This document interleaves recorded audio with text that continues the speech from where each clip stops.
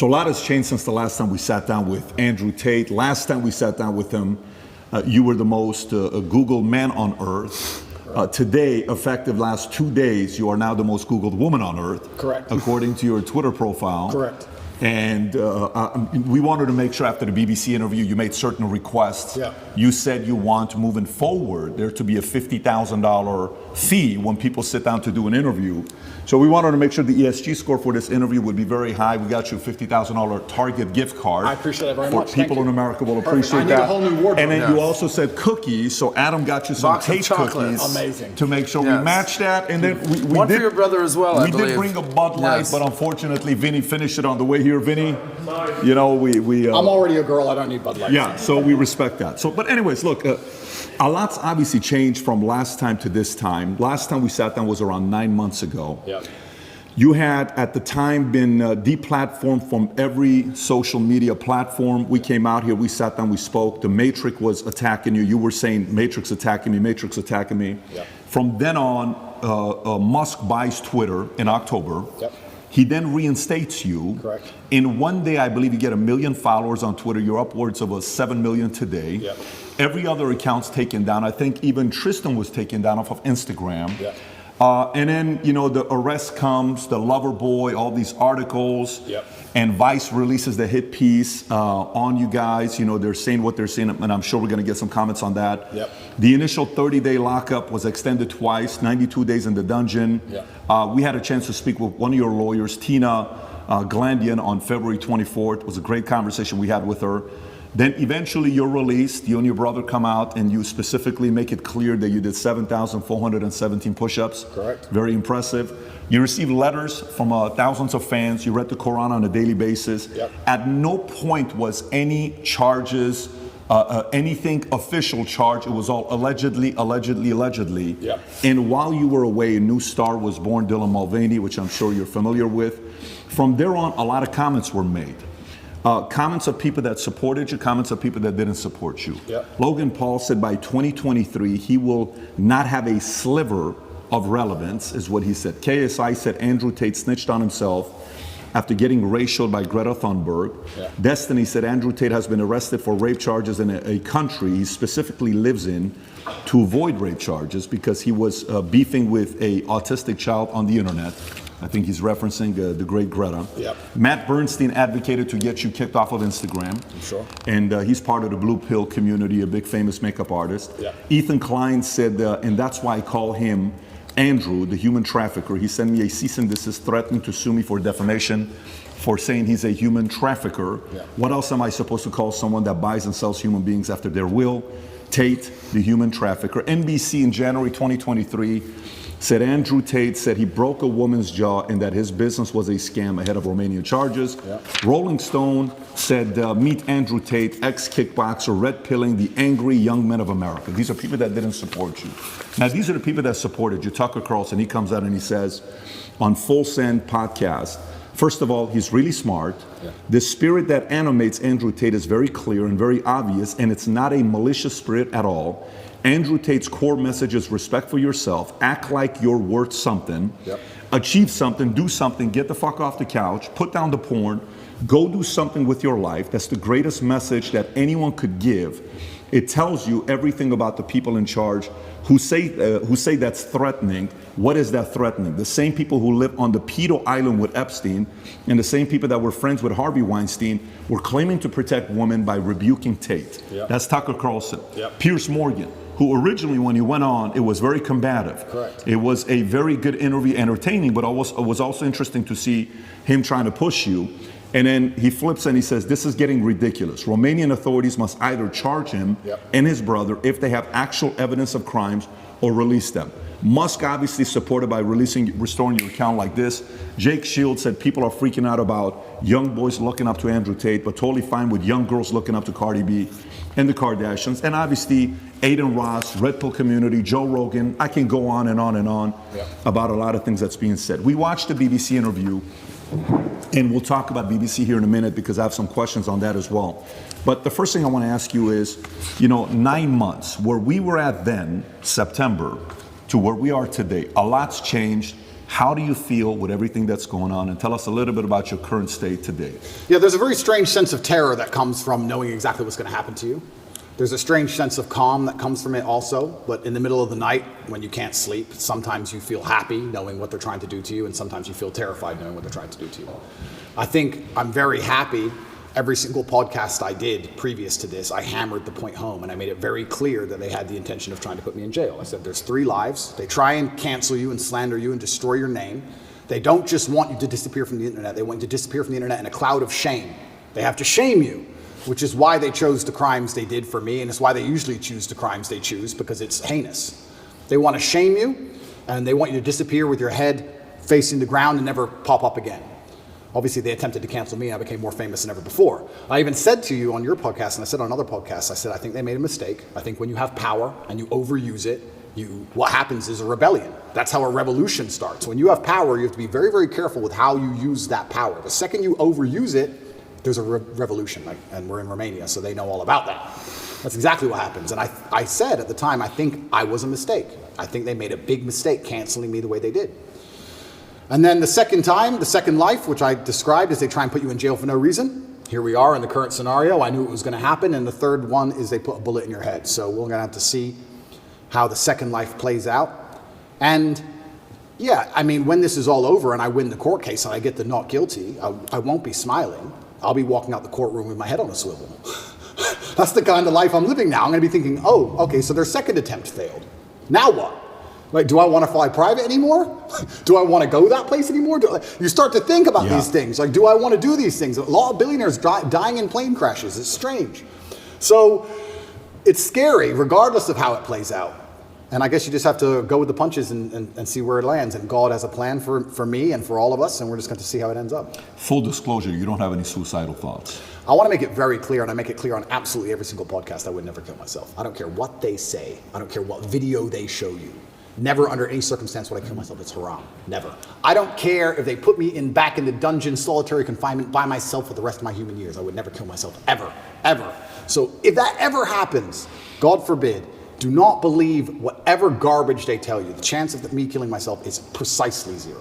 And you had this complete level of certainty that this is exactly how it would play out. You've said this on umpteen podcasts that this is their agenda. They have to damage my influence. They have to damage my influence. They can't sit there and let me be influential because I'm saying things that they don't like me saying. And there are people sitting around going, he's saying things counter to our message and counter to our narrative. Get rid of him. And they have a pretty standardized playbook. And this is probably one of the first times in history where their playbook just isn't working. Cancel him. Well, he's still around. Oh, well, lie about him in the news. Just say he touches chicks. Well, no one believes it. Oh, all the comments are on his side. Everyone's calling us liars. Okay, then do it again. Then do it again. Make up a new girl. Then do it again. Find someone else. Yeah. And they keep attacking me with the same weapons, but the bullets are bouncing off. And that doesn't give me a sense of calm. That doesn't make me think, ha ha ha, I'm invincible. It makes me think, uh-oh. It makes me think, uh-oh, because human life is cheap at the top. It's very cheap. Does it make you want to sit on the sidelines and be quiet and just kind of live a life with your family, your kids? Does it make you want to do that? Maybe all these attention is actually not a good thing. It's interesting because sometimes I analyze myself and think, why don't I just do that? Why don't I just disappear? You know, I don't need money. I don't need fame. Why don't I just disappear? And then you have to, I was saying this to my brother, and he was like, well, Genghis Khan didn't need Vienna. Some people are just wired that way. Like, Vienna's a long way from Kathmandu. Sometimes that's just the way it is, or Ulaanbaatar, I apologize, the capital of Mongolia. That's just the way some people are. If I see injustice, and if I see things which I believe to be false, I feel like I am obligated to say the truth. I can't explain why, even if at my own detriment. What am I doing this for? Like, it's to the detriment of my life. And I've had these conversations at length with the people close to me, and we're all saying the same thing. It's always been the same way. Humanity's always been the same way. There's been a select, small, few good men up against evil, and evil always outnumbers you. Evil always has more money than you. They always have more power and more influence than you. If you play any video game, when you get to the end boss, he always has more life than you. He always has more hit points, but you're the good guy.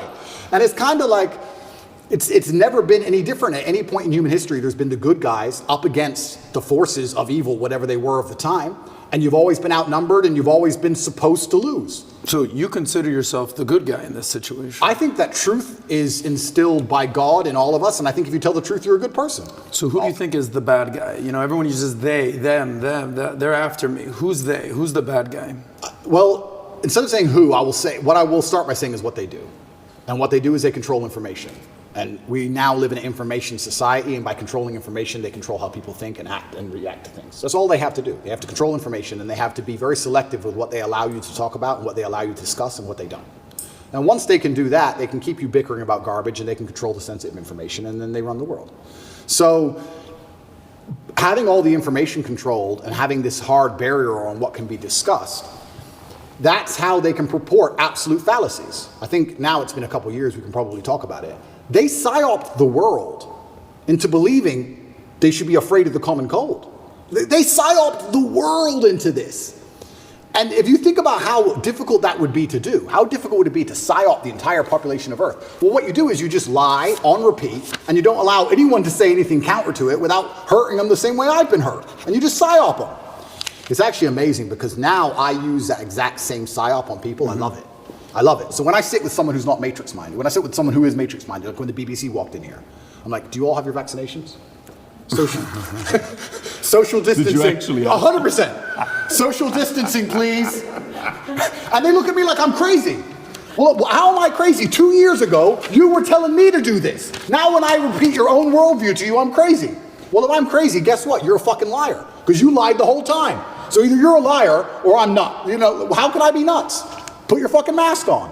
If I ever talk to any of these clowns again, they're going to be fully masked up. And I refuse. I don't care if you've had 2 booster jabs. No, I want all 6 injections. I want paperwork or get fucked. You're not coming in the house. I'm scared of COVID. It's dangerous. I believe the mainstream media. I'm scared. This word you keep using, psyop, I've never heard this word. It's short for psychological operations? Correct. Break that down. What exactly is a psyop? Yeah, a psyop is the matrix as a whole. Psychological operations are constant. They constantly decide how they want you to think and what they can do to make you believe that, right? There's a whole bunch of them they do. But it starts with tolerance. That's what I don't like about this whole guise of tolerance. It's not that I'm an intolerant person. It's not that I'm a bad person. It's not that I want to hurt other people. But when they keep pushing tolerance, what they're trying to say is have no standards or barriers or parameters for anything. That's what they want. You have to be tolerant. Tolerant of what? Tolerant of having your shop set on fire, tolerant of your kids being taught things you don't want, tolerant of crime, tolerant of your house being broken into. Like, tolerant of what? You're not allowed any hard barrier or any hard parameters as a man anymore. That's why they push tolerance. That's the beginning of it. That's the first stage. Once you accept absolute tolerance, well then it's the end, isn't it? I'm tolerant of everything. I'll eat the bugs. Sure. You'll tolerate everything. I'll tolerate everything. I'm tolerant. Sure. So when I say things like I'm intolerant of certain things and people think that's bad, no, you need to have standards and parameters. And that's one of the reasons they also attack me. I say that men should be allowed to have standards and parameters in a relationship and in their lives. We should be allowed to decide who we want to marry, and we should have standards for her. They have standards for us. We should allow ourselves to have standards for her. We should have standards in what we'll accept from a government and standards in what we'll accept from a police force. We should have standards as men. But they're trying to erode all of that, because once that's gone, then your brain is completely empty. And then once your brain's empty, they can just plug in the slave program, and then it's over, right? You're a tolerant person. You're a tolerant person. Good. You're a good slave. Slaves are exceptionally tolerant. So the shirt you wear is what? Escape the slave mind? Resist the slave mind. Resist the slave mind. What does that mean exactly? It's a better word, resist. Resist. Right? But I want to do this before we get into, because we got 5 hours, guys. We got plenty of time to get into a lot of different topics. So one, I do want to talk about BBC. Yeah. The handling of the interview, I want to get your thoughts on it. I know there's been reactions, but I want to go a little bit deeper into it. Yeah. Because I want to compare how your start with the interview with BBC started versus Philip Schofield versus Musk. I got all the first questions. We'll cover that. Yeah. I want to talk about media. I want to talk about your evolution of your faith, Yeah. atheist, Christian, Muslim, Yeah. and then some of the things that's going on with politics right now.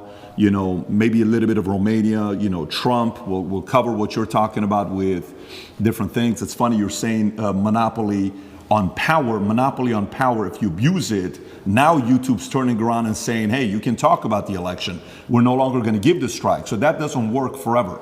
First thing I want to talk about, I think the audience would like to know, For you and Tristan, 92 days in the dungeon, you know, you're in jail, Yep. your experience in there, we keep hearing about it, we read about it, but what was it like for you guys being in there?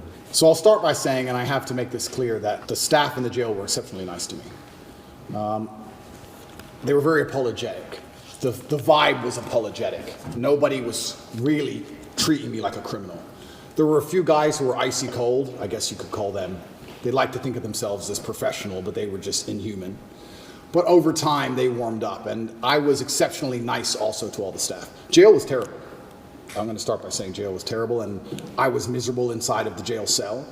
It's a good thing depression isn't real, because I would have been depressed. But I think in life that you get what you give, and I wanted to feel happier, so I tried my very best to make people happy. So when the old lady would bring me my food, I would sit and say, oh, this is the best food I've ever had. I've never had food this good. Did you cook this? I thought yesterday was the best, but you managed to surpass it again. How'd you do it? What's the magic ingredient? And I ended up making friends with them. Like I had grandmas in there, the old ladies cooking the food. And by trying to make people happy and smile all the time, I started to feel a lot happier. But it's kind of scary. And I think the scariest thing about jail was the uncertainty of it all. If they would have said to me, you're in jail for 92 days, or even 5 years, you got 5 years, cool, I do my time. But when you're nabbed and thrown in a cell without charge, you're like, well, how long, is this my life? Is this it now? Is this the end of the story? I'm just in this cell. And I was picked up on the 29th of December. I went through this quick court case. Like I said, I'm inside of the jurisdiction of Romania, so I have to be very careful with what I say because the case is ongoing and we're in Romania and I can't leave Romania. But obviously Romanian court is in Romanian by law. So you're marched into this room, everyone speaks a language you don't understand for 15 minutes, and then you're marched off to jail. You're like, what even happened? What even happened to me? And they said, oh, here's the paper that explains it. I was like, that's in Romanian. And they said, oh, don't worry, you'll get a translation to English by law. I was like, okay, that's fine. But because I was picked up on the 29th of December and there was New Year's Eve and holidays, it was 2 weeks before I even knew why I was in jail. 2 solid weeks I'm in jail. No one told me in English why I'm in jail. I had no idea what the charge. Can they do that? By law, you get it on the piece of paper in English, but it's translation, it's holiday, we need to find a translator, there's a delay. And you speak zero Romanian. Zero. So they said, oh yeah, human trafficking. I'm like, what do you mean human trafficking? Who? When?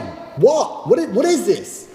Took 2 weeks before I finally got a piece of paper, and then I realized what garbage it truly was. I mean, I knew it was garbage, but I was like, this is complete garbage. Yeah. So, yeah, I have endless stories from jail. It was certainly... I don't think jail teaches you much new. What it does is confirm everything you already know. It confirms everything you know about the reality of the outside world, that you need to be physically strong so that you're not attacked by others, and mentally strong so you're not attacked by yourself. You learn who's on your side and who isn't. You learn who's a coward and who's not. You learn who's an opportunist and who isn't. Your circle, you certainly learn a lot about the people around you when you go to a jail cell, that's for sure. But I remember it was New Year's Eve. When I was first picked up on the 29th of December, I was very sure I'd be out in 24 hours. I was like, there's no way they're going to keep me. For what? Like, this doesn't make sense.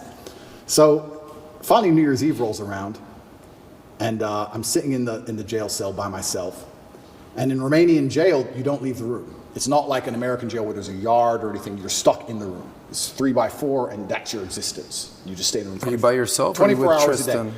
At the beginning, I was by myself. And you're stuck in this room, and I'm sitting there. It's New Year's Eve, and there's a very faint speaker, maybe way down the hallway. The guards must have been having a little party for New Year's Eve. And there's this awful song. It's called the Ketchup song. I don't know if you know what it is. I don't want to sing it, but it goes, hey, hey, of course. That super annoying song. And I'm sitting there, and I know it's New Year's Eve because the fireworks start going off. And I'm looking out my tiny window, and I can just hear in the very long distance from the end of the hallway, hey, hey. And I'm sitting there looking out the window like, this can't be it. This can't be the end of my life. Even the cockroaches all over the walls didn't celebrate. There was maybe 15 cockroaches on the walls, right? And when it struck 12 and the fireworks went off, I kind of like, well, who's my friends in here? The cockroaches. I looked at them, even they didn't move. I was like, well, that's New Year's. It's funny because before that, a couple days before that, me and Tristan were discussing, do we want to do New Year's in Dubai? Do we want to go Courchevel? Shall we go Miami? We're all arguing, oh, that will be boring. That's too far. We had all these grandeur plans. Oh, finally we decided to go to Dubai.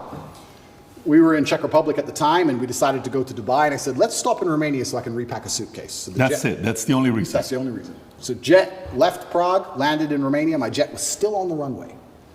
Came here overnight to pack a suitcase, spent the night, spoke to Greta with a pizza box, and it's 5 a.m. they got me before I flew back to Dubai. So that was my The infamous Greta pizza box situation. Greta pizza box. How much you think there's anything linked to Greta? Is there anything, because the timing of it? Yeah, I don't think she specifically said that. Of course. But there are certainly people within the Matrix machine that you can't attack without catching flack for. There's certainly protected people. It's absolutely and utterly a club, and you're either in the club or you're outside of the club. She's certainly in the club, right? So if you say certain things about certain people, or you get a beef with X amount of people, or you discredit a certain person, they're going to try very hard to teach you a lesson for doing that.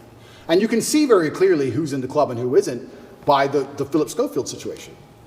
This is a man who has groomed boys and had sex with them, but he's in the club. All of the media headlines after 2 days are, let's have compassion, feel sorry for him, his mother's upset.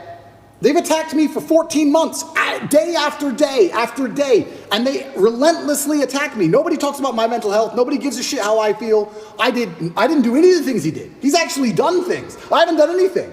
But when you're in the club, you're protected by the media. When you're not in the club, you're attacked by the media. And that's how it simply works. You're either on our side or you're not. But to join their side, you have to sell your soul. Your sanity has a price. Your sanity is for sale. You have to sell it.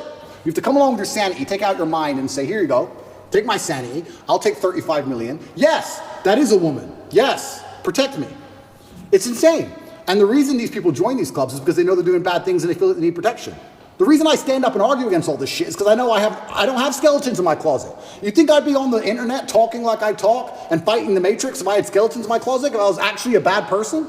I've been investigated as deeply as a person can be investigated by multiple federal agencies for 14 months. I was locked in a jail cell and 2,000 people I know was called. My barber, my old housekeeper from when I lived in England 9 years ago, my gardener I used to have in another country I lived in. Everybody was called. And people were offered bribes effectively. The media are calling girls saying, if you have a bad story to tell about Andrew, we can pay you $30,000 if you have a bad story. That's a bribe. That's a bribe. And they still couldn't find anyone. Still, I've been investigated to a deeper level than 99.9% of people you'll cross on the street. And they're saying I'm guilty and I'm a bad person? You go get 20 men off the street and put them through what I've been through. You'll find more crimes than you've ever found with me. Absolute clown world. It's insane. And if I was part of the club, none of this would be happening. The media would be on my side. They wouldn't be hitting me this hard. They wouldn't be lying about me. All I had to do was sell my soul and sell my sanity, and I refused. And they're trying to punish me for it. That's what's happening. It's funny you say this. When we watched the BBC interview with Musk, right? And he goes up and the guy opens up the question with, why'd you agree to do this interview? He says, well, I don't know, what's the name of the BBC? And he's trying to mock them and all this stuff. And there's a part of it where, he calls them out for the mistakes they made. Yeah. And if you go to the bottom of the interview on BBC, you'll see comment section saying, why'd you cut that out? Because Musk puts it on Twitter, but they didn't put it in the interview. Yeah. Then you watch the interview with you. The first question they ask you was, what's the first question? Hey, you've been accused of serious crimes, rape or something like that. Right off the bat, they ask that question of you. And then you see the interview, Lucy Williamson, I believe, her first question was, you're facing some very serious allegations. Have you raped anybody? That's the open question that they ask you. And the video they put up, the first one, they take it down. The second video they put up, that's 12 minutes like the highlight one, they turn, the comment section is open. There's 80,000 plus comments there. Then you look at Philip Schofield. Yeah. And you just brought up Philip Schofield. For people that don't know who Philip Schofield, do you mind explaining to people who he is? Yeah, he was a TV presenter in England. He was very famous. He ran the morning show.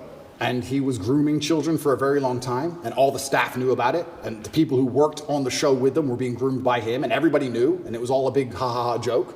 And now he's come out saying, oh, please don't pick on me, I feel sad. And the media is saying, I'll leave the guy alone. He is, when you go look up his Wikipedia, it says he rose to prominence as children's BBC continuity presenter from 85 to 87. Yep. Then went on to do programs on BBC and ITV for Going Live, This Morning, Dancing on Ice, All-Star Mr. and Mrs., The Cube, and a bunch of other things. And they interview him, okay? While he's going through the mess, after 27 years of being married, this one guy that he groomed since 10 years old. His name is McGreevy, I want to say, something McGreevy, that he's going through the process. Matthew McGreevy, they met at 10 years old at a theater group. At 15 years old, Philip follows him on Twitter. While the kid is 15, he follows him on Twitter. The guy celebrates it. Long story short, Ruth Langsford, they work together with. She files a complaint. Then right after filing the complaint, McGreevy gets fired. Then he has to take a break. Then he comes out after 27 years telling his wife, you know, and hey, I'm gay, I'm coming out of the closet. He's got 2 daughters. But there's a part of it where Matthew calls his wife and says, hey, your husband and I had an affair together when I was 19 the first time and 20 and all. Nobody knows if it was before or not. The interesting thing about him is his brother, Timothy Schofield, I don't know if you know about his brother. Oh, what, the one who's in jail for being a pedophile? Was convicted of 11 sexual offenses involving a child between October 2016 and 2019, including 2 sexual activity with a child. Here's how the interview started. First question, the guy asked him, he says, you've had quite a week. How are you? Opening question. Versus the question they ask you on the opening, right? And then he turns around and says, the media's interest in the affair was motivated partly because of homophobia, alleging that an affair with a much younger woman would have not generated such a scandal. So he gets protected. And he says, all those people who write those stuff, do they ever think that there's actually a person on the other end, right? This is proven. By the way, this is the part where even when somebody's watching you and saying, why are they taking him to court? Maybe he did something. Why are they taking Trump to court? Maybe he did something. Why are they taking this guy? He must have done something. There must have been something there, right? It's stuff like this BBC does. If BBC are watching this right now, I want to kind of remind you of your mission statement that you have on your website. We're going to put the link below to your mission statement. You can go find it. Here's what your mission statement is, BBC. This is why you've lost some credibility the last couple of years. To act in public interest, serving all audiences through the provision of impartial, keyword impartial, high quality and distinctive output and services which inform, educate, and entertain. You say you inform, educate, you entertain, yet you conceal, misinform, and your content's quite frankly boring. You're cherry picking on people that you're talking to. So a message like that gets the average person to say, everything with you is allegedly, everything he did is proven, his brother is proven, yet let's leave him alone. Poor guy, let's target him. This is where their argument has leaks in it. And somebody like you can tear it up. Absolutely. Philip is part of the club, and I'm not. And this is the thing. I'm a mentally resilient person, right? 14 months they've attacked me. I'm not going to sit and complain about that because that's not how I operate as a man. 14 months they've complained about me. If you type Romania, human trafficking, you type in any of these things, my name comes up, my face, I'm a bad person.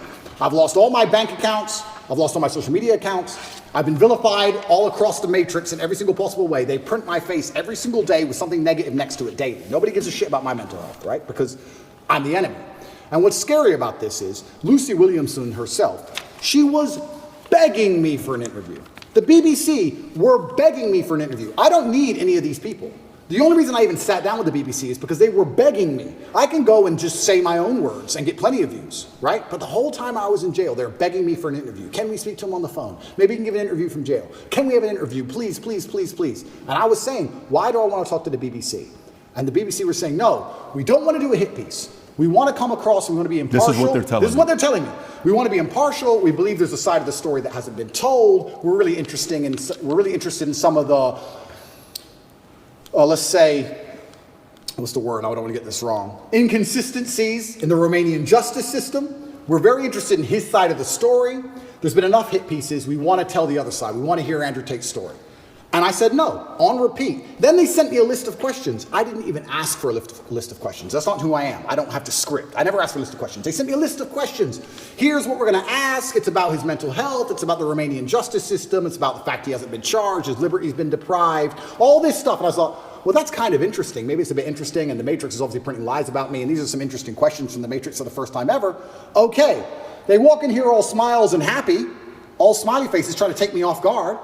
I already had my list of questions, right? It's all going to be nice and easy. I sit down, and they instantly attack me. They put the cameras on first, and they attack me, expecting me to stutter and make a fool of myself. It's kind of like they tried to sucker punch me. I'm in the club, and they're my friends shaking my hand, and they tried to hit me and knock me out. And this is the thing that's so amazing about it. Yes, I destroyed the BBC. But of course I did, because I'm smarter than all of them.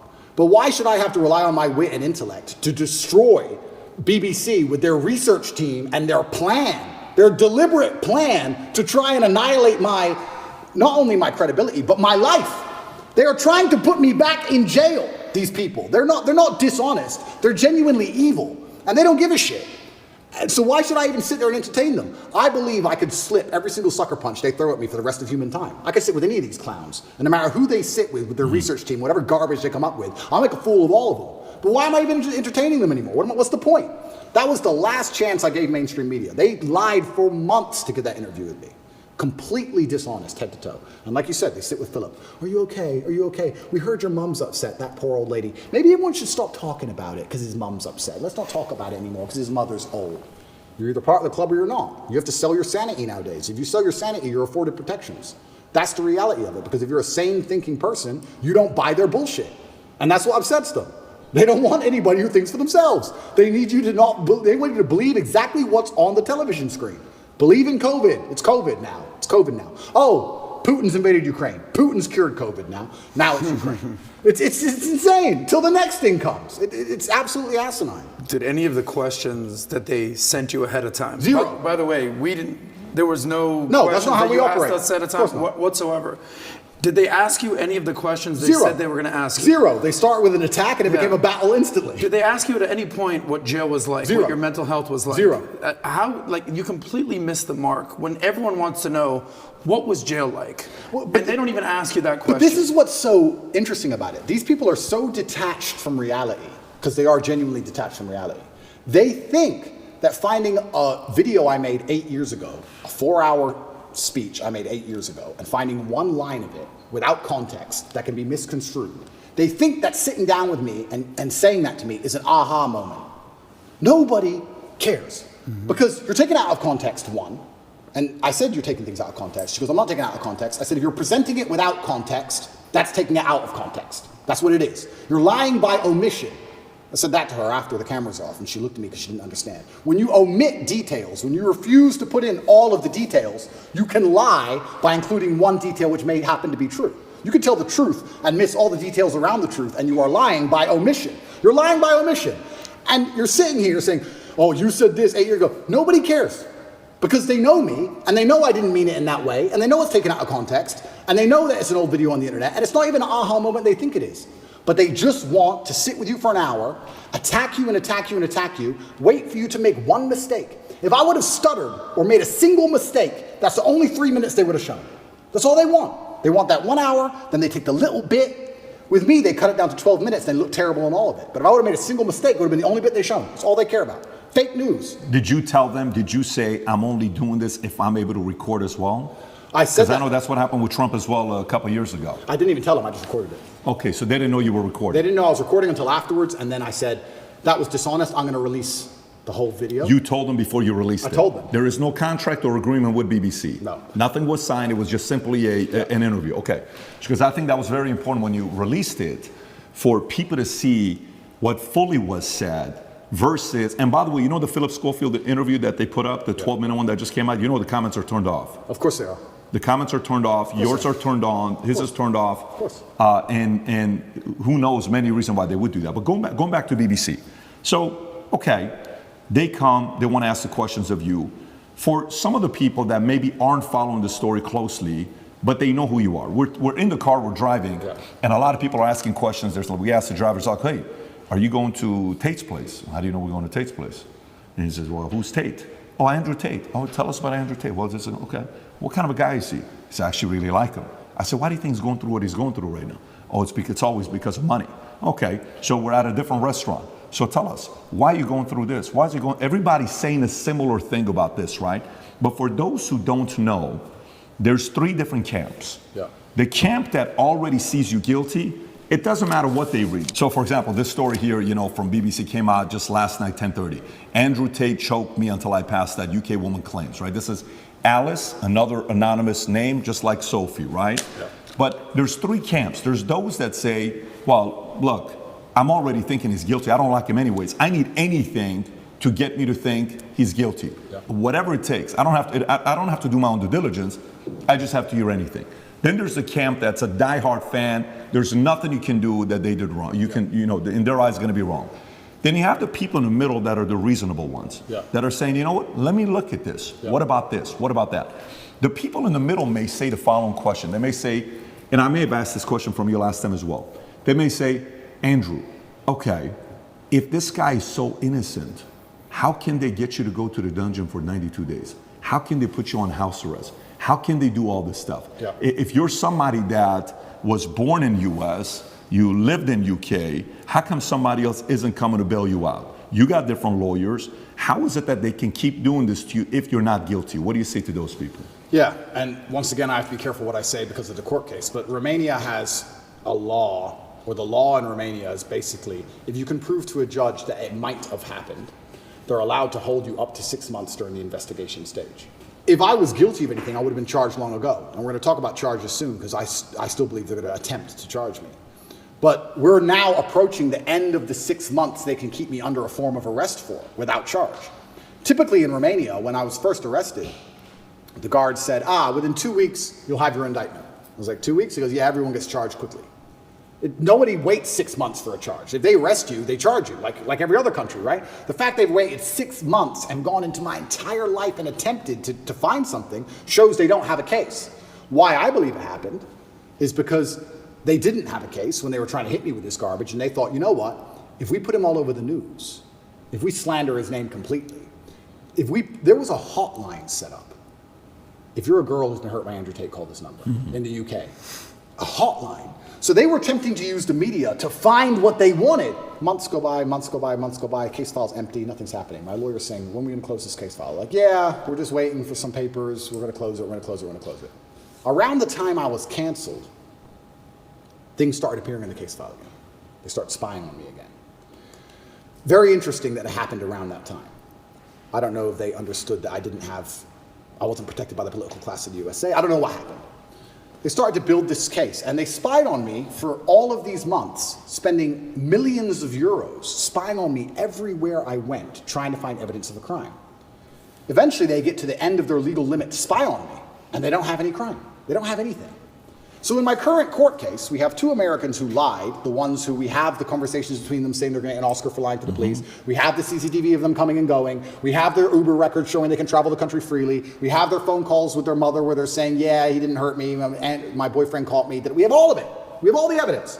We have those two, and then there's nobody else who could possibly even take the stand. I don't believe, as high level as this Matrix attack is, I still don't believe a Romanian judge is going to put me in jail with the dossiers. I've seen it. It's garbage. I don't think I'm going to end up in jail.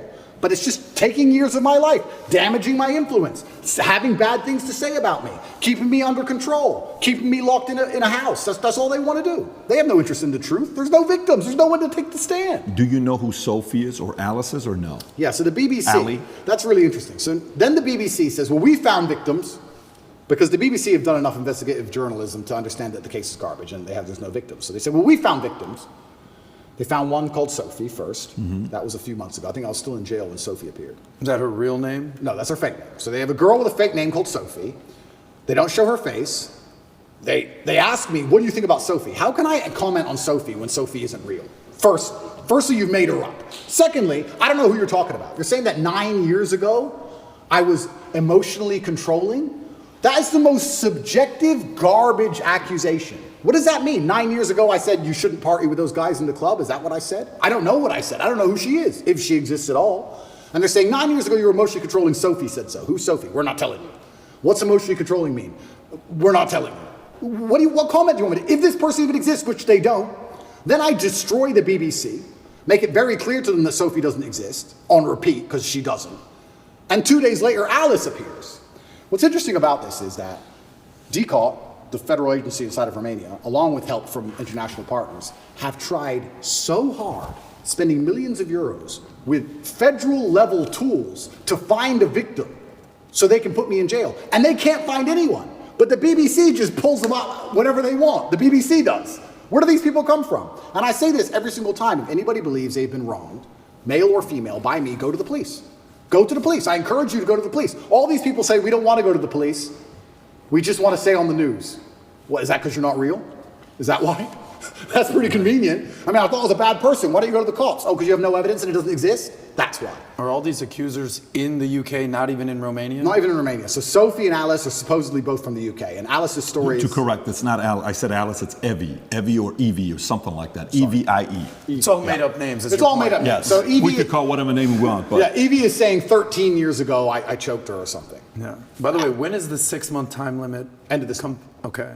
And can we reference the tweet you just posted a couple days ago? I want to stay on this. Sure. She was commenting on Evie. You were going to say something about Evie, what she said 10. So she's claiming 10 years ago or 13 years ago, you guys had the consensual sex the first time. She comes back for the second time around. According to the story, she says she was being, your hand was on her throat, strangled me. She was passed out for a minute. And then she came back and she said, I did not approve of the second time having sex after she was passed out. So these stories they're making, you know, and then she says, the guy asked a question saying, how come you didn't do any police report back then? She says, well, because it's not fully rape and it's not that, because it was consensual. I kind of wanted to be there and I didn't tell anybody about it 6 years later.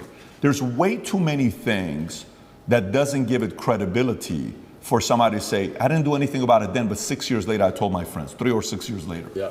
And this is the thing that's scary. If you say to any red-blooded male, 13 years ago, you had sex with a woman consensually and she's now unhappy about how that sex happened. You can get, any man on earth can get screwed with that. If this person exists at all. And like you said, she refused to go to the police if she exists. And she's saying it was consensual. I think last night they aired it on Newsnight and she literally, they said, why are you coming forward now? And I think this actor, the person literally said, because now he's rich and famous. They literally said those words. That's what they said. Oh, because now he's rich and famous, I think it's unfair. It's asinine. I don't understand genuinely how a man can protect himself in the Western world anymore. How can you even exist anymore? If this is what they're going to hit you with as soon as you get to a certain level of influence, there's no man on earth who's safe from this. I said this to my judges. I had a few male judges. I said, they could do this to you. They could do this to anyone. They can do it to you or me or any man watching this. Any man watching this. They can put in the BBC 9 years ago you did something. They won't tell you her name. They won't give you any chance to defend yourself because you have no idea what they're fucking talking about. And they will print it on repeat until you lose your job and lose your bank and lose your social media. And then you're going to sit there bankrupt and depressed. And then they're just going to move on from you. And if you don't die, if you're like me, a cockroach who refuses to die, if you sit around and refuse to go away, they're going to make up a new one. It's crazy. And it's genuinely scary. And you're not safe from it anywhere anymore. I will say right now on this podcast, I encourage absolutely anybody who believes I've harmed them, male or female, to go to the police with evidence and we'll go to court. Let's do it. I don't harm people. If I was harming people, I wouldn't be out here as open as I was. The biggest criminals and the biggest gangsters and the most heinous people on earth don't have social media. You know this. If I see a guy with an Instagram pretending he's a gangster, he's not a gangster. The real gangster hasn't got Instagram. But that's the reality of it. You think I'm going to become the most Googled man in the world if I've been running around hurting people? It's absolutely insane. And I think there has been a shift in the consciousness. I think, especially because of COVID and a few other things, people are starting to understand that all these people do is lie. I think people are starting to understand that. And the harder they try and hurt me with these lies, the less people believe it, which is scary for me. Like I said earlier, it's scary. They keep coming up with more garbage. The bullets keep bouncing off. So now they're sitting around going, we can't convince the world this person is a bad person. How do we get rid of him? That's the scary part. You were going to say something. Yeah, Follow-ups on that if you want to go 6 there. months, you know, it's 6 months coming up right now. It's coming up Yeah. June 29th, I believe. Correct. Okay, you put out a tweet recently. You said the 6-month time limit is running out. Yeah. Right? There's zero evidence against me unless they invent something against me, right? Yeah. And then you ask a poll. You said if they charge me with an empty bullet and it still takes a year to beat it and allows them to save face, they're hoping that the world will basically forget about all this. Yeah. What do you think they will do? And you gave people 3 options. Option 1, let me go. Option 2, charge me with no evidence. Option 3, invent and frame attempt. The results were 38% let me go, right? 35% invent and frame attempt. And option 2, in third place, charge me with no evidence, 27%. 38%, 35%, 27%. So basically, it's pretty even. So what do you think is going to happen here? The people, the 38% of people who think they're going to let me go, I think are extremely naive. I go to sleep every night, every morning. I wake up instinctually at 5 a.m. because that's when they raid your house. I wake up at like 4:59. I just fucking shoot up because they busted my house 3 times now. It's not nice to have a bunch of men with guns bust in your house. It's not a nice experience. So every single morning I wake up expecting them to just turn up again with something else and drag me back to a prison cell. Who knows what? They'll just make it up. But the fact they made up this particular crime is because it's a hit piece and it's a slander on my reputation. If they would have done the same thing, let's say for tax evasion, would anyone care? No. Oh, rich guy didn't pay a piece of paper. No, no one cares. We have to hurt his name. Human trafficking. Think about that. I said this to the judge. How does it make sense a man with no criminal record who is financially successful decides to begin to human traffic at 35 years of age? I have no financial motivation. It's clearly not my personality profile. I don't need money. Why have I begun to human traffic from nowhere? It doesn't even make any sense from a pure logical perspective. There's no motive to the crime. Who have I human trafficked? Who is the victim? There's no victims and there's no motive. And here I am on house arrest. It's insane. So yeah, it's genuinely intimidating. I don't know what's going to happen next. I believe they're going to try and charge me with the garbage they have.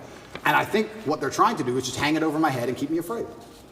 Do you think the idea of trying to either silence you or make you irrelevant is working? Meaning, do you think you're more relevant today than you were on September 1st? Is that strategy they're implementing working? No, they're failing.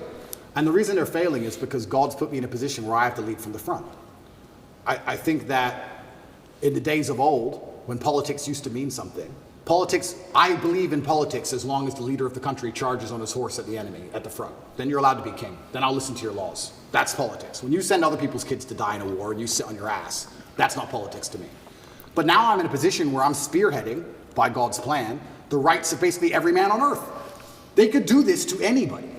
So I think any man with a brain who's thinking is looking at my position and going, they could hit me or my friends or my son or my dad the same way they're hitting this guy. And that builds a degree of affinity amongst my audience. So no, they failed. They failed and they've made a hero out of me, which is what I'm actually scared of. I am scared by the incompetence of my enemy. I'm scared by the fact that they are failing so monumentally.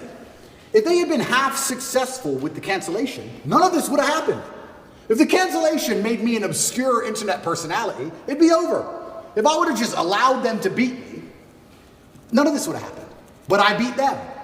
And that's the problem. Now I'm sitting here going, okay, well, after I beat the BBC, after I destroyed the BBC, Tristan gave me a high five. He's like, oh, you wrecked them. They're going to look so stupid. I said, bro, we've sunk the HMS Hood. HMS Hood in World War II, HMS Hood was the British battleship. It was the flagship of the Royal Navy. And the Royal Navy was obviously renowned. It has been for hundreds of years. It was the best battleship. And it was up against German battlecruiser, the Bismarck. And the Hood should have outgunned the Bismarck. And it was the best German ship against the best British ship. By absolute fluke, the Bismarck, on its first volley or second volley, landed a shell perfectly through the top of the Hood and blew up the ammo magazine. And like in the first shot, within minutes, destroyed the entire HMS Hood. Killed I think it was 3,000 people, 2 survivors. You can find the video on YouTube, the Hood blow into pieces. When Churchill found out the Hood was sunk, he said, sink the Bismarck, don't care what it costs. He sent every ship, every plane, every sub diverted from every other mission. Doesn't care if we lose every plane we have, don't care if we lose the RAF. We cannot lose the Hood without him losing the Bismarck. Sink the Bismarck.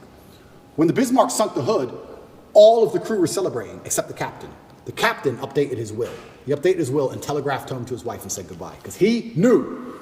When I destroyed the BBC, my brother was celebrating, I knew. I said, Tristan, no. You don't beat the British Broadcasting Corporation and make fools of them like this without some new bullshit. We sunk the Hood. And he's like, oh, we'll see. Oh, who's this? Evie? Evie. I fucking knew it. I'm winning too well. I'm scared by the incompetence of these clowns. But I don't know what else I'm supposed to do. Am I supposed to lose? I'm genuinely looking for guidance here. Am I supposed to roll over and fucking lose? When they're lying about me and slandering my name and trying to put me back in a fucking dungeon? Back with the cockroaches? All I could do is protest my innocence, but they're such idiots. I make them look so stupid, and then there's egos involved. You think Lucy Williamson hasn't been called into a meeting room with some BBC producer saying, you made a fool of us? Yes, she has. There's egos involved. Big businessmen with business interests have ego investment in hurting me now. And I keep winning. So I don't know. I'm in a very precarious scenario. Do I continue to win? Do I let them win a bit? Do I just roll over and shut up? What am I supposed to do? I don't know what the right move is. It's difficult.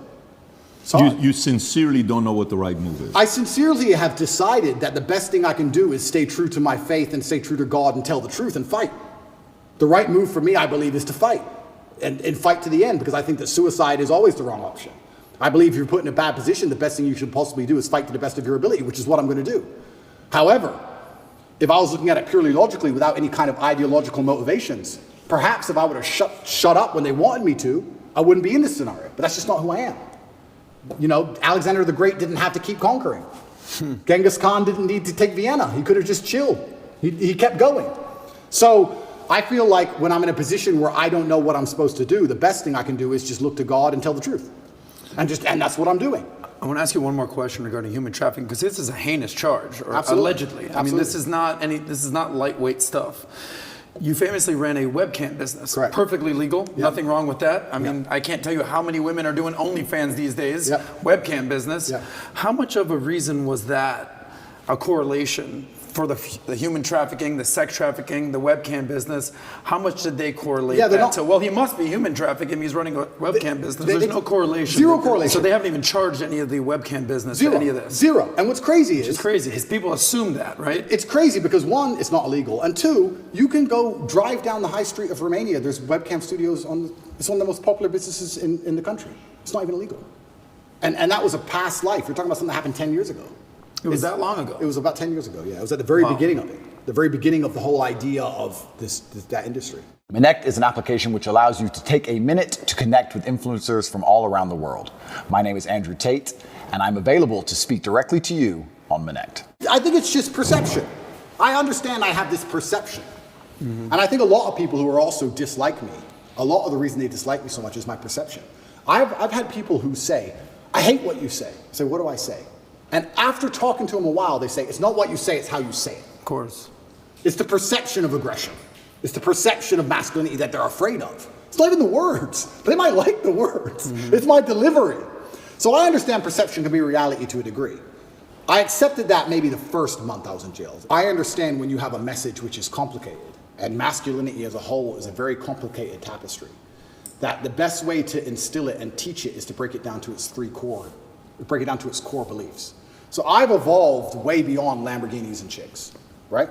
But masculinity as a whole is a very complicated tapestry. You need to have the emotionality. You need to have the times you feel like crying and you don't. You need to have the times you can be aggressive. You need to have the times that you can be violent to protect your family. It's very complicated. And you can't teach that, especially to the young generation, in spite of the constant propaganda they have coming in their ears, very easily. So I break it down to a very core message, and the core message is that I have financial freedom, so it's hard to tell me what to do, and I have sexual access because I'm respected by women, and I have a good network because I'm respected by men. I break it down to those core things, and those core things are what I build that's how you build the tapestry of masculinity, because if you don't have those three core things, you can never build the rest of it. That's the beginning of it. If you don't have those three things, it's hard to build the rest. So anybody who doesn't look into my message properly, I mean, I'm sure these people who are after me have never listened to me speak at length, ever. Ever. They just look at a picture. He's on a boat. There's 3 girls on the boat. There's no way those girls are happy with that, because my wife hates me. And there's 3 of them. So he has to go to jail. And that's what's happening. It's that baseline. I truly believe it's that baseline. But how else can I teach my message, as complicated as it is, without first breaking down and proving you have success in the most core levels of it, right? Before you learn to box, you jab and you cross. Before you do all the complicated stuff, you do the basic stuff. So a lot of it is people looking at my message, not understanding how detailed it is, not understanding how positive it is, looking at the baseline instincts which I teach and which I use to advertise my success as a whole to people to show and say, look, I clearly know what I'm talking about to a degree because I have things that you want. And you're a man, so you can't tell me you don't want them. Every man wants this. Every man wants one of these. And they take all this and they try and weaponize it and use it against me. And you're right. It's feminism as a whole that has this idea that if a man is a man unapologetically, and he doesn't apologize for being a man, that he's a bad person. Which we've discussed at length, and I've discussed a bunch of times, but it's truly the most crazy thing about all of this is when shit hits the fan, it's exactly the kind of men they hate that they want. Every single time. Every single time.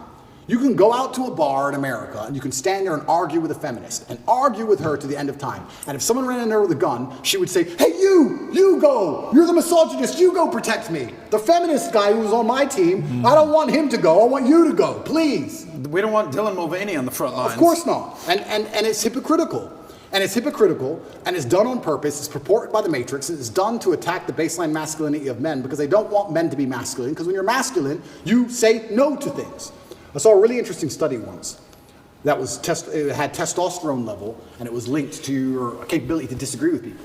The higher your testosterone level, the more likely you are to disagree, because at a baseline level, back before we were more civilized than we are today, if you disagreed with someone, you had to fight him. Interesting. You had to fight that man. For you to sit and say you are wrong, there had to be a possibility of violence. If you didn't have the capability for violence, you didn't say you didn't say they were wrong. You just agreed with stuff, right? So they don't want men who are standing up and saying, I don't believe in X. They want to reduce our testosterone levels to our eunuchs so that we sit and say, well, I may not agree with it, but what can I really do about it? It is what it is. And then they have absolute control. Do you think history favors that ideology? Or history, eventually, a group of men stand up and say, yeah, listen, we've had enough, this is not going to be happening? I do believe that in history it's always been the same. I believe it's always been a select group of good men who are up against evil. And I think they've always been outnumbered, and it's always been difficult, and they've always suffered. All of them. When I was in jail, the amount of letters I got from people, and it was just names of, and I'm not comparing myself to these people, this is the letters I got of Nelson Mandela, Martin Luther King, Malcolm X, Muhammad Ali, everyone who was unjustly imprisoned. Everyone's gone to jail. Because when you stand up for something, they end up trying to put you in jail. When you're a good person trying to do good, the evil, the Matrix as a whole, is going to try and throw you in jail. That's what they do. That's the punishment for it. And history's always been the same. It's always been a small group of outgunned people who stand up, who are, to the detriment of themselves, too principled to allow injustice and evil to thrive. And they stand up and they're outgunned and they're outnumbered, but they're like, no, I have to tell the truth. If you play a video game and you're the good guy, when you get to the boss at the end, he has more life than you. He has more hit points and he moves faster and he's a cheater. He cheats. He cheats. The bad guy cheats. But you still win because you're good. And that's how the battle's always been. I would love for the world to be another way, but I don't think it's ever been that way. I think if you find any time in history, it's always been the same story. And now I'm in the position where, like I said earlier, what am I supposed to do? Do I have a life path in which I can genuinely help people? And do I have a life path in which I can genuinely do some damage to the evil to the world? Or am I just going to disappear like a coward and let them lie about me and do my time and shut up and delete my Twitter account and just go away? You know how sometimes, like, I've been in sales for quite a while. If a guy who doesn't have any responsibilities and he's single, he has a $30,000 a month, boom, he's going to Vegas, having a good time, and then he doesn't work as hard until he runs out of his $30,000. 3 months later, I got to go make the $30,000 again. Oh my God, panic! I got to pay my bills. I'm behind on the phone. Let me buy this watch and make 40 grand. I'm going out again. So it's very inconsistent, right? And then as you're in sales longer, you're like, okay, the profile of somebody that's going to be more consistent is not a single guy. It's a guy that's married, kids, homeowner, and all those three are signs of what? Married, commitment. Homeowner, commitment, responsibility. Kids, commitment, responsibility. Last time we didn't talk about your kids. At this point, I think it's public, video, your daughter running to me, give daddy a kiss, all this stuff. Everybody knows at this point. When you're in jail, sometimes I sit there and I got books on my desk. I'm like 50 books behind. And I like to read. I know you don't talk about reading a lot, but I like to. I'm 50 books behind. But I bet if you're in a place where you're in jail, you're forced to think. You're forced to, Andrew, you don't have the phone, you don't have the computer, there is no emergency podcast. Go away and think. You're sitting there, you're like, okay, family, kids, you know, what it's really all about. Those decisions, when you think about your kids, does it influence you to say, oh, what are you doing this? You know, why are you going through all this stuff? Maybe you got to make some changes in your lifestyle. And if yes, in what areas? Or does it say, no, double down even more because I'm fighting for them? And that's a really interesting question. I'll start by saying how thoughts in jail are different than thoughts in the outside world, because this is actually an observation I had. In the outside world, I don't think you carry a thought for very long that you don't want to carry. You can sit and think about something if you want to. But if you don't want to think about something, you just get your phone out. Something pops in your head, oh, I don't do it. You get your phone out and distract yourself. Or you get on your laptop, or you call someone, or you do something, right? It's not very often in the real world. It's not very often in the real world you have a thought you don't want in your head, and you have nothing to take it away. You have no phone, you have no outside interaction, you have nowhere to go. What a perspective. Nothing. You're just stuck with it. You're stuck with that thought. So there were times in jail where, for the first time, like I have a lot of mental control, but there was the first time ever I'm battling with my own mind saying, I don't want to think about this. and I'd put another thought in the way, it was on the door. It was knocking on the door all the time. And this is for weeks, because every day is the same. You never get the outside interaction. And you also, what made it worse is, you never get the answer. You know, like the open loop. If you ever say to somebody, I'm gonna tell you something, I'll tell you later, and it bothers them. That's what jail's like, because you might think of something, doesn't matter what it is. I won't say what my thought was, but I'll give you an example. Let's say I thought, when did Constantinople fall? What year? I can't just Google it. I don't know. So it's stuck in your head, right? So if you have this negative thought, you don't know the answer. Normally in life, when you want to know something, you find out. But in jail, you don't. So you're like, I don't know. You got this in your head and you're like, I can't get this out of my head. So when you have a negative thought, especially if there's an open loop to it, you need to know something or you want to know something. You can't get it out of your mind. I would sit there for hours just meditating, trying to just keep the door closed on negative thoughts. It's really difficult. It's a really strange experience. And maybe in normal jail in Western countries where you get to go and interact with people, you can distract yourself. But I was stuck in a room for 93 days in one room. I did not leave. That was where I was. I was allowed to go to the fridge once a day, which is a 3-meter walk and back. That is it in my room. You and Tristan are in the same room or no? At the beginning we weren't, but then we ended up in the same room. Got it. Yeah. Okay. So, yeah, the thoughts in jail are very pervasive. And it's also a long time, maybe never, in the outside world where I had a thought in my head for weeks and weeks and weeks and weeks. You just satisfy the problem. You fix the issue in the real world. In jail, you can't do that. So yeah, family and kids, and those are the positive things that you do think about. But it's difficult because I think of children, I think of legacy. And then if you're going to think of your legacy via your children, you have to think of your legacy via your actions. And then you have to sit and by extension go, well, truly, truly on my deathbed, truly, will I be happier if I gave up or if I continued to tell the truth? I'm scared of the regret of thinking, you know what, I was the most famous man in the world and every man on earth was listening to me and I was really making a difference, but I got scared.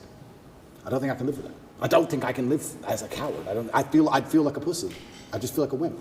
And sometimes inside of men, that's all it takes for us to do the most stupid things there is. The idea of feeling like a coward. A man will run into a burning building to not be a coward. If the firefighter, they go, there's children in there, and the whole building's on fire. It's like, well, I can't be a coward. Oh, fuck it. And you'll risk your life. It's something that's built inside of us, honor and pride. It's something that should be. It's what they're trying to take away from us. But it's what used to be built inside of men. And I just feel like I can't give up. I know what I'm doing is good. I know what I'm teaching is good. I know that people don't like it, but I know I'm not teaching anything that's bad. And yeah, I want my children to be happy, but I have daughters too. And how do you make sure that your daughters are secure and have a good future? Well, I think you do that by building good men. How else do you do it? My daughter is mine now, but she won't be mine forever. She's going to marry somebody. I like the idea of her marrying a good man with honor and principle, a man like me. I don't want to marry some idiot. So they call me a misogynist and I'm anti-woman. I'm pro-woman. The best way you can improve the lives of women is make men, better at being men. Because when a man is a good man, he's good for all of society, including women. He's good for everyone around him when he's good at being a man.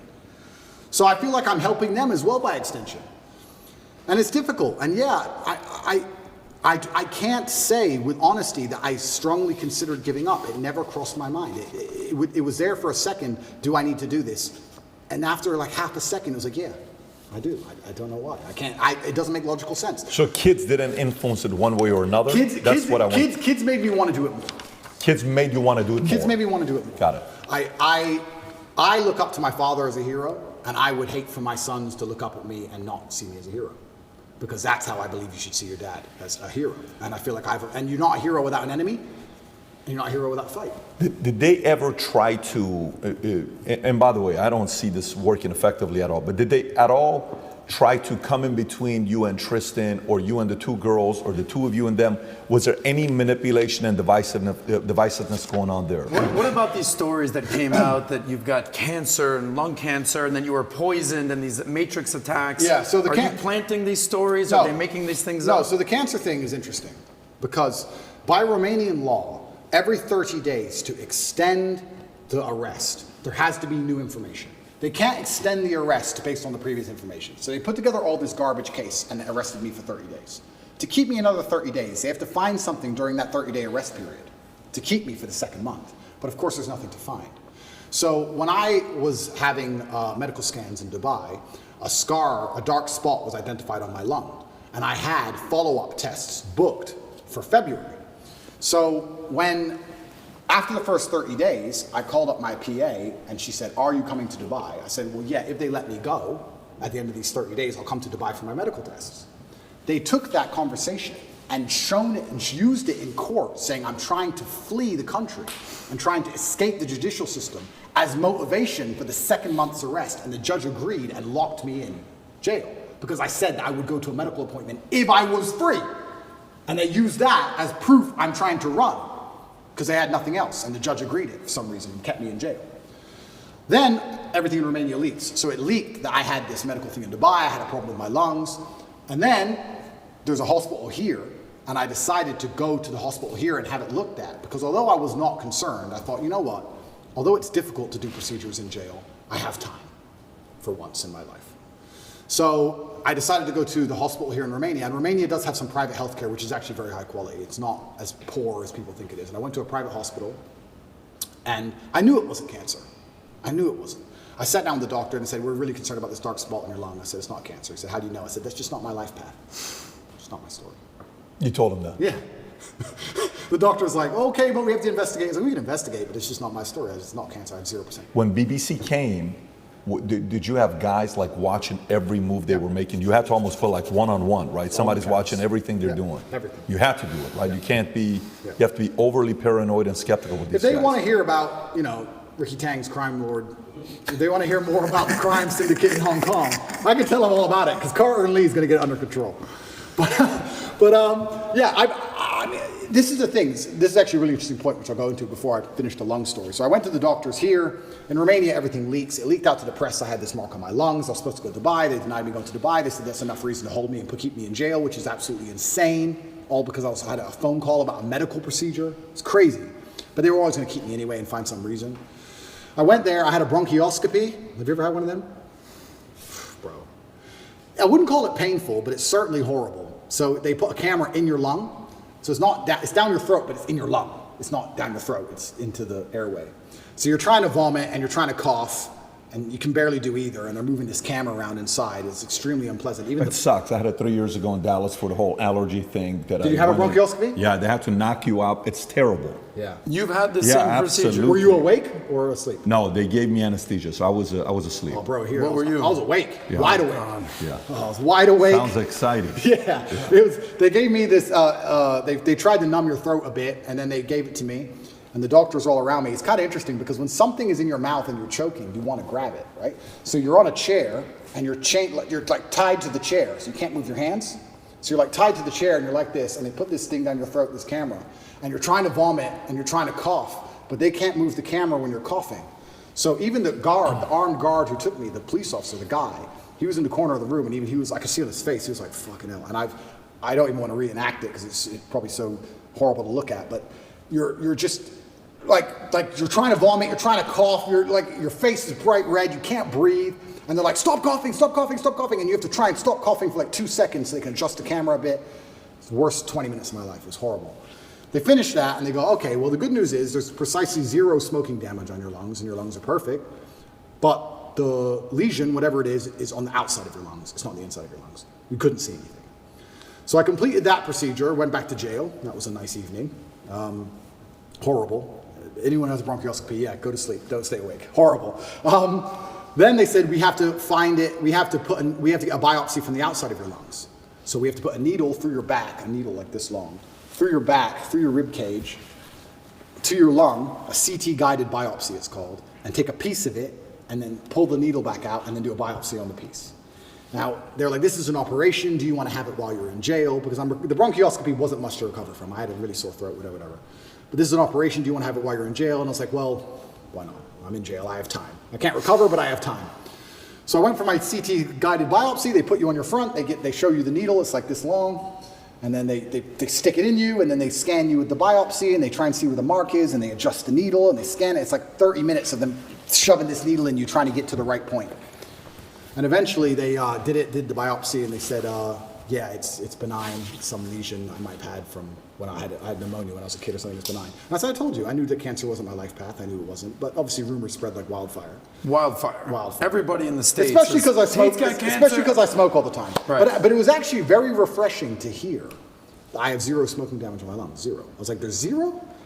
I mean, I'll accept a little bit. I'll take a little bit. But I think it's because I train every single day. I work out every single day. I train hard every single day. And I think, you know, you burn it off. A couple cigars here and there are not a big deal. It's not cigarettes. I think cigars are better than cigarettes. I also believe nicotine is a super drug, so I'm not going to stop. I think nicotine and caffeine. A super drug? 100%. What does that mean? Nicotine and caffeine are what I run on. 100, that's all I run on. Coffee's for closers, bro. Tell him. I'm the only one that drinks coffee between the two of us. Oh, really? By the way, you know who talked about nicotine? Tucker Carlson talked about nicotine, right? Have you seen that when No. he talks about nicotine, where he starts his day off with nicotine? Fire, Yeah. 100%. Fire blood. I have about 10 to 15 cups of coffee a day and 2 or 3 cigars a day, and I only eat once a day. And it's funny because people look 10 at my to 15 cups of coffee a day minimum. Minimum. Wow. Yeah, But you don't do drugs. zero drugs. You'll have a sip of alcohol every once in a while. I used to. I haven't had alcohol in 9 months. I've quit. But you're running on caffeine And nicotine. It's It's funny because people look at my physique when I put pictures up and they're like, "What's your meal plan?" I'm like, "Bro, cigars, coffee, coffee and pretty cigars. wild. coffee and cigars." I eat once a day. I eat once a day. What time? I eat dinner only. That's it. Only eat dinner and 80. So you do intermittent fasting for Every day. 18 hours? What? Yeah, and 80 to 90% of my calories are meat. That's it. I'll just have like 3 steaks for dinner. Now, how much of that is genetics? How much is that like? I'm not sure if it's genetics, Yeah. but that's just how I feel best. I feel best when if I smoke and drink coffee all the time, I feel hungry, which motivates me, and I feel energetic. It's energetic hungry. That's how I like to feel when I'm working. I want to be hungry. If I eat, I'm tired. Life's too good if I eat. I'm in my mansion. I've just eaten. She's beautiful. I'm going to bed. No, but if I don't, life. yeah, but if I don't eat, I'm like, maybe I wouldn't say angry, but I like to have that tinge of irritableness. Does that make sense? I don't know. Maybe I sound crazy. It's how I get things done. It's how I get life done. It's just 12 how cups of coffee a day, 3 cigars, and you eat once a day. That's right, yeah. And you train every day. I train every day. Yeah. And it's working. Well, Working for you. It's how I feel best. I don't know if you wrote a book on Tate's diet, if that book would do well. Well, well, this is interesting because I had a blood test when I was in hospital for Yeah. all these things, and my testosterone level, I'm not going to pretend to be an expert on male hormones because I'm not. I don't understand them. I don't know what measurement it's in, but it was between 9 and 27 is the testosterone level, the mark. It can be between 9 and 27, the normal range. I've never taken a steroid in my life. I don't inject anything. I don't take any pills, nothing. And I was 32. I was above the normal scale, and I'm 36 years old. It's supposed to be going down. So whatever I'm doing, I'm sticking to. What was your diet and your regimen while in jail? There was no coffee? I had coffee and cigarettes. Don't worry, bro. I had those. Really? I spent my commissary money on coffee and cigarettes. I had coffee and cigarettes and 1 meal a day, same. So there was commissary money. Yeah, so we had. Who gave you that? Yeah, so a friend of mine put money on my account. So I was a rich guy in jail because in Romanian jail, most people haven't got money, right? I was guy rich. in jail. I was rich. There's a limit to how much you can buy, but I was spending the maximum. So I had plenty of cigarettes, coffee. I actually quit coffee. Now we're talking about coffee, and then I want to go back to the point you made earlier. But I quit coffee for the first 30 days in jail because I've never not been caffeinated. My experience of life is caffeinated. I'm a caffeinated human, right? If I'm awake, it's caffeine. So I'm like, I don't need energy now. I'm in jail. So I quit caffeine and all coffee for 30 days to see if there's any tangible benefits, and I can confirm to the world that there are none. Zero. I did not sleep any better. I did not go to sleep any easier. I did not dream anymore. Nothing, absolutely nothing good happened except I was tired all day. It was garbage. I was like, give me my coffee back. I went back to my 15 cups of coffee a day. Reaffirmed your wild coffee. to have that much coffee. The last time I drank coffee, I was 25. We have Really? one friend. Literally. We have one friend that drinks almost as much Mario coffee. drinks Mario. as much as Shout you. out to And by the way, Mario. everybody around me loves coffee, Yeah. including my 11-year-old son, Tico. Him and his mom got into an argument the other day because she didn't want to take him to Starbucks. He's like, what do you mean? It's like, I want some coffee. He's like, you're not having coffee at 11 years old. Anyways, but it's working for you. It's working for your body. Correct. Sometimes when you find a diet or a combination that hits your body well, you'll know it, you'll feel it. And you have to know your body the best. Correct. I think there's no perfect diet for everybody. I agree. Everyone's slightly different. I agree. And that's just, and I think you are what you eat to a degree, and it also depends the mental model you want to operate under. If I wanted to operate under comfort, I certainly wouldn't eat the way I eat. I do it because I particularly want to operate under a degree of irritability and high energy and hunger. I like feeling hungry. I don't like feeling full. I like being hungry all the time. I love that. I mean, that's the quality of people where You know, you can tell a lot from somebody how big they think after they make money and they have some success. Yeah. When they make money, that's when they slow down, that's when they get casual, the hunger goes away. Yeah. You'll really know if somebody is hungry when they made money and they're still going. What is this guy doing still going? Yeah. You've already made the money, you've already had the success. Yeah. Let's transition to a couple other stories here. Sure. So all of a sudden you put in your profile, obviously I joked about it, you're the most Googled woman on earth, you know, that was based on your Twitter profile. You know, Nina Turner comes out and says, if somebody says they're a woman, not a tough concept. Your response is, I'm a woman, right? You do that. And you've left it on Twitter. Yeah. Tell us why. Because I am. You don't believe me? You're a woman? Are you misgendering me? I have to choose to agree with you, right? My I don't believe pronouns you. are she, her. No, but the level of, it's all a joke, right? But there's actually a very sinister undertone to all of this garbage. And the sinister undertone is that your baseline instincts and your baseline senses are how you've always perceived the world, right? They have to attack them at some level. And they did. I mean, it's fantastic with COVID. COVID, I know we can talk about it now, it was amazing. I used to say to people all the time, who have you seen die? Do you see a pandemic? Yeah, on the news. No. Do you see ambulances rushing back and forth everywhere? Do you see bodies on the street? Do you see lines outside of hospitals? Do you see a pandemic? How a pandemic would look? Do you see a pandemic? Oh, but my grandma, my friend's grandma, your friend's grandma was 96. Okay? So I'm not saying it's not sad. I'm saying she was 96. Do you see a pandemic? No, you don't. But they have just lied to you so many times that you're ignoring your own eyes. That's the final stage of the slave mind. It's the final stage of it. The final stage of the slave mind is when your eyes tell you this is green, but the news told you it was blue. So it has to be blue.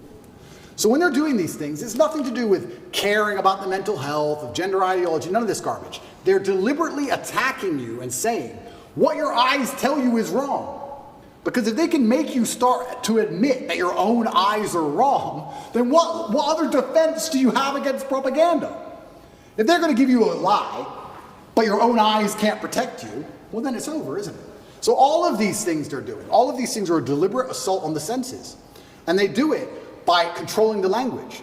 If you control what someone says, over time, you'll control what they think. You don't think what you don't say. It's very hard to live a life for 8 years, if you're lucky, and think things and never say them ever. If you think it, you're going to say it sometimes. You're going to give the idea, get some feedback on the idea, build on the idea, change the idea, whatever it is, through discussion. If you never, ever, ever discuss it, you're not going to think it. So they say, this is the truth, ignore your eyes, and you have to say it's the truth. You can't say it's not the truth. And the people who are in charge of the world, they think generationally. They have time. Right now it's a joke. 200 years from now it won't be a joke. 200 years from now it'll all be fucking standard operating protocol. The grandchildren of the people who are in charge now, that's what they want. They'll pull it off in the end. Slow, incremental damage. They do it with nearly everything. They'll take all your rights away. They'll take 100 of your rights away. They'll upset you. They'll give you 99 back. We're good again. Don't worry. And the grandchildren of the people in charge of the world get what they want in the end. They think generationally. So now we're at the beginning of it. It's all a big joke, right? But especially before Elon had Twitter, when you couldn't say the truth online, when you couldn't say my eyes see X on the internet without going to jail or losing your account or getting a hate speech charge in the UK or some garbage, they're controlling what you think. And on a long enough time frame, what you think becomes true. We all believe 2 + 2 is 4. But with a hard enough psyop, if you can't say that, if you have to say it's 5, on a long enough time frame, math breaks down and everyone's just going to believe that 2 + 2 = 5. That's what happens. You think we're going to get there? Have you ever seen the experiment? There's a really interesting experiment with monkeys and a banana and a water spout. Have you ever seen this? They put 5 monkeys in a room. And at the top of the room there was a banana. And when one monkey tried to climb up to get the banana, they'd turn on the hose and splash all the monkeys with ice cold water. So the monkey would come back down and wouldn't get the banana. And when another monkey would go to climb up, they'd splash all the monkeys with ice cold water. And what would happen over time is, when a monkey went to climb the rope to get the banana, the other monkeys would jump and pull him down and hit him and teach him a lesson. Don't go for that banana. If you go for that banana, we get splashed with water. Mm-hmm. Then they'd swap one of the monkeys out. Now there's a new monkey in the room who doesn't know the game. The new monkey would attempt to climb, and all 4 monkeys would attack the monkey, pull him back down and kick his ass. He knows if he climbs the rope, to get the banana, he gets attacked. He doesn't know he gets splashed with water if he gets the banana. He doesn't know the game, but he knows if I try and climb, they're going to attack me. After a certain amount of weeks, they change another monkey, and another monkey, and another monkey. Over time, you have 5 brand new monkeys who have never been splashed with water ever. But nobody goes to climb the rope, because if they do, they're attacked by all the other monkeys. And nobody even knows why. Damn. That's just how it works. If you climb that rope, we beat you up. That's just how it works. That's what they're doing on a long enough time scale to humanity. There are already X amount of people on the planet. There's already a population, X%, who knows what it is, who ignore their own eyes and repeat what they are told. You can't say that that's not what they're doing, because they're already successful with X amount of the population. They've begun. The seed is there. 2%, 3%, 7%, who knows? They've already proven they can do it. Now it's just a matter of not shutting up and hammering at home. Make sure they repeat it in schools. Children are young. They believe things. They're impressionable. Hammer it to the kids, especially. Put it in every Disney movie. Give it to the kids all day long. They grow up sooner or later. Long enough time frame, that's it. It's generational attacks. But do you think that's going to work, though? Because let me maybe unpack the question. So I'm from Glendale. I went to Glendale High School and Staloy, right? So yesterday, a big fight broke out in Glendale. Massive, it's all over the news. Yep. So the fight was over these parents, Armenian parents, who were for 4 years are like, listen, we don't mind if you're gay, but don't teach our 4-year-olds about transgender. Don't put these books in. Finally yesterday, big old brawl. It's all over the news. They're fighting. Armenian parents are like, we're not going to tolerate this. This is just not going to happen to us, right? Then you go to YouTube. YouTube comes back and says, hey, starting such and such, all the videos that were put up about the election and, whether it was a fake election or not, we're no longer going to give a strike or take those videos down. They can stay up there, right? This is totally fine. Then you see the Surgeon General comes out, the attorney, I don't know if you saw this one here, he comes out with an article saying new Surgeon General advisory raises alarm about the devastating impact of the epidemic of loneliness and isolation in the United States. This is the same guy that was part of the camp, is now saying, hey, our epidemic of loneliness and isolation has been an underappreciated public health crisis that has harmed individuals and social health, our relationship, our source of healing, et cetera, et cetera. This is the same guy that said, wait a minute, lockdown, do this, do that. So the more and more arguments are coming out against even ESG. I don't know how close you follow ESG, where, why are we doing this? Did you see how much Target lost? $10 billion? Did you see how much Bud Light lost? 25%, 12%? This is no longer working. Well, if you want to, even one of the insurance companies I work with closely, it's one of our biggest one we work with. Yesterday, I see their post on Instagram. Well, because of Pride Month, we're doing this. I know the people in that company, but they just raised a few $100 million. One of the companies they gave the money to was one of these bigger guys, the Vanguard, BlackRock, and State Street. So when you take money from those guys, you have to have a certain ESG score. But a lot of people are now saying this is not a proven formula that it works. Stop doing it. So do you think guys like you, who are maybe in business, who are maybe in church, they're saying, Pope, what are you doing? What are you talking about? Who are maybe in the Christian church, who are maybe in different denominations, they're in the military, sitting back saying, I didn't sign up for this.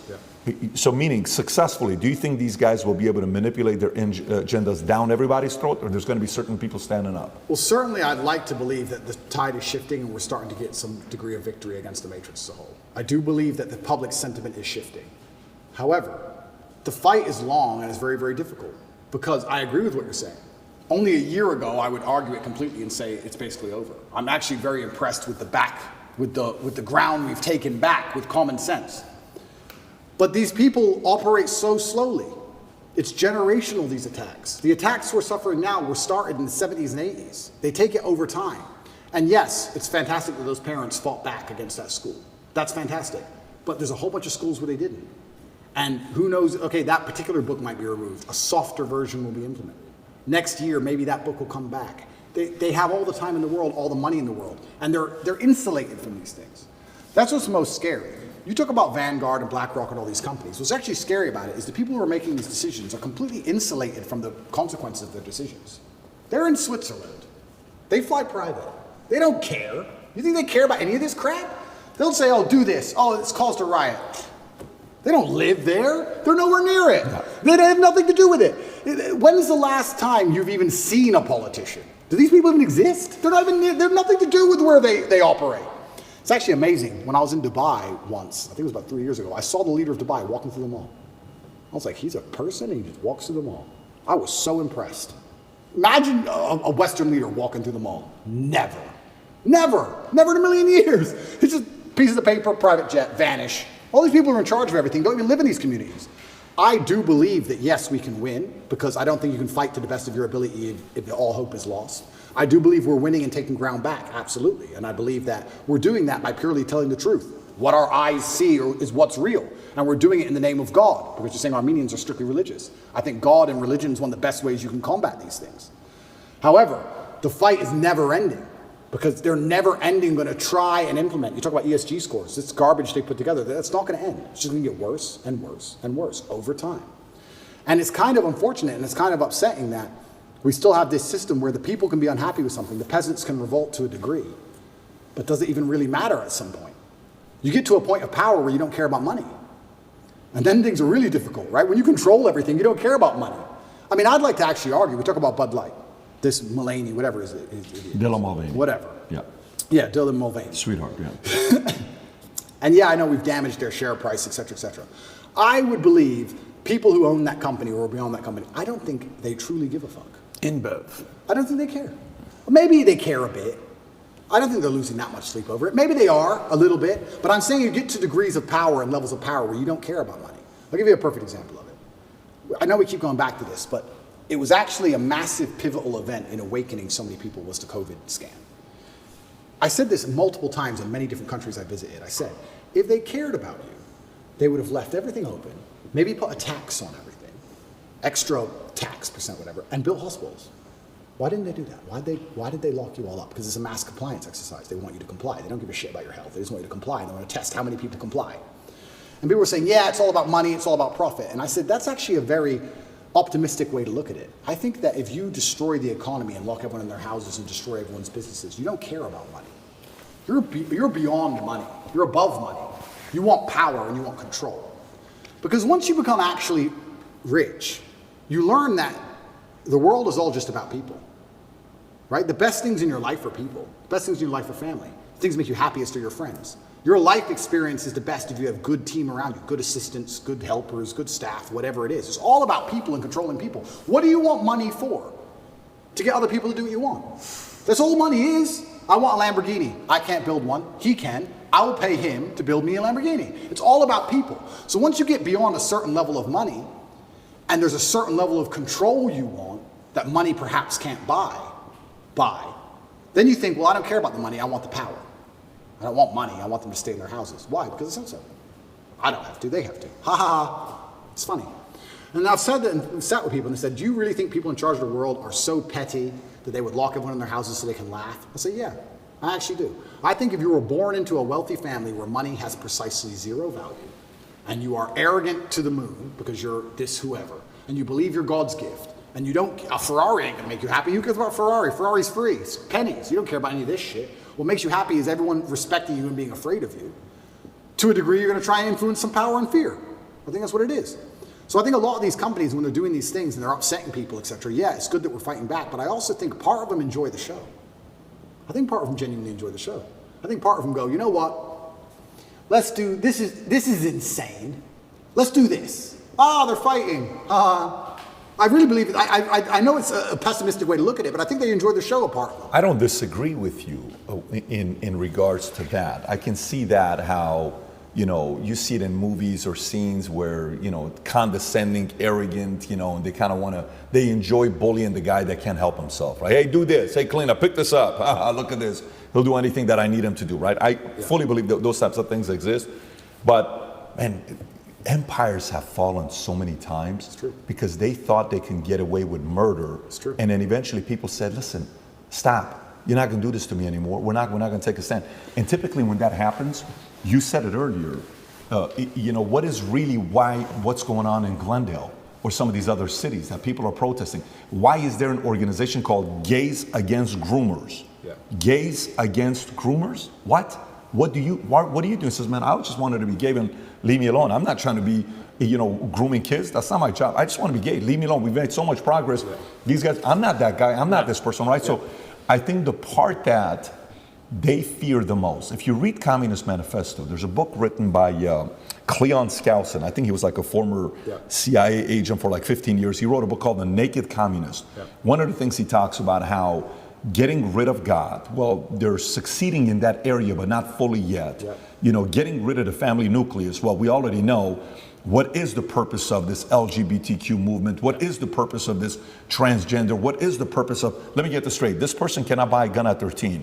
This person cannot go in the military at 13. This person cannot vote at 18. This person cannot own a car at 13, but they can transition. The most important decision of their lives, you're okay with? Yes. Now, that doesn't make sense to me. That doesn't make sense to me. I think you said something at the beginning, the concept of being tolerant. You know what? Yeah, it's okay. We can have gays. Oh, it's okay. We can have this. It's okay. Listen, man, you've crossed the line a little bit. I think faith, family, kids, values, principles, they fear the hell out of it. Absolutely. And I think that community is rising up. No, you're totally right. But you made a really interesting point there about empires falling. And this is where I kind of feel like we're entering a new stage of the world because it's never really done before. Because typically when empires fell, the world was far more polarized. If the empire fell, there was nowhere for the corrupt dictators of said empire to go. The empire's fallen, or let's say England fell. You can't, it's very hard to get exile in France. You could do it a little bit. But let's say America fell today. Let's say it completely collapsed and it fell. The people who archetyped that downfall, do you think they'd be in America? Do you think they'd be sitting there waiting to get scooped up? Do you even know who they are? Can you recognize them? What's their name? Even if you could, do you think they're in America or do you think they're skiing in Switzerland? This globalism, the whole point of globalism is that they don't care when empires fall. When you globalize the world, then you have a chessboard. I lost the knight, doesn't matter, put the bishop. Sack the queen, who cares? There's so many things I want to say, but I don't want to die. But there's truth, this can be proven and shown even with this current proxy war. Europe and all the gas prices and the inflation rate in Europe has gone to the moon to fund this proxy war in Ukraine. Why has this happened? Because America's in charge of everything, and America has decided that Europe has to bear the brunt of the bullshit for its proxy war. You're going to have higher gas prices, you're going to have inflation, you're going to have mass civil unrest, you're going to deal with it all. And we're going to sit over here and insulate ourselves because we have the global reserve currency, and the war is going to happen over there, and everyone's going to die, and we're in charge. So now you have this globalism. How can an empire fall when you have basically two camps? There's two teams now. There's two sides left. So I agree with you completely about empires falling, but I'm saying if the empires fell in days of old, the kings would be strung up. But now when the empire falls, nobody notices. It doesn't matter. We don't know who the kings are. We don't know who's in charge. We don't know where they are. They're not going to be anywhere near the trouble. That's for fucking sure. They're just going to be somewhere else. Oops. Oh well. And do they really care? Do the people in charge of the world care if America's crime rate goes up 1,000%? Would they lose sleep at night? I actually think they do partially, because think about it. So I'm with Andrew Schultz, and I'm taking your position with him. Yep. Okay, you know who Andrew Schultz Yep. is? Good guy. And he says, you know, part of me that gives me comfort is knowing these guys are so obsessed with their money. He may be wrong. We can debate this. Yep. They're so obsessed with their money that there's no way they're going to let America fall, because if America falls, everything else falls. So they're going to go just as much as they can to control, but not enough to get the machine to break, because they're so in love with money and power, they don't want to give that up. Well, I hope that's true. I would love for that to be true. But my argument is that these people are already so deeply entrenched, they print the money. They'll print the new money. They don't care. If they cared about money, COVID wouldn't have happened. They closed the entire economy. I don't think they care about money. I think they control the world to a level where you want to eat? Do you want water? Like, I don't think they give a shit about money. They'll print the new money. They'll change the name of it and print the new one. At a certain level of power, I think they're so above and beyond all of our concepts of how the world works that they don't have any interest in any of it. I don't think they give a shit. I think if you were to go to these people, whoever they are, and say, we're going to take your money away, they would just laugh at you. You think you can take my money? You think you understand money? You think you're going to damage the stock market? You think I give a shit about share price? I think there's a level beyond all of this. And they're the ones who truly are running things, and they truly have no influence. And in fact, the harder they damage the economy and the more damage they do to money, the more people are dependent on governments to eat. That's where communism comes from, right? The more poor we get, the more you need the government just so you have food in your mouth. How can you resist the government if they feed you? You can't. So yeah, like, And I sound pessimistic, and I'm not pessimistic. And I do believe the answer to all of these things is free thinking and truth and God and communities standing up for themselves and changing the general consensus. I do believe that. Because to a degree, although we talk about people who run the world, to a degree we run the world. Because our tolerance level is what runs the world. There's more of us than them. So to a degree you say, who's in charge of the world? Well, I like to say, well, we are. Because it's all about, we're the abused wife in this relationship. How much crap are we going to put up with? We set the limit. They're going to come at us with everything they can, right? We set the limit. But the problem is they try very, very hard to, one, increase our limit to the max, which is tolerance, and two, to divide us to the point where we don't ever unite long enough. I love what happened in Glendale, what you just told me about. That should be happening in every single school across America, all of them. Oh, they would love it if you retweet the video for them and give more exposure. I will do. You know, when you're saying this, I'm reading a book right now, Robert Moses. I don't know if you know who he is or not, Power Broker. This is a guy, it would be a very interesting guy for you to study. This is the guy that built New York, okay? And he came up and hated, complicated person, misunderstood. The more they would push him back, the more he stood up. The more they would say, no, this is not fair what you're doing, the more he would even say, I'm gonna go even more extreme. And so if in New York you mention the name Robert Moses, there's gonna be a camp that's gonna say scumbag, racist, white supremacist, all this stuff. And there's a side that's gonna say, this guy built a bridge, this guy did this guy did that. He would make it so hard for a certain community to go to the nicer community. He would put the the bridge so low that trucks couldn't go through because he didn't want the bad people to go into this. Like he was that sharp. And one time in the book, they talk about how Robert Moses, he says, look, the one thing about Robert Moses, he could give a shit about money. He could give a shit about, it was all about his influence over. So I agree, there's certain people that don't care about money. They're more driven by control, influence, all of that. The part that, we're talking about the movie Fury, Vinny, and you give me this whole thing about Fury, the scene where Shia LaBeouf is reading out of the Bible and he's crying while he's reading this.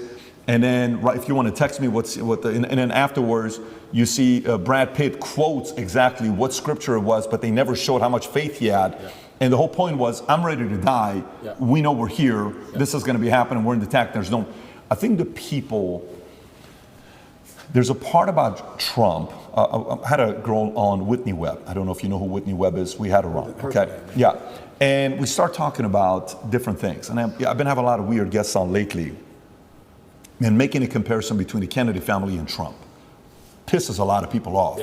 But those two families, forget the fact that one's a Democrat, one's a Republican.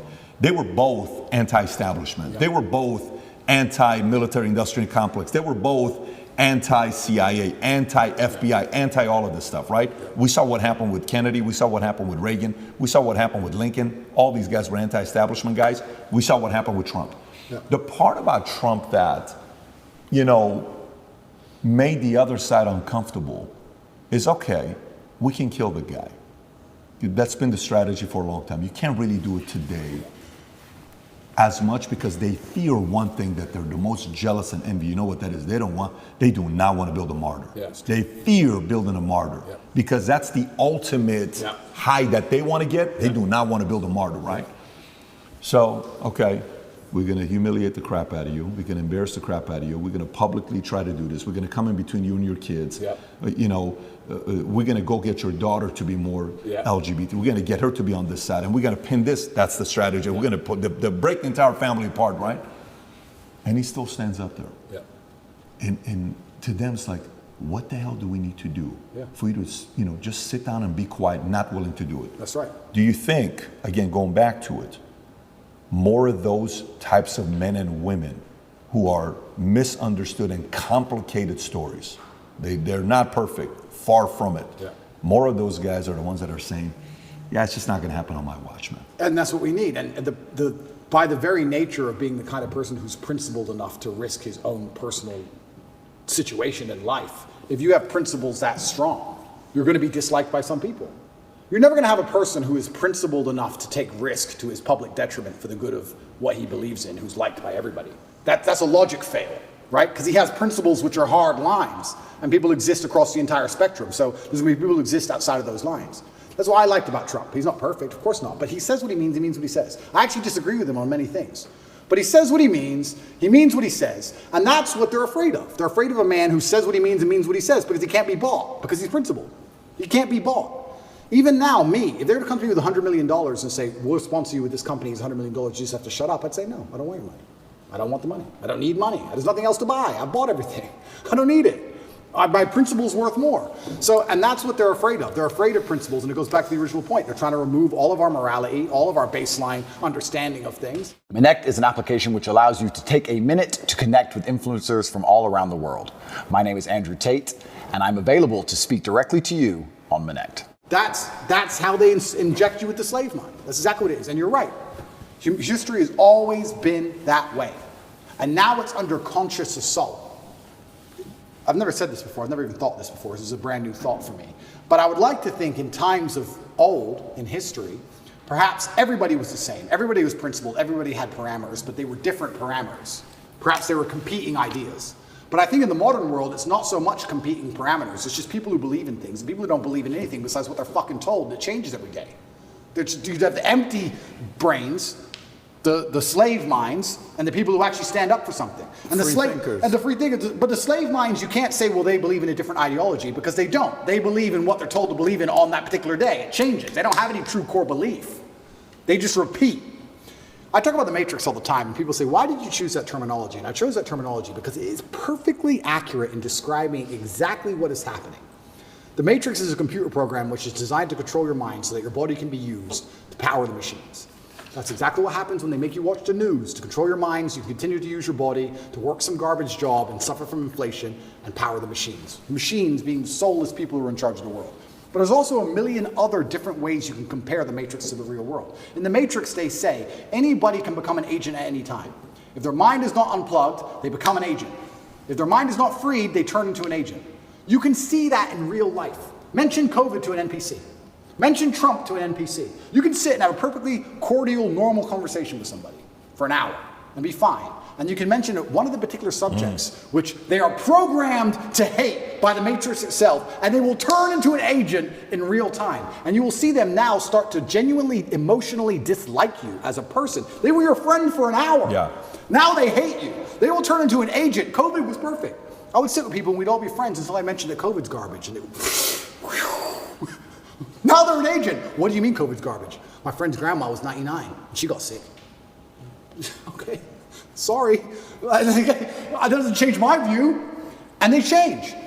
And the Matrix is actually a perfect, absolute explanation of what's happening. And Morpheus says it, if your mind's not freed, you can be one of them. And that's what's happening. And this is why we don't have competing sets of parameters which are trying to argue about which is the best way to run the world. We have people with parameters who believe in family and love and God and tradition and taking care of yourself and taking care of others. There's people with moral standard and there's people with none. Zero. Empty vessels, agents who are programmed on any given day of what they're supposed to care about. These people can't tell me they care about things. That's what's most annoying about my position, because it's absolutely and utterly weaponized virtue they use against me. The people who hate me because, one, I truly believe, and I know this is arrogant to say, but I feel like I have to say it. There's definitely a massive jealousy implement. If I wasn't so tall and rich and good looking, it wouldn't be happening. They don't fucking like me. They don't like me because I remind them of the jock at school that took their girl. That's part of it, right? They don't like me personally. So it's true. So they try and find an attack vector. And what happens when you have somebody who's monumentally successful across all realms of human endeavor, the only way you can attack them is by calling them a bad person. They can't call me stupid. They can't call me ugly. Can't call me broke. Can't call me weak. They can't call me any of these things. So how do we attack this guy? Well, he's a bad person. How do you call someone a bad person? You weaponize virtue. None of the people, who are pretending to give a shit about women and that I'm bad to protect women have any interest in protecting women. None of these people think I better become physically strong to protect women. None of them even believe in protecting a woman in a physical scenario. None of them even believe in protecting their family. None of them donate to any charities that involve women, nothing. They're just taking the virtue and weaponizing it and attacking me with it. Me as a person who donates $25 million a year to charity to feed both male and female children. Me as a person who believes I have a responsibility to be physically capable so that any woman I'm walking down the street with is safe. I do more for women than any of these clowns would ever do. but they're just weaponizing virtue and attacking me with it. It's not even genuine virtue. That's what's so upsetting about it. These people, the matrix-minded people, have so few parameters and so few virtue. Whenever there's virtue inside of them, it's only so they can take it, weaponize it, and fire it at you. They don't give a shit about any of the issues they talk about. They don't care about race, they don't care about women, they don't care about gays, none of it. They take it, they put it in a bullet, and they shoot it at the people they don't like. It's all fake. All of it. When you were talking about this, I wrote all these things down that we're talking about. Principled virtues, God, parents, true believers, fighters, traditions. These people they fear, right? All these people they fear. And these guys are slowly but surely starting to stand up. The scene we're talking about with Shia LaBeouf, he says, what we're doing here is a righteous act. Here's a Bible verse I think about sometimes, many times. This is his words. It goes, and I heard the voice of the Lord saying, whom shall I send, and who will go for us? And he began crying and said, here I am, send me. Brad Pitt turns around and says, Book of Isaiah chapter 6. For me, in my own business, I asked this question the other day. I'm so curious to get your thoughts on this. For the longest time, when I got into business, I was, a younger guy, 21. I'm like, okay, very coachable. Tell me, what do I got to do? I'm a coachable guy. What do I got to do? I'm a coachable guy, super coachable. I want to make money. I'm sick and tired of being broke. My dad's at the 99 cents. Too many heart attacks. I want to get out of this. So I'm like, hey, Patrick, basic stuff. When you're doing business and you're talking to rich people at Morgan Stanley Dean Witter, never talk religion, never talk politics, never talk sex. Just don't talk about those three things. I said, okay, guess what? Never talk politics, never talk religion, never talk sex. No problem. We're going to business. So what do you think about the political climate today, Patrick, David? Oh, what do you think? Well, I think this is, but what do you think, Patrick?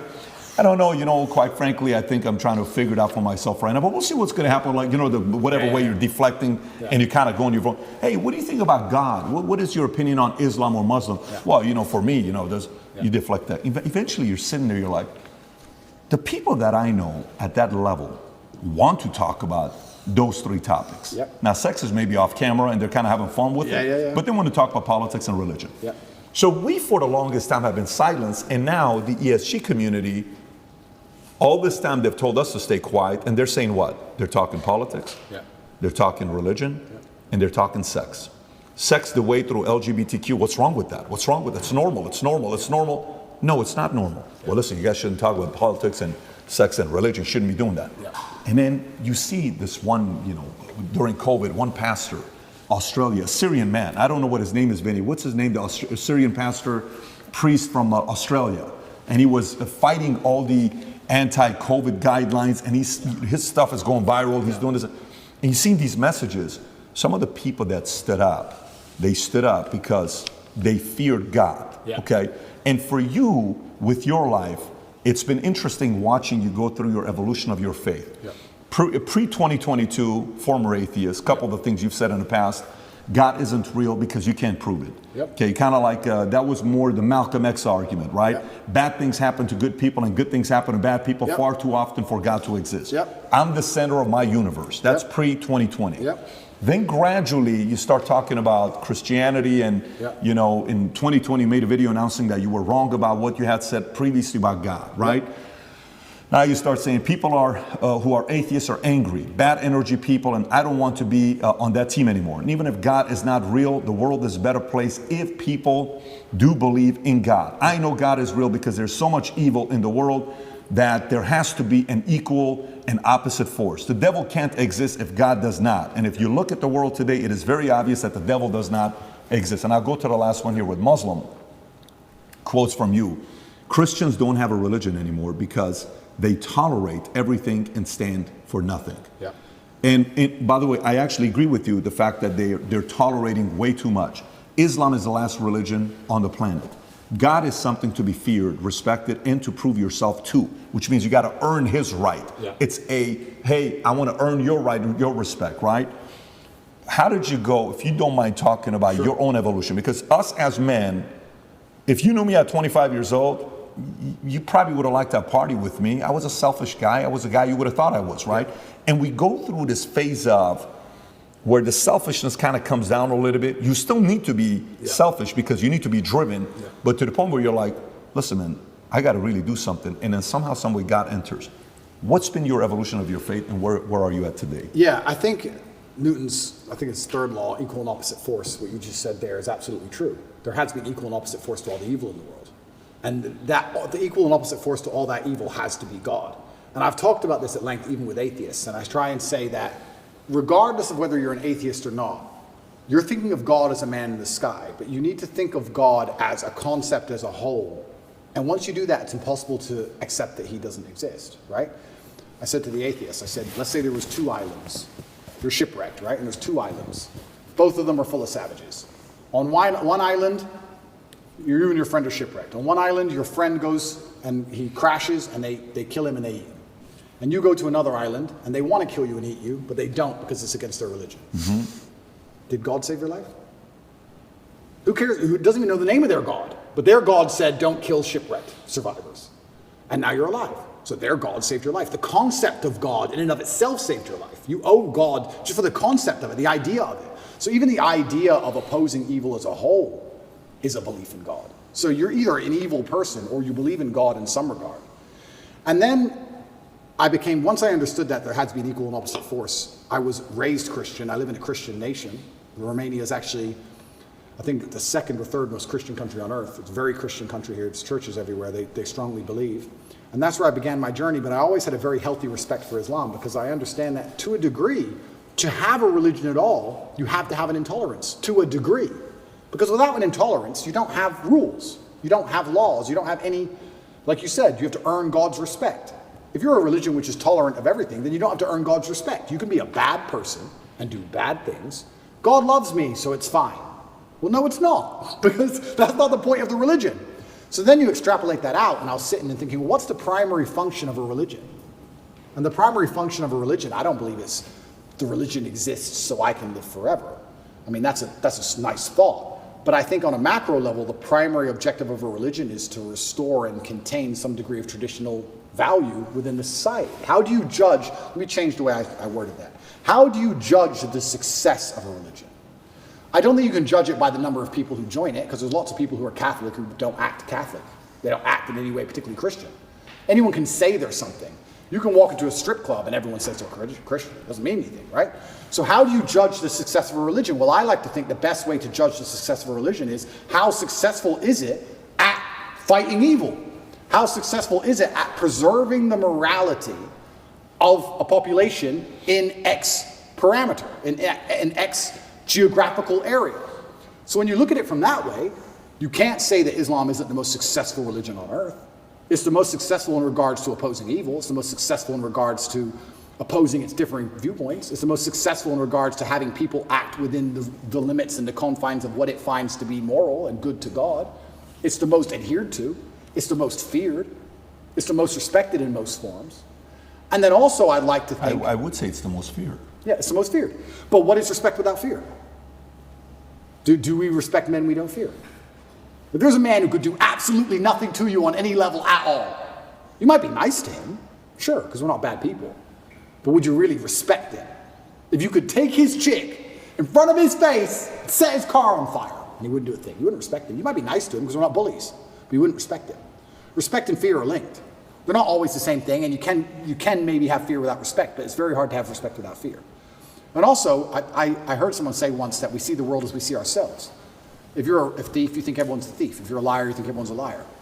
And I kind of agree with that. I understood that. I also like to think we see religion as we see ourselves. I like to see myself as a person whose respect you have to earn. I like to see myself as a person who has strong, rigid boundaries. I like to see myself as a person who will stand up and say, no, that's wrong. I like to see myself as a person who's not afraid of being shamed by whatever community for saying, I don't agree with that particular ideal. I like seeing myself that way. So if I'm going to see myself that way, then I'm going to naturally align with a religion that operates within that form. So when I say Islam is the last religion on earth, I say it because it seems to be the only one who will stand up and say, no, we don't care. No, that's not what the book says. No. I was raised Christian, and Muslims as a whole, we have no problems with Christians. None at all. I don't want anyone to think I'm anti-Christian and like I dislike Christians. We don't have a problem with Christians. We believe in a lot of the same things. We believe in Jesus. We put more respect on the name of Jesus than most Christians do. I just don't like the idea of people saying they're a Christian and saying, but because I'm a Christian, I can do whatever I want and throw all the rules away and none of it matters. Because once you have that level of tolerance, you no longer have a religion. Islam seems to be the last religion left with parameters. If you don't have parameters, you don't have a religion at all. So the closer I found myself to God, the closer I found myself to Islam. That's just how it ended. And Andrew, speaking of fear, one could argue that Islam these days, certainly in the last 20 years with the war on terror, they've also been the most vilified. Absolutely. Right? So, you know, everything that we've seen happen with extremism and everything that's going on all over the world, how are you grappling with that? You've been a Christian for years now, Islam, everything. And you know what? That's such an interesting question, because when I was younger, especially when I was an atheist, I would sit and think, people are really doing terror attacks and doing all this crazy stuff because, you know, they're upset over a cartoon. That's so stupid. And nobody should kill anybody. Nobody should kill anybody. Charlie Hebdo, everything. Yeah, nobody should kill anybody. Nobody should kill anybody. I'll make that very clear.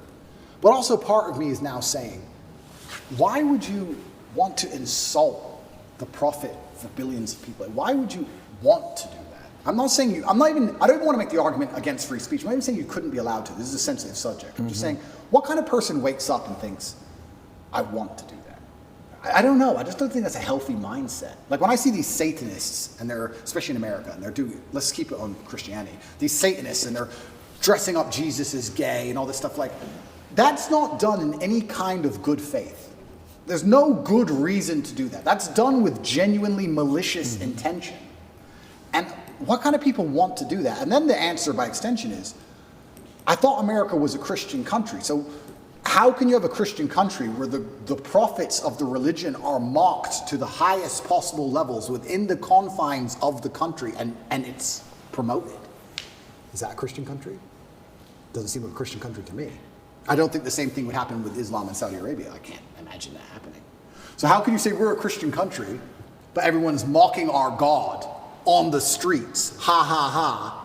It's on Netflix. Ha ha ha.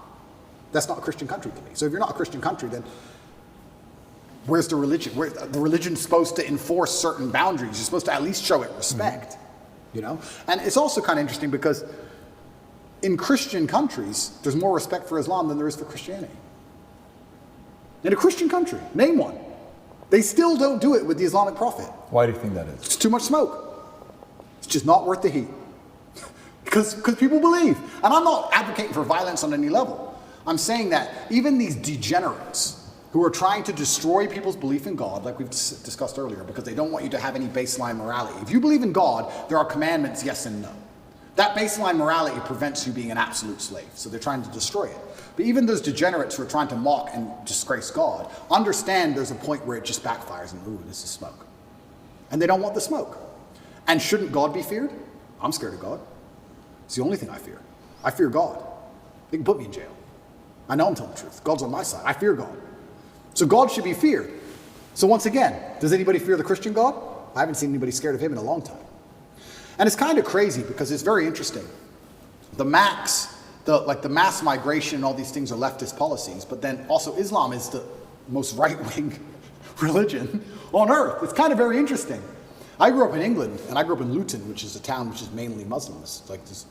It's a huge Islamic community.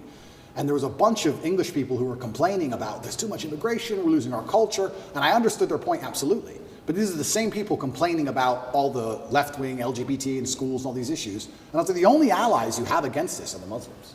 They're the only allies you have in any of this. The Christians don't protest against any of this stuff. The Christians don't. There's very few Christians who will get up off their ass and complain. In fact, I saw on Twitter yesterday, one of the churches was lit up in rainbow. I have nothing against gay people. I don't care. And that's actually another point I want to make into about this thing.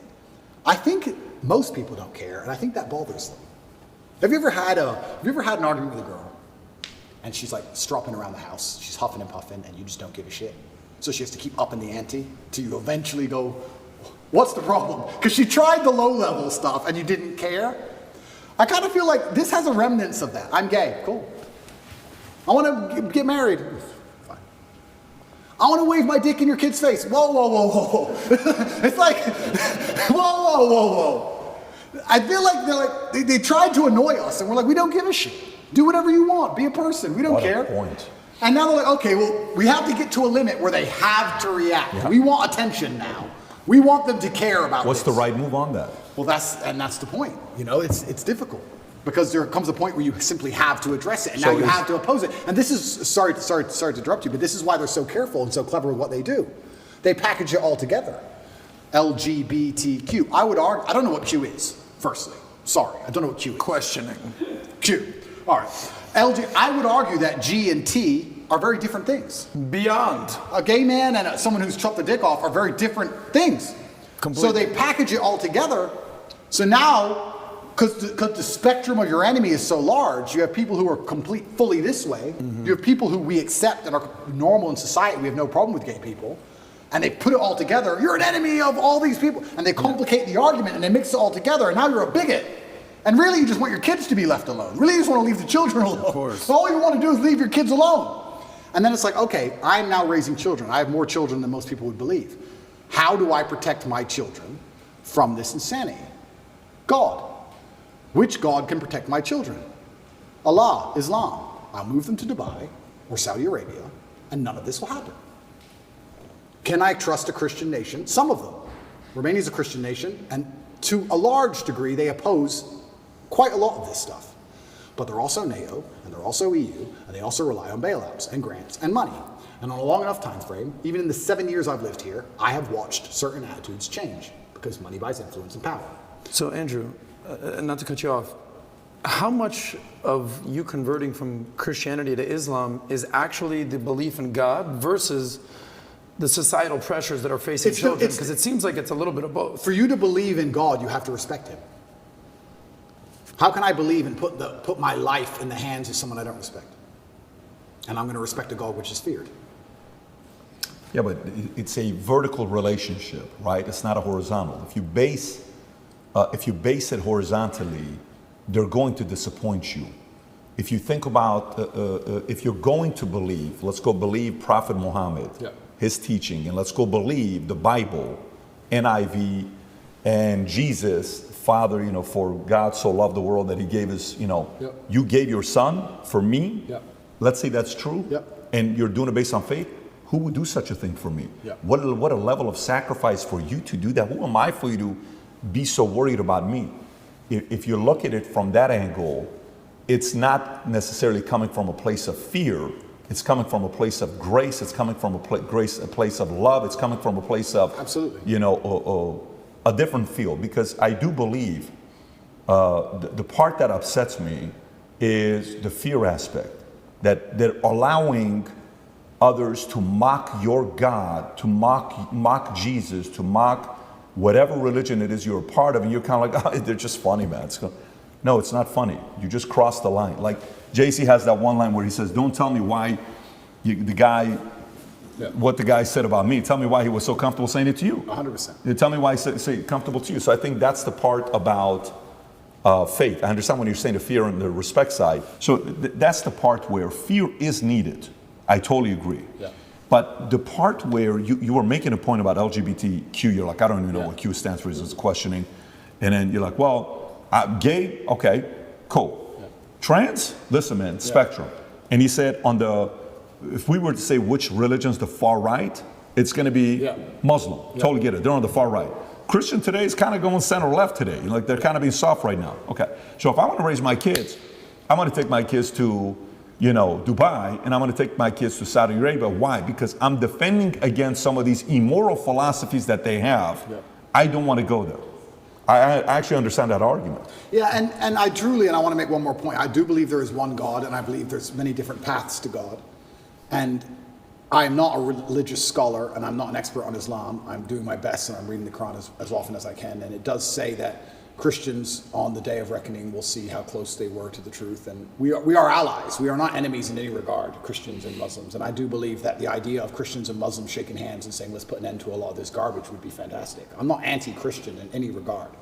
I just found myself, as I became more and more religious, seeking and looking for a faith which not only I could be proud of, but a faith which was guiding in regards to, I don't know what a Christian would answer to certain questions nowadays. What does a Christian answer to, I'm a transsexual and I want to show your kids my genitals. What's a Christian? Well, a Christian's supposed to say no, do they? I know what my Muslim friends would say.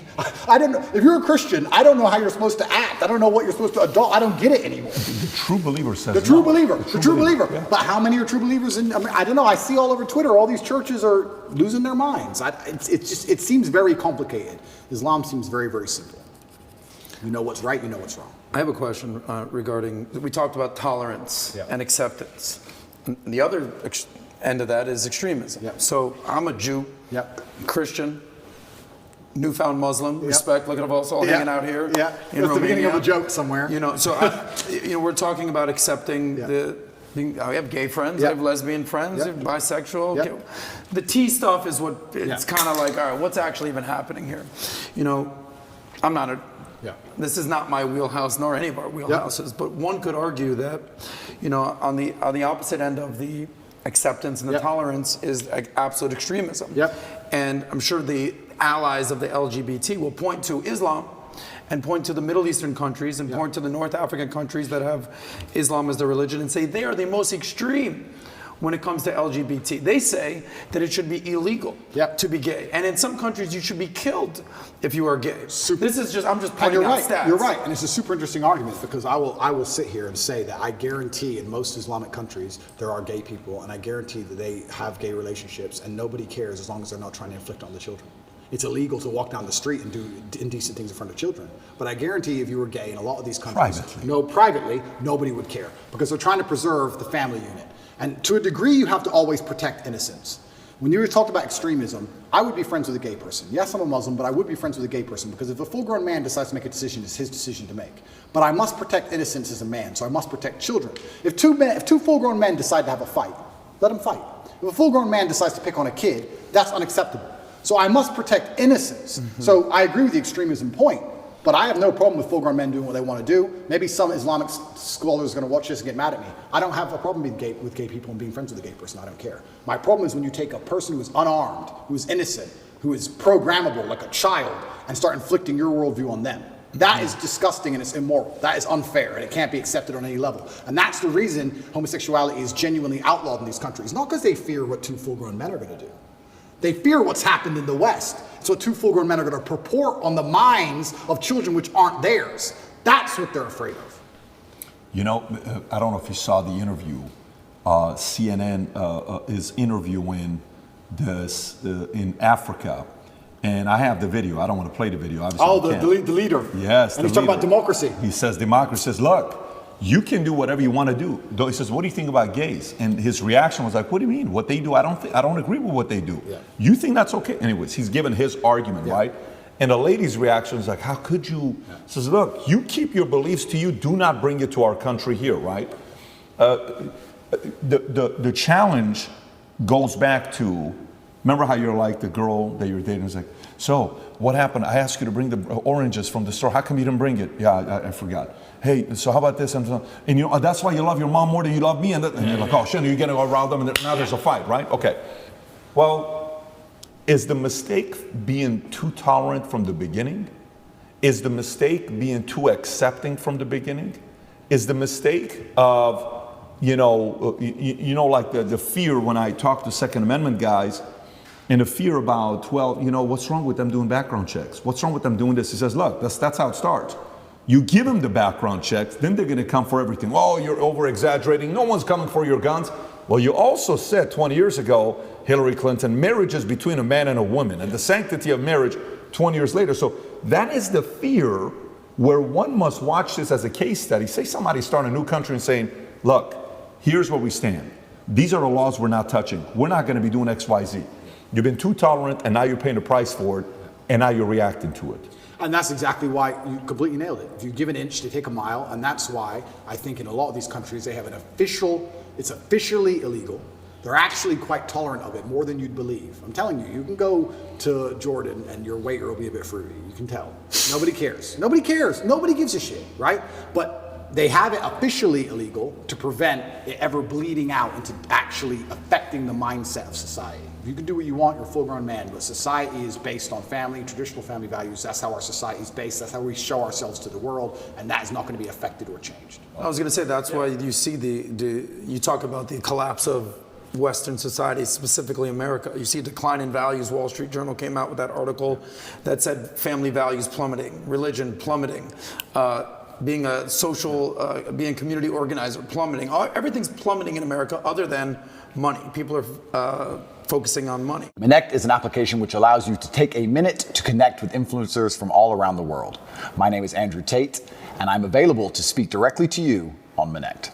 So it's interesting while you're talking about this whole religion thing, while you're in, who has reached out to want to support? We talked about this last time briefly. Yeah. Being a Muslim yourself, have some of the most powerful Muslims reached out, trying to help out, figuring out a way to get you out? Yeah, absolutely. They certainly have. And also the amount of mail I got from Muslims around the world was completely incredible. When I was in the cell with Tristan, he said, well, I'm Christian. Nobody's written to me. Yeah, so it was kind of amazing the support that you have from the Brotherhood, and you certainly feel part of the family, and I've had a lot of support from them as a whole. It was Ramadan at the time I was in jail, so my first Ramadan was in jail. So that was certainly interesting because you eat when the sun goes down. And my meal came when the sun was up, so I'd have to cover it up and try and hide it from cockroaches and wait for the sun to go down and then eat it cold by myself. But I felt like, if you're gonna do it the first time, you may as well jump in the deep end and do it hard. So I did that, and that was an experience. And jail as a whole, I mean, there's so many stories I can tell. There's so many different ways I remember it. There were times I laughed. I will sit and say some of the best days of my life were in jail. Get out of here. Yeah. And some of the worst days of my life were in jail. But there were days where me and Tristan, when we were finally in the same cell, there's times we laughed like we've never laughed before. I'll sit and admit that's absolutely not really true. I feel like if you're going to be the kind of person who strives for an exceptional life, which is what I am, I think I'd be a coward if I said I want an exceptional life, but I only want it to be exceptional in a good way. I don't think that's genuine. I want an exceptional life. And exceptional means away from the norm. And away from the norm means flying your Bugatti on a jet to Dubai and taking your own plane to meet it there. And it also means a Romanian dungeon with cockroaches on New Year's Eve. They're both exceptional experiences. And the times I was with my brother and it was just him and I, we truly had some genuine days where we laughed like we always laugh. Me and him laugh and have fun on a private jet, and we laughed and had fun in a Romanian prison cell because that's just who we are. And I also have to give my brother some credit while we're here. I would like to state that I absolutely, genuinely believe I have the best brother in the world. And I'll tell you why. I always knew I had the best brother in the world, but he proved it in jail, and I'll tell you why. My brother was put in jail for being my brother. He hasn't said any videos. He hasn't said anything on the internet. He hasn't said any of the things I've supposedly said. The Matrix isn't attacking him. The BBC doesn't print about him, nothing. Why was Tristan Tate in jail? Because it's Tate brothers. So they just took him and threw him in a cell. Now what's interesting is, when I got out of jail, so many people near me got heat. Old business partners got heat with the tax. They got hit with like tax paperwork, and they were calling everyone who's ever known me, and ex-girlfriends got heat, and all these people got heat. And some people complained, some people didn't. But some people were like, oh, since you've been in jail, it's been so stressful for me. The media's outside my house. I'm like, stressful for you? I was in jail. What do you want me to do? And people were complaining at me. And as these people started to complain, I sat there, I said to Tristan, you got thrown in jail purely for being my brother. And never for a fraction of a second did you even moan. Not even for a fraction of a second did he say, oh, they only put me here because of you. Why am I here? I'm innocent. This has nothing to do with me. Nothing. In fact, he said the absolute opposite. He said, I am so glad I went to jail with you. I would be furious if they sent you here by yourself. If they're going to lock you up, they better lock me up. And there was a time, about 2 months in, because there's less media pressure on Tristan, they were talking about releasing Tristan first. And he was saying, no, I won't leave without Andrew. Going down with the ship. I won't leave unless my brother leaves. Wow. I won't leave. And he was telling the guards, I won't leave. Keep me here. I'm not leaving. And they said, the judge says you have to leave, you have to leave. He goes, then I will stand outside the gate. I will sleep outside. I ain't leaving this jail. And our lawyer said, well, we can make an appeal to just release you because there's less media scrutiny around you. And Tristan's like, no, Andrew's in jail, I'm in jail. Refused to leave. He was adamant he had to stay. That's a brother for me. And it was the same for me. I said to Tristan, if they came into me and said, Andrew, go home, I'd be like, no way. If Tristan's in jail, I'm in jail. We're in jail together. He never for a second complained, never bitched, never moaned, and he was only in jail for being my brother. And then I come out and there's other people, oh, they sent me a piece of paper, blah, blah, blah. You're moaning? It's unbelievable. You truly learn, like I said, jail confirms everything you already knew about the world, and you truly learn who's on your side and who isn't. And that's good to learn, but it's actually crazy. The larger psychological analysis of it all, everyone lives inside their own minds, right? So it's kind of crazy. I came out of jail, and some of the first messages I got from people was them complaining about the problems me being in jail had given, like, you think that wouldn't happen, right? You think, oh, you come out of jail, people would be like, oh, are you okay? They're like, oh, you're okay? You're out now? Okay, yeah, well, listen, Mo. You'd be amazed. You'd be amazed. And I'm like, I was in jail. What do you want me to do? Yeah, that sounds unfortunate. I was in a jail cell. What do you want me to do about it? It's kind of crazy how much everyone's kind of self-interested. So it's been a learning curve, and you learn a lot about a lot of different people, and your circle gets smaller. And I think that's probably one of the reasons God put me in there, to just learn a lot and make my circle smaller. And you just have to listen to him and pay attention to it and say, okay, all right, you're off, you're off, you're off, you're on, you're on, you're on. But my brother, I have to give him credit, because I tell you, I also think me and Tristan are one of the best teams in the world because we have different roles inside of our brotherhood. My role is to be concerned and to panic. Not panic, that's the wrong word. I never panic. My role is to be concerned and try and fix the problem. I'm in jail, pacing up and down. How do we get out? And Tristan's role is to not care.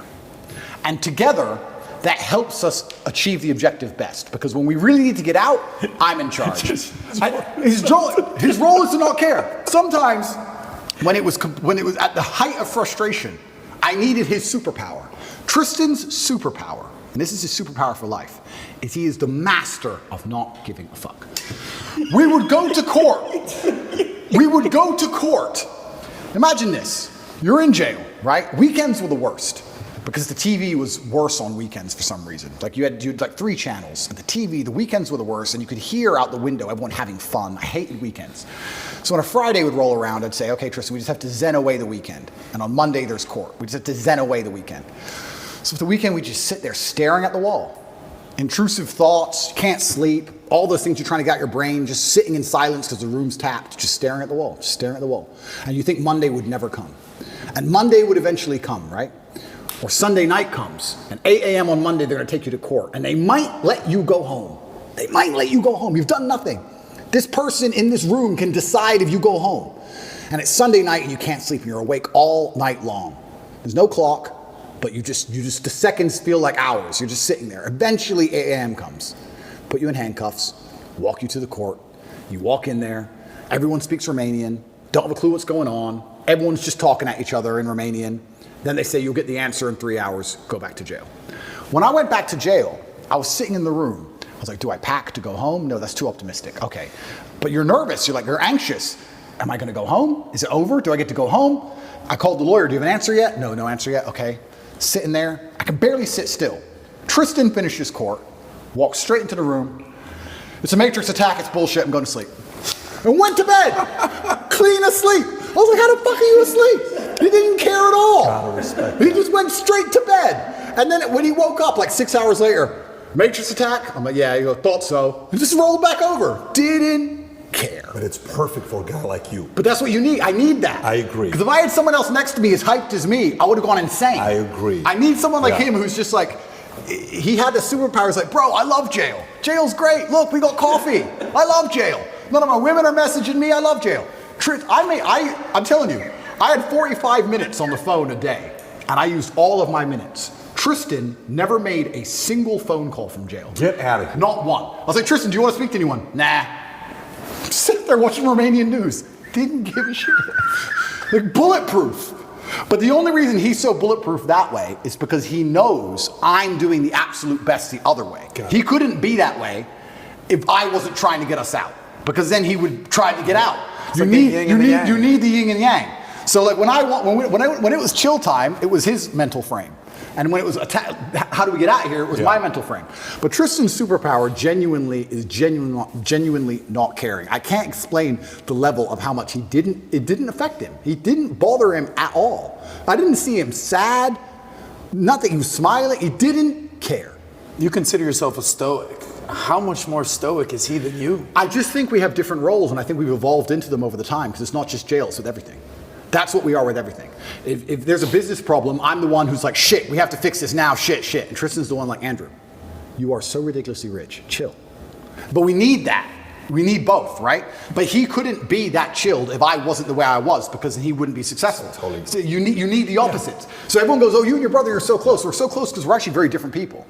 But yeah, he was amazing in jail. And even afterwards, I still struggle to sleep. He sleeps fine. Because I think my experience of jail was a far more stressful one. But I adopted that. Now, I'm not saying I couldn't have done what Tristan did. I could have done what Tristan did. If I were to go into jail and say, your MO is to not care, I could not care. But my MO was, how do I get out of this matrix attack? So I was the most stressed I've ever been in my life. So that's carried over. So I don't sleep. He sleeps fine, but he slept fine in jail. So why wouldn't he sleep fine now, right? So yeah, it was interesting, but I have to give him props because it's amazing to have that level of clarity. And he said things which were absolutely and utterly true, things I already knew, but it was nice to hear. I want to ask you a question on this. So I have two boys, Yeah. right? And one day they're going to watch this. They're not going to watch it right now. They're 11, 9, but they're one, they're going to watch Yeah. this, right? And in school, you know, I'll go and the kids that are, you know, 11, 12, 13, they're like, you Andrew Tate, you know, how was that interview? Oh my God. So 11-year-old kids are watching these types of content, by the way. That's pretty wild where they're at. But here's a question about brothers. There's a lot of brothers out there. As a father, there's certain principles I'm teaching them, okay? One, if you can speak from the idea of how your bond was built based on a man, your father, Emery, injecting certain values and principles in the two of you. You guys better do this. I don't want to see this. And then which part of the code did you guys create? Because there's friendship, but there's brotherhood. There's a very different story. Absolutely. How was that developed? Yeah, so my father, and I have endless stories about my father. A lot of people who dislike me would call him an extremist. I don't think he was an extremist. I truly believe I had the best father on the planet. And from a very young age, he made it clear. He said, look, you're Tates and you're going to have enemies. You're going to have people who are against you. Your best bet is to be a team. So whenever me and Tristan would fight, which happened, we got put in a room together. And we had to sit in that room. And my dad would say 3 hours or 4 hours in silence. He'd sit us down in the room, here, looking at each other, and say, if I hear a noise, I'm starting the time again. And we'd have to just, imagine, you know, when you're a kid and you fight and you're furious and you're so mad. And then you end up sitting across from the person you hate. Silent. Because if you make a noise, Dad gets mad. And Dad's outside, right? So just sit there, 2 hours, don't make a noise. We had to stare at each other. And over time, we thought, every time Dad was home, we just stopped fighting because it wasn't worth it sitting in this isolation, weird, silent stare thing. Because that's what happened on repeat. It happened like 5 times and we just stopped fighting. We'd fight all the time when Mom was home, and when Dad would come home, we'd literally just look at each other like truce. Like, we don't want to sit and do this thing we had to do. Yeah. So we became a team, and then I think it evolved from there because there's always been a hierarchy. I am the older brother, I'm the bigger brother. He does respect me for that. We both have opinions, but you know, it can be vetoed by me in the end. And we have our specific roles. My specific role is I'm the one who takes the most action. I'm the one who over worries. I believe, especially in business and many other things, I say it to all my staff. I said react fast, react early. Like panic early. Like panic now. I don't believe in waiting for things. It's just not who I am. I can give you a million different examples. If my email processor, this happened just before my cancellation, said, oh, we'll put your account under review. You'll have an answer in 72 hours. As soon as I get that email, within 3 minutes, I'm like, get a new one. Get a new one. I've never waited for anything in my life and it worked. I've never waited and it worked out fine. Ever. Every time it's your canceled, every time it's your deleted, every time, so I'm like, no, get a new one now. Just get a new one. I need today's email out, get a new one. We can't get a new one, no one will accept us. Build one. So within a day, we built our own. Like, I'm the panic fast and early guy. Tristan's the complete opposite, and that makes us a perfect synergy, and I super need him, and I need his energy. Especially in jail, man. He was fantastic in jail. He was like, Andrew. I was like, what? He goes, if when you were 18, they told you could be one of the richest, most famous men on earth, with street cred in every single city that knows how to speak English, all you had to do was sit in jail for 2 months, would you have taken it? I was like, yeah. He goes, and what the fuck do you care for? It's like, true. I would have taken that. He goes, I know, he used to say that, what kind of man hasn't been to jail? That's what he's saying. He used to say, what kind of man hasn't been to jail? He loved jail. He was loving it all the time. He goes, what kind of man hasn't been to jail? Of course I've been to jail. I'm Tristan Tate. Of course I go to jail. Like, he didn't care. And his energy was amazing to tap into. But we both understand that neither of us could be us without the other one's polar. And that's why we live together. That's why we'll always live together. I've had a lot of like women try and say, why do you still live with your brother? Why don't you want to live with me? Da-da-da. And I try and explain to them that, one, I don't think I can be my most competitive without him. 2, I'm most emotionally stable with him. I like the idea. I'm most competitive with him. I'm my best version of me. If it doesn't matter if I have to go into a fight, doesn't matter if I have to run a business, I'm better with Tristan by my side than I would be by myself. And 3, my ideal family life, even my ideal family, the way I live my life now, is very much more like a clan than a nuclear family. I like me, my girl, my kids, Tristan, his girl, his kids, my cousin, his girl, his kids. I like this idea of lots of people. I like that. I like that feeling. So girls say to me, well, you don't want a family. Like, no, I want a family bigger than you want. I just don't want to just sit with you. I want a lot of people around me, and I think it's better for that, and I think it's better for the children especially also. I think they enjoy it more. But yeah, I've got the best brother on the planet. I truly do. And this is why I'm saying some of our best days of our lives are in jail. I was going to ask you that. You guys live here in this compound. It's an amazing place. I was going to ask you, you kind of just answered it, but you foresee yourself living with your brother the rest of your life? 1,000%. 1,000%. I can't imagine not wanting to live with Tristan. If you want privacy, you have privacy, right? We have a big house. So it is what it is. You're on one wing, yeah, he's on the other wing. It is what it is. But I can't imagine him not being around. If there's a problem, I just shout his name, or I just can't imagine it. And I know I'm my best self. Also, there's the overall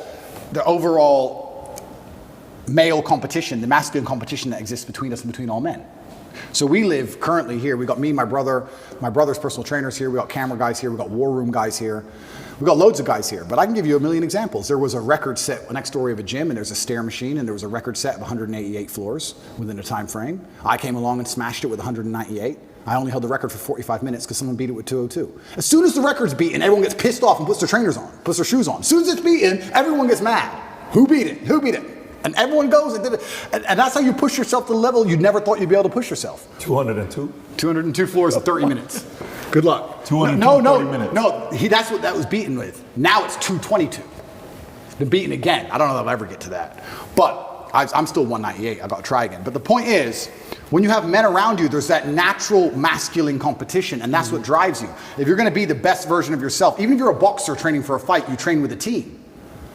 You train with other boxers. You train with other boxers or other trainers. If you're on a football team, you're pushed by your team. I think life should be the same, right? Imagine you took the normal average man and you moved him into a house of 5 people, and you had a philosopher and a fitness expert and a hypnotist, whatever it was. That will make him a more competitive person overall, because he's trying to compete with all the other people who are on his level. You don't want to take bitch position. So I don't like the idea of my life without masculine competition. That's why I'll always live with my brother. And if you met a girl one day who says, Tate, I want to have your babies, live with you, but it's kind of weird that your brother's here, what would you say to her? Yeah, a few of them have said that. I offer some degree of compromise. I'm like, look, we can have our own house separate if you really want, but I'm going to be spending a lot of time at that other house, including nights over. I want to stay with where my brother is. So you would compromise a little bit, but he's going to be living next door or with you. 100%. And I don't think, and that may be unusual in the Western world. I don't think that's unusual in many places. I love that, by the way. Well, you talk about this all the time. Oh, you don't even know how much I love that. Yeah, I love that. To me, as a kid, that was a dream. Like, if you could, right next to each other, there's a family in our community, billionaire family. They live right next to each other. The oldest son has the biggest house, 12,000 square feet. Then the youngest son has the second biggest house, 8,000 square feet. And the parents live in a 6,000 square foot house right next to each other. Absolutely. Okay? The 2 boys have 4 kids. The 8 kids are always together. Absolutely. What a great environment. Absolutely. It's a dream environment. Absolutely. I can't see how a person wouldn't buy into that, the benefits of it. And there's also benefits for the relationship, because I think you have a better relationship with your woman if she can go and talk with other women and be with women, and I'm with guys, and then you're together sometimes and you can split it out. It's better for everybody. This whole idea of just man, woman, boom, child bang, I understand where it's come from. I'm not saying it's all typically bad, but I do think that in those scenarios, there's a lot of men who are particularly miserable, particularly men especially. And the idea of a clan and having that team around you, I love that. I wouldn't live any other way. I love living that way. Well, being born and raised in Miami, there's a lot of Latin culture there. Yep. And, the American friends, they just move out, move on their own. That's what they do. But in Latin culture, the abuela's living in the house, the family's living in there, the women are all kind of congregating together. It's a different world. We can also discuss it financially, right? If you're a man and a woman and you have 3 boys and they're, let's say, traditional, Western, whatever, they all go and pay 3 different rents and they all move in with their girlfriends and everyone's getting wrecked, right? If you all stay together and combine your income, you also do much better financially. This is how a lot of immigrants even survived, especially Muslim immigrants in England. I've heard you tell the story about that. Absolutely, yeah, they all stay together in one big house, they all pool their incomes. You have a bunch of people with average jobs and Ferraris on the drive. And then they buy the house they're in, then they buy another. You pool the incomes. If you all split and separate and just spread out, you're just paying all different rents, all different electricity bills, and you just go broke. You have to think of the last name and the generation and the clan as a whole. So yeah, I love the idea of living with my brother. I'll never live without him. And yeah, his woman can move in, of course. His kids can be around me. Of course, I'm uncle. Why not? I have no problem with that. That's a dream. Let's transition to a couple other topics. So, I saw a video by the president of Microsoft, Brandon. I think it was the president of Microsoft who said, you're going to see one of the biggest threats in the future being deep fakes. Okay. And then you saw a similar thing being said by Google, Sergey Brin. You're going to see what's going to happen with deep fakes. And then the example of deep fakes was given by the actress from Wonder Woman. What's her name? Gal Gadot. Gal Gadot, right? There was a deep fake porn made of her. Then there was a deep fake video made of Trump. Then there's deep fake of Joe Rogan. There's one of Morgan Freeman. Hi, I am not Morgan Freeman. Kind of goes like this. Wow. So the direction we're going with deep fake, right?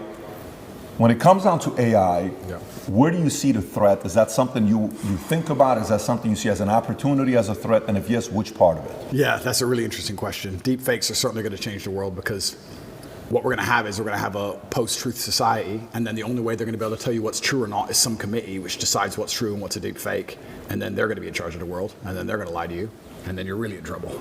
So that's going to be very interesting. Once you get to the point where, what did I say earlier about not being able to trust your own eyes? They're going to take that away from us soon. Then what? Then you're really in trouble. In regards to AI, I think it has to be adopted. Inside of my school, Hustlers University, we teach AI with absolutely everything. A lot of the images we generate, even on my Twitter account, is all AI. And what's actually scary about the modern world is, I don't consider myself old, I'm 36, but some of the children, I call them children, 17, 18-year-olds inside of my school, Hustlers University, they're AI wizards, and they can do magic with this stuff. Magic. Like, they can literally, genuinely, Andrew Tate on the moon, and the image is generated in seconds. Like, artists are going out of business. I thought AI would put truck drivers out of business. Artists are going out of business. Musicians are going out of business. It's kind of scary. I do like to think that with things like AI, there's always going to be some degree of natural separation between the men who are genuinely inventive and killers and the men who are more... Let me change the way I say that. I think if you're an exceptional person, a truly exceptional person, you don't have to be afraid of nearly anything. But you'll probably agree with this. In my experience, in nearly every business in the world, you have 10% killers, and then you have a bunch who want the paycheck. They do their job, but I wouldn't say they're killers. You understand? Mm-hmm. And we live in a society for a long time where I can even tell you now, sometimes when I hire, I'll say to my cousin or to my COO, I'll say, look, either get 1 killer or 3 normal people. Because that's the reality, that's the basic, you either need 3 people to half do the job or you need 1 killer to do the job. And I think that those 3 people who half do their jobs, enough to not get fired, they turn up most of it on time, but they're not really that motivated, those are the ones who have to fear AI. I think businesses in the medium term are going to become killers and AI. I tell them now, I have some guys who work for me on one particular company and their sales staff. I was reading through the sales scripts. The killers doing really well. But the average guys, I said, you're not doing much better than ChatGPT could do right now. I want to warn you that you're not doing much better than I could replace you with a machine today, let alone in 5 years from now, for free. You need to be careful. So I think it's just becoming more and more competitive. The idea that you can just be Joe Schmo, do your job, turn up, I don't try that hard, it's fine. I think that's all going to go out the window because as the world becomes more competitive, as a company, you have to compete with your competitors. And the only way you're going to be able to do that is just where do you cut the fat? Where do you cut the slack? When I see AI popping up and getting more and more intelligent in the way it's talking, that doesn't scare me. But I have a way with words. If I was Joe Schmo, I'd be afraid. This chat GPT can probably text your girl better than you can. He'll probably get laid faster than you will. That's a little advice for the guys out there right now. Just plug it into your phone. It'll do better than you do. So that's scary, you know? That's hilarious. I think that's what the average man really needs to struggle. And I've been saying, this has been my message for a very long time in all realms. I've said for a very long time that life for the average man is going to get harder and harder. It's becoming more and more competitive. You need to find more and more ways to stand out and be unique. And the only way to really do those things, unfortunately, as a man, is to suffer. And that's one of the reasons I'm kind of glad that God put me in jail, because if you look at anything that builds a man into a man, there's a degree of suffering. It's very hard to become a man and have a man who's respected and has stories and is capable when he only had a nice life and nice experiences. It's usually the things that made you the best version of you are usually the worst things that happen to you. So the demons I carry from jail, the fact that I can't sleep. The fact that I can't sleep, I've had girls say to me, you can't sleep, you need to see a psychiatrist. And I said, absolutely not. I would be furious if a psychiatrist walked in here and took my demons from me. I don't care if they could fix me with a click, they're mine. And they were bestowed to me by God. And they are mine to deal with, and they are mine to fix, because that's how I become a better version of me. I would be furious if someone took them away from me. I'm glad I can't sleep. Good, I can train endlessly. That's why I'm bigger than I've ever been. I'll train I'm not gonna waste a minute. But all the demons that have been given to me by God and all the problems that have been given to me by God are mine to fix. I would never, ever allow anybody else to take them from me. I'd be furious. Mm-hmm. If a psychologist came in and said, I could cure you, I'd say, no, thank you, I will cure myself. I don't care if it takes 10 years. I'll cure myself, that's my job. And I know that when that's done, I will be more mentally resilient than I ever would have been without jail. That's the whole point of it, right? So many men say, I want to be the man, but they don't want to suffer, they don't want to fight, and I don't understand why, because even if you look at a superhero movie, they tell you, even in superhero movies, they make it very clear, Batman's parents died, that's why he's Batman. All the bad things have to happen. There's no way to get there without the bad things. I get so many emails from people complaining about their bad things, and I don't have time to reply to any of them, but if I could, I'd say, good. Good luck, congratulations, off you go. Of course she broke your heart. Of course you're sad, of course you miss her. She's with me now. That's life. That's part of it. That's the only way you're gonna get to that level of resilience. You can't become the man any other way. So yeah, I thank God for everything bad that's ever happened to me and all the demons, and I trust that he's not gonna give me anything I cannot, in the end, decipher and deal with. In the end, I think it's a puzzle, and you decipher it, and you work out the best way to deal with it, and you internalize the good parts, and you become a better and stronger and more resilient person for it. Mm-hmm. So I have to thank God for every single one of them. Well, I mean, you got to go through shit to be the shit. That's basically what it is. And by the way, what you're saying is not a hypothetical. You talk about being the average man. You see this play out on dating apps these days. Have you seen what's happened, especially on Instagram and on all the dating apps, Hinge, Bumble, and out there? The top guys out there are getting 90% of the women, whereas the bottom guys, I think the stats are a third of men under 30 have not been laid in a year. If being average is not acceptable anymore. At all. It's not acceptable anymore, and it's not acceptable in the sexual marketplace, but it's also just not acceptable, I don't think, even in life anymore. Period. You have to diversify now so much to even protect yourself. The idea that you can just be a law-abiding citizen in a country and just work your job and be okay is gone. It's gone. If COVID doesn't prove that, I don't know what will. Yeah. Look at my situation. You have to diversify. You have to be smart enough that you have assets and friends and capability and lawyers and whatever all over the world now. That's the only way to protect yourself. You can't just sit within one jurisdiction and go, oh, well, but I don't speed, so it's going to be okay. I don't think it is. I think it's coming to a point where it's not going to be okay. And AI is going to make it harder and harder, again, for those average men. It's going to be harder and harder. I don't think the exceptional men are ever going to suffer from AI. I think we're going to use AI.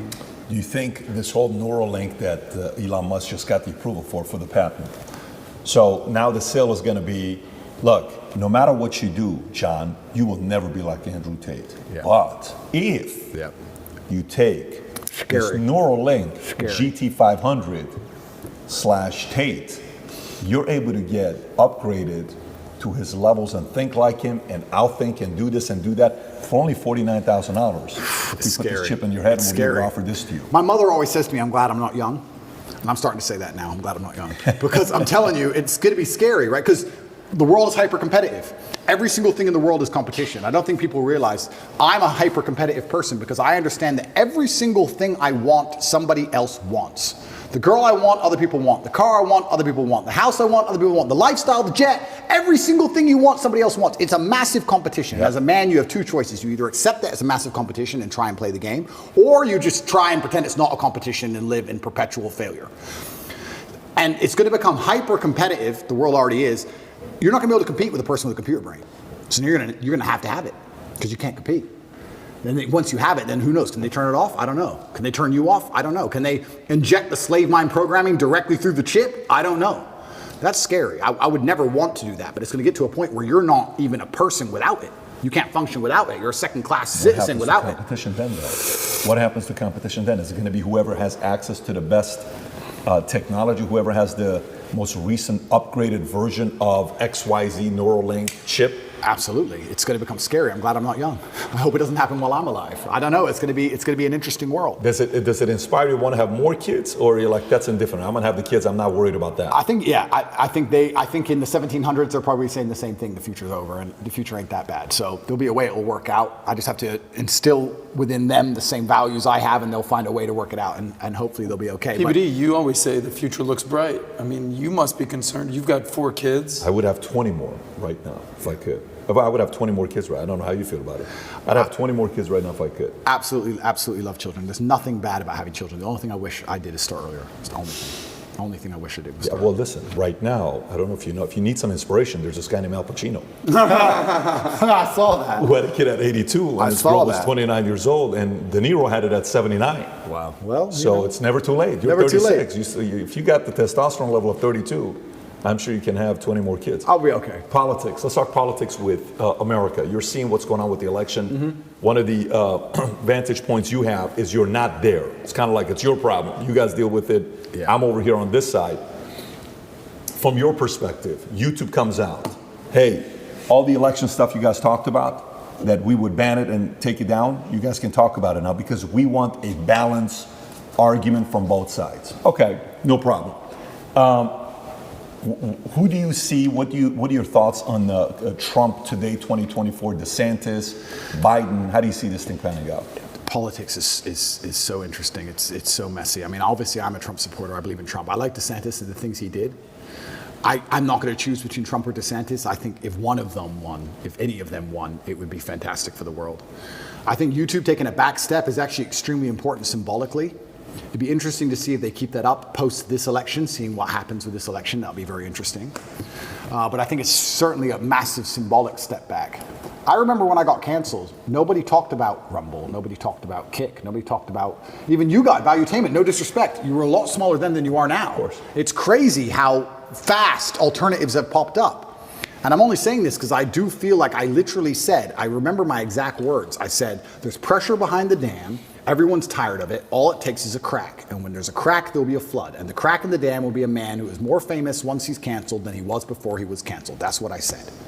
Now they're trying to put me in jail, which is making me more famous again. I'm not saying it's all because of me, but I'm saying there's definitely a public consciousness switch where the arbitrators of truth are having to backstep now. They've overused their power. They overstepped their power exactly like we said they would. And now they're allowing open discourse. So I hope that America has a free and fair election. That's what I'm praying for. I think every country should have a free and fair election, especially when we're going to fly fighter jets and drop $500,000 bombs on farmers who've never made $5 in their day under the guise of democracy. If we're going to bother to do that, then we should at least have a democracy ourselves. So I think a free and fair election will be interesting. And I think the will of the people should be done. And that's how America was built and founded, and that's what I would like to see. And I do think that America does lead the public consciousness overall as a whole. I know what you're saying about me being over here, but I do think that which side wins does have an overreaching effect overall on the entire planet. America is still the most powerful country on earth. It'd be very interesting to see what happens in 2024, we'll put it that way. Crazy question for you. He gets approached all the time. PBD, when you're running, PBD. He goes, listen. I'll vote for you, bro. Yeah, he goes, listen. I was born in Iran, made in America. I can't run. Well, when are you gonna?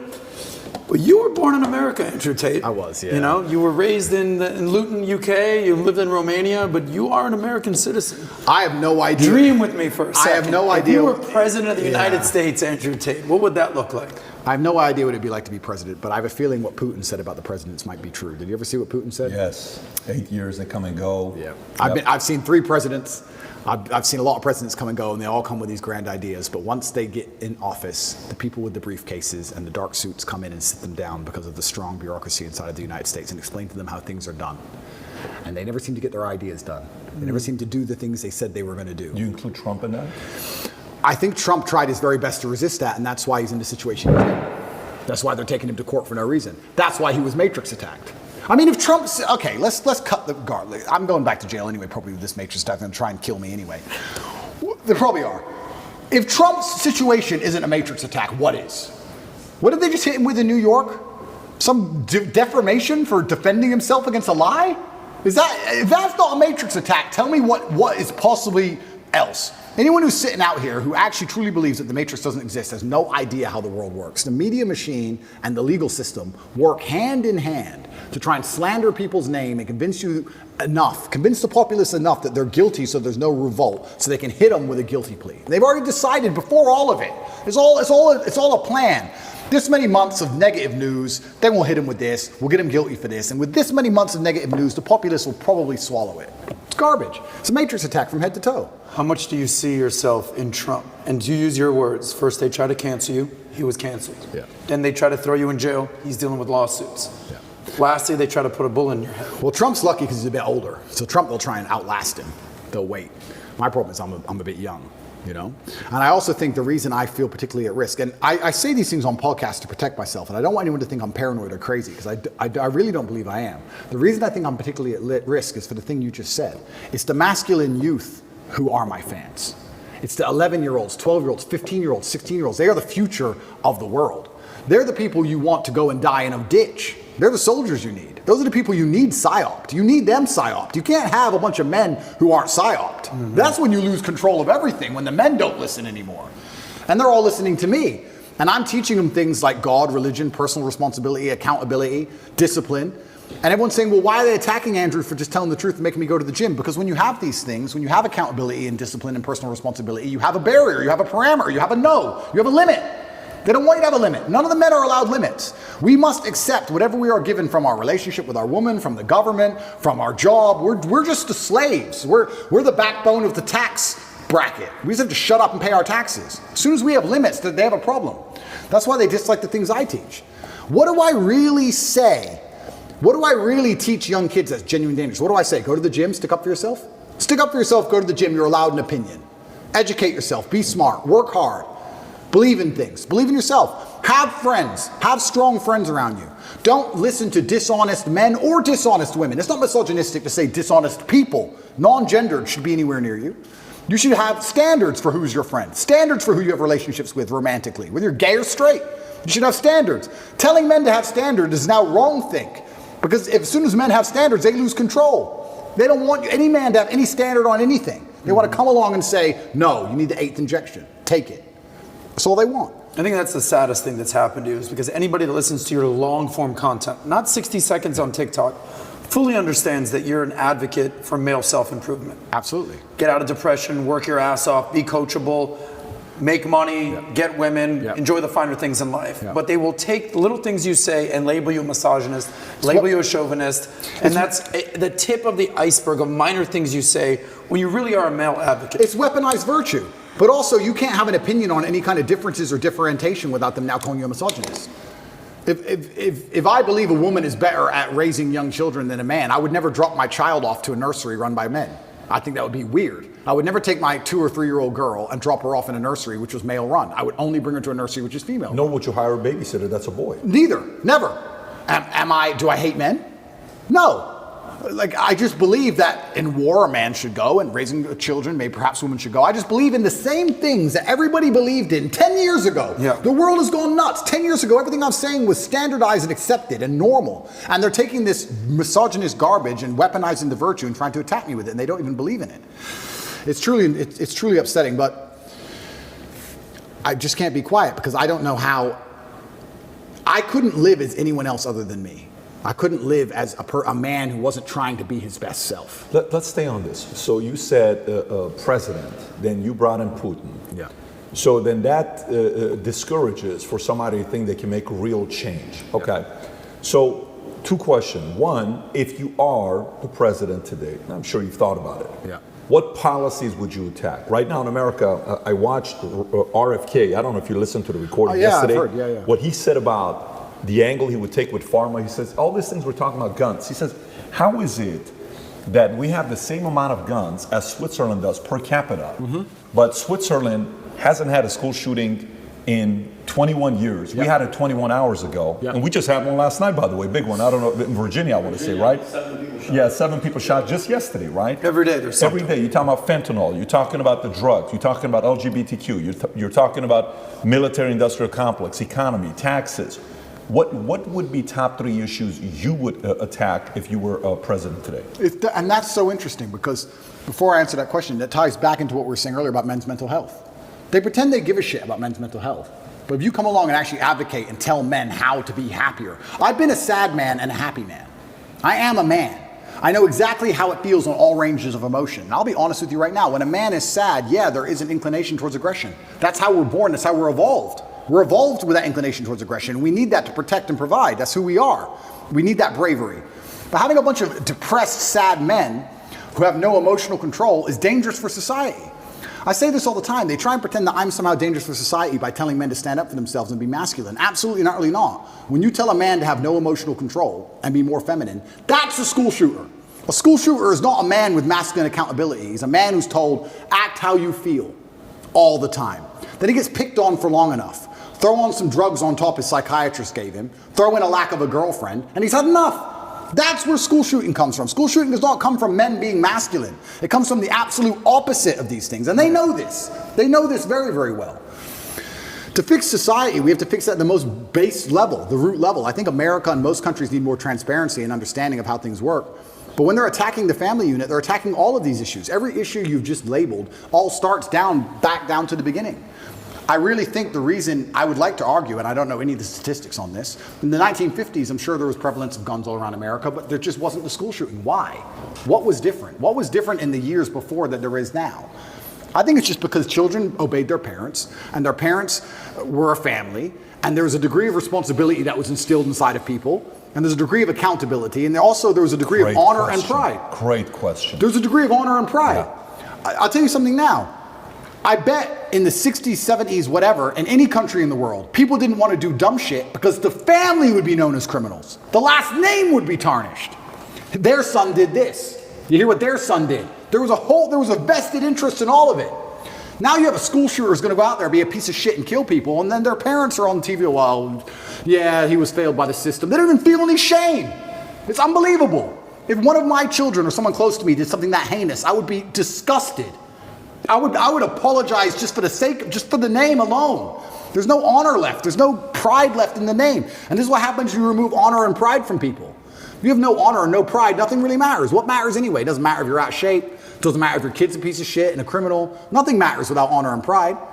And this is done on absolutely every level. I said this to Tristan the other day. I was actually saying, we were driving, well, the other day, long time ago. I haven't left the house in a while. We were driving and I said, even on the most base level, I said, every building is ugly. Have you noticed that every new building is ugly?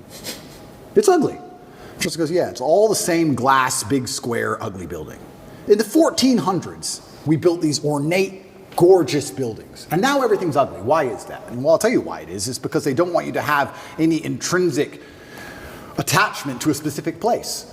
If all the buildings are beautiful in a specific town, you have intrinsic attachment to that town. You care about that town. You want good things for that town. You'll protect that town. You'll defend that town. What is that? That's a barrier. That's a parameter. If everything looks the same all the time, you'll just move. Who cares?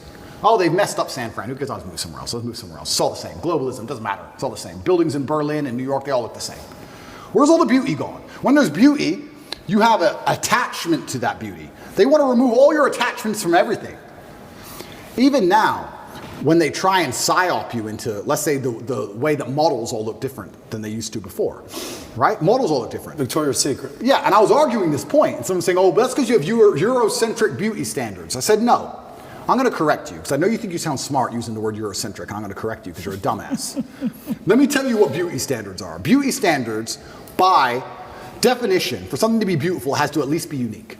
If everything is beautiful, then it's not beautiful. If everything's beautiful, then it's standardized. For you to take a model who looks the way they look without any effort at all, and they look like most out of shape, uninteresting people on the street, you cannot call that beautiful because it's standardized, you can see it everywhere. Beauty means it must have been difficult to obtain. Whether it's a building, it's difficult to make because it's ornate, or a woman who's trained really hard to have a beautiful figure, that is difficult. Difficulty and beauty are linked. You can't have beauty without difficulty. You cannot show me another model and tell me that my Eurocentric beauty standards are saying she isn't hot, because that's not why. She isn't hot because she's made no effort. She hasn't tried. That's why. And they're doing this with everything. Everything is ugly. Nothing has a standard. Nobody has to try for anything. No parameter. No baseline belief of what's true and what's false. Everything's subjective. Your truth. No, there's the truth. There's no such thing as your truth. And this is an attack on every single level. They're assaulting us from everywhere. Even the buildings they build are assaulting you, so you can't even just drive through a town and go, wow, look how much energy has been put into this place. I love this place. I will not allow them to do it to this place. Now it's just like, we can move there. Let's move there. It's all the same anyway. It's all a Starbucks on the corner and a 7-Eleven. Who cares? It's all the same. Why fight? Why fight for any of it? It's all done purposefully. I'm telling you, call me a conspiracy theorist, call me crazy. I don't understand why an architect would now decide, who hires an architect? I'm going to build a building. Let me hire an architect to come up with the same sketch of the same bullshit building, which is already existing everywhere. How much did I pay him? Hey, what we're going to do is we're going to build a skyscraper made of grass that looks like every other one. Is that it? We did all this 600 years ago. We built cathedrals and now we build this crap? Why? Everything is on purpose. It's all a psyop. It's all a psyop. When they're putting these models on there, the psyop is you don't have to try. You don't have to try at anything. Don't try. Doesn't matter. Just don't try. Wait for the government. We'll give you some food stamps. You'll be okay. It's participation trophy. It's slavery. It's slavery. When you need to do every single thing they say to eat, that's their end goal. That's what they want. It's slavery. They don't want you trying anything. Even going to the gym today is an act of rebellion. Even being in good physical condition is an act of rebellion. If I put up a photo of me and I'm in good physical shape, there are people who write underneath it, oh, you're dumb, you train so dumb. They insult you for it. Like, you're a bad person because you have standards for yourself. That's the level of bug man they want to get you to. Of course, these people will give up meat and eat the bugs and live in the pod. Of course they will. They have no standards. They have no self-respect, no standards. Of course they can live in an ugly building, a big, ugly matrix pod. That's all they want. Is it somebody has to sell you on that? Or is it going back to conditioning? Or what would it be? Is it someone selling you or is it conditioning? And it goes back to my original point about the family. I do believe that the reason we didn't have so many problems before is because I believe the families had standards. And some cultures still do. I have friends who are Chinese. My dad, I cannot not get an A. That's just their culture. When my dad was still alive and he was teaching chess, my dad would charge $400 or $500 an hour for chess lessons. And towards the end of his life, he goes, all of my students are Chinese or Indian. Nobody else wants to spend money, $500 an hour to teach their kids chess. Only the Chinese and Indians will spend that money to make sure their kid is that good. So that's it. They're the ones who invest the most in their children. They still care on that level. But most families don't wake up and go, I want my children to act a certain way for the legacy, for the family name as a whole. I'm instilling standards upon them because of the last name. My entire life I've had standards instilled upon me. My entire life. Your last name's Tate, you can't do that. Your last name's Tate, you're not allowed to do that. Your last name's Tate, but hit him back. I've been like that my whole life.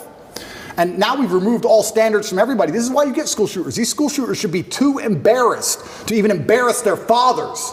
They should wake up and go, I would never do this to my family. And I'll also, this is definitely gonna get me canceled, but I'm gonna say it because it's true. I'll say it by extension for suicide.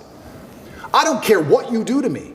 I'm Andrew Tate. I cannot kill myself. I can't. I'm not allowed.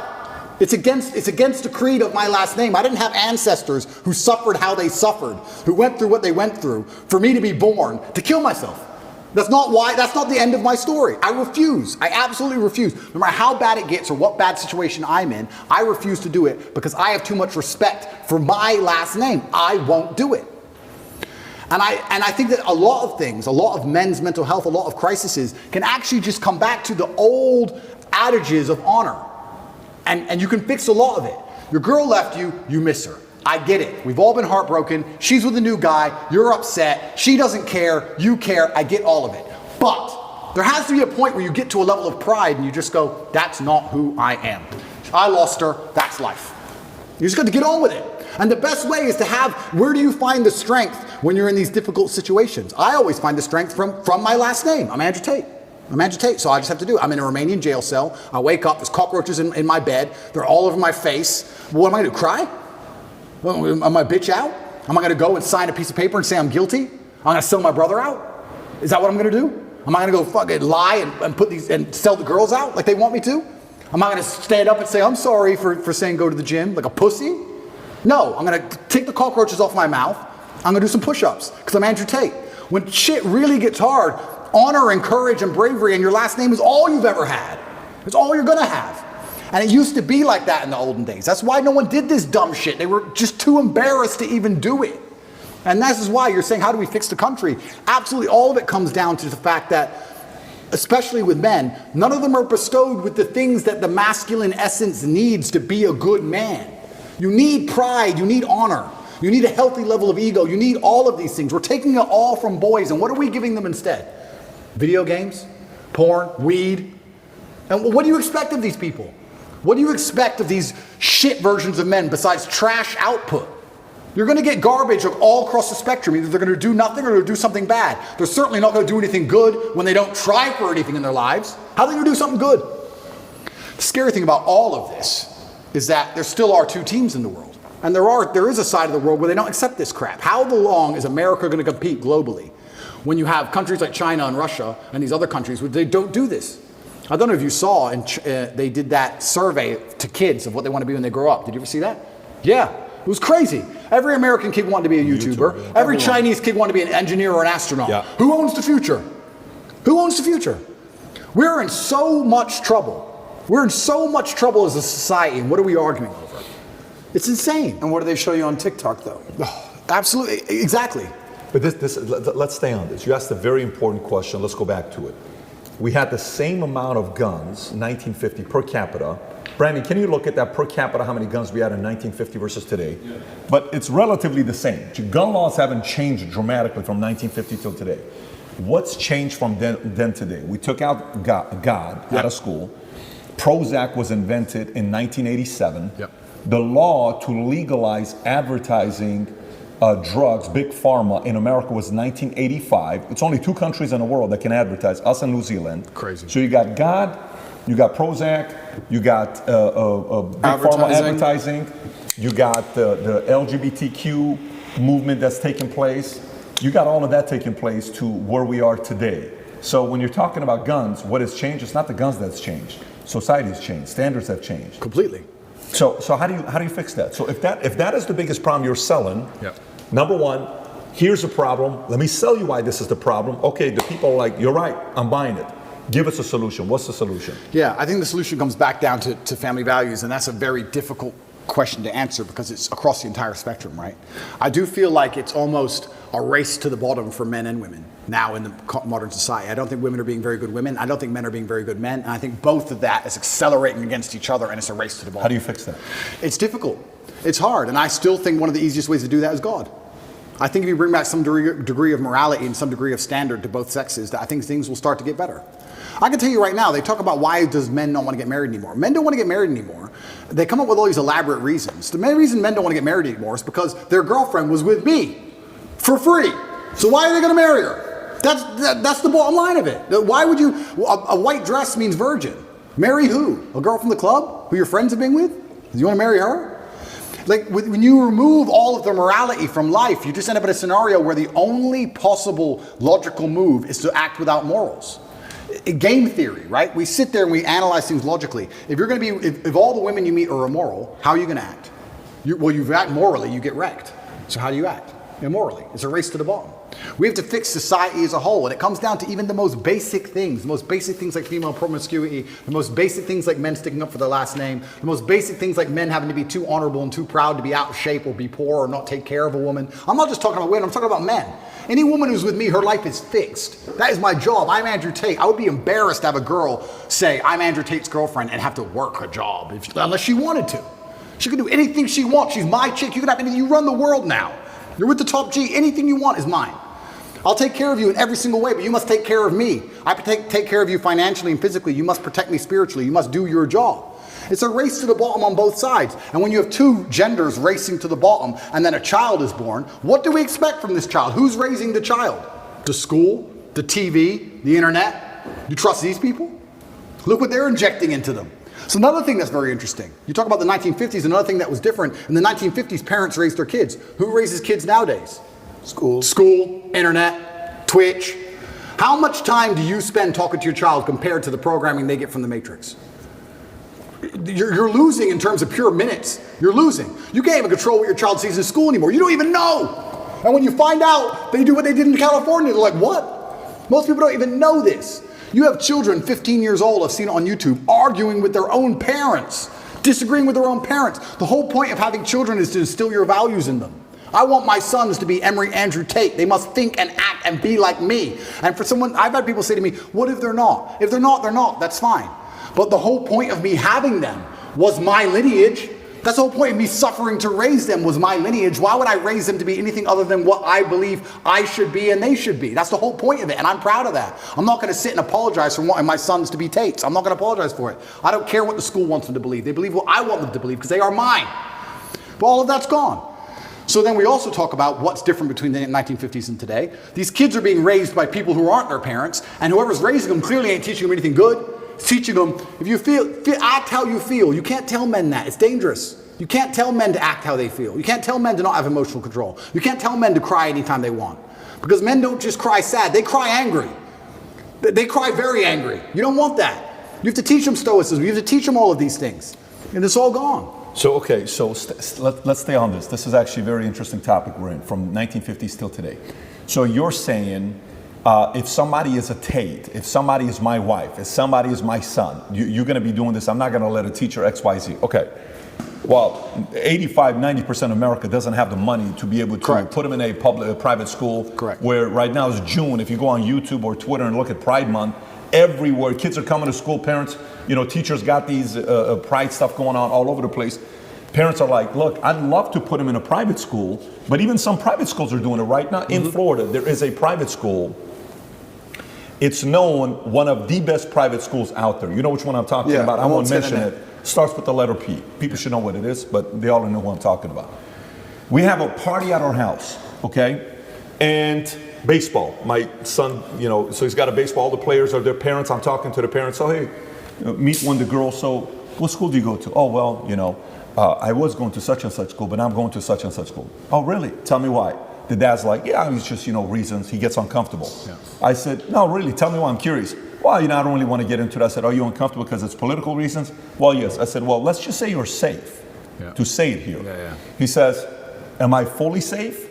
I said, what do I need to tell you for you to know you're fully safe? You're fully safe with us because you know my position. Yeah. He says, fair.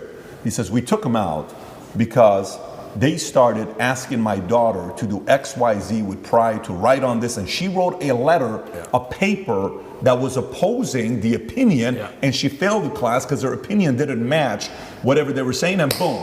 Now, so I said, what's going on with that private school? That school's $50 grand a year per kid, the one that's grooming. 50 grand a year per kid. Yep. There's an exodus from this school to go to other schools. So one, some parents don't have the option, Andrew, to say, you and I are not worried about it. I'm not worried about it, but the people I'm leading, they're worried about it. Absolutely. How do you fix it if you're that person without the resources you got? And that's another thing that's difficult, because I have two answers to this question. I have the arrogant answer, and I have the answer that I believe is helpful. I know the arrogant one, but give both of them. I'll give both. Yeah. The one I actually believe is helpful. This is where I think things like we discussed earlier, like the Klan comes into effect, right?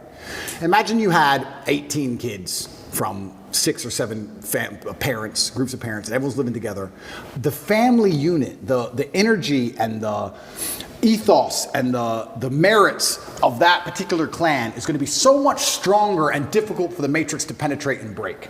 Their best friends are the people they live with. The kids live with the other kids who believe the same as them. The parents all agree. When you're a clan, you're far more difficult to attack and assault. So I would say the first thing I would do if I was a parent of normal income, I would try and find other parents who agree with me and try and find other people who are ideologically sound, and I'd make sure that our children are friends and they spend the most time with each other, and I would try for us all to go on holidays together, and I would also put in conscious effort to try and deprogram. I don't think many parents say to their kids, what did you learn today? I'd be doing that not to check on the kid. I'd be doing that to check on the school. But let me challenge you what's going on. Sure. So let's role play. Go ahead. Ask me the question. What did you learn at school today? So today we learned that, Dylan Mulvaney had the courage to stand up for her beliefs, and she's a hero because she's out there and she's helping a lot of other people that are going through challenging times be able to stand up for themselves. Okay. What are you going to tell me? I would say, why do you think they want you to believe that?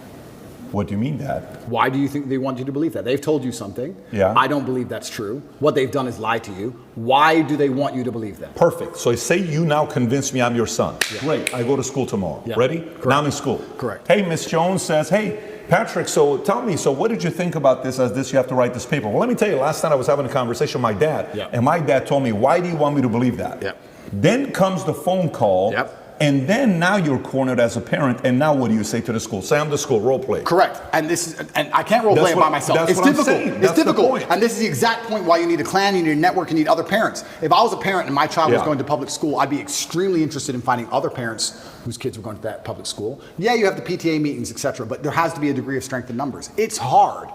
You can say homeschooling, that's the cop-out. But the other answer, the more arrogant answer to this, is actually an answer I gave after the subway incident. You know, in New York with the subway where they choked the guy and he died. Yep. I get asked all the time, Andrew, what would you have done in that scenario? It's a very difficult scenario. I mean, we can argue whether he choked him too long, whether he was trying to protect people. There's a bunch of arguments. But it's very unfortunate. This goes back to what I was saying earlier. You can no longer just be the average man, the average citizen. I insulate myself from so many problems with money. I know this is a terrible thing to say and people aren't gonna like hearing it, but it's true. I never have to worry about some garbage on the subway. I never have to worry about, do I stand up and defend this woman or allow her to get attacked because they're gonna put me in jail? I never have to worry about some fight on a plane because the ticket was $40. I never have to worry about my kid going to learn something they don't wanna learn. I don't have to worry about any of this because money protects me, right? So when I say this, like if I have a girl and she's saying, all you do is work, you need to be a dad too. I'm being a dad by being rich. That's me being a dad. That's how I protect you all. I'll work 18 hours a day every single day. That's me being a dad more than almost anything, because that's how I protect you and everybody else from all this insanity. It's the only way to do it, because you need to be flexible. We're fully on the same page. I'm on the same page as you. I also want to make the money, so I get to pick and choose. Yeah. What I'm talking about is a message, because the reality is not everybody is going to go out there and make the Correct. 10 a month or Correct. whatever you make. It's just not going to happen. Correct. The market's not set up that way. Correct. Quite frankly, not everybody brings that kind of value to the market. Correct. To garner that kind of pay. You know that, I know that. Correct. Okay, how can you and I help the audience that is sitting there, great citizens, Yep. net positive. Yep. They take their kids to church on Sundays. Yep. They work their butts out. They're doing their best to keep their marriage together as hard as it is. Yep. They're paying the bills for the kids. They're making 80 grand, 120 household income. Yep. They can't talk like you and I. You're right. What do they do? You're right. Let's give them the solution. You're right. So if I was them, here's what I would do. I would make sure that my family had core parameters and core beliefs that we believed in, and I would fact check everything my child was told against those core parameters and core beliefs. So let's say one of our core parameters and core beliefs was hard work. We believed in hard work and dedication. When they came home and told me something about body shaming or the fact that models can change, I'd say, does that agree with the beliefs and the merits that this family has decided we're going to operate under? Yes or no? I would have a framework, I would have a gate which ideas have to penetrate through. Every idea has to be fact checked against a gate, a parameters of set values that was stuck to my last name. Honor, courage, discipline, hard work, whatever those parameters are. And I'd say to my child every day, what did you learn in school? I'd listen to it and I'd say, does that align with our value on this? And also, I'd make this very clear, because this was done to me as a child. I'd make it very clear to my children that they're exceptional.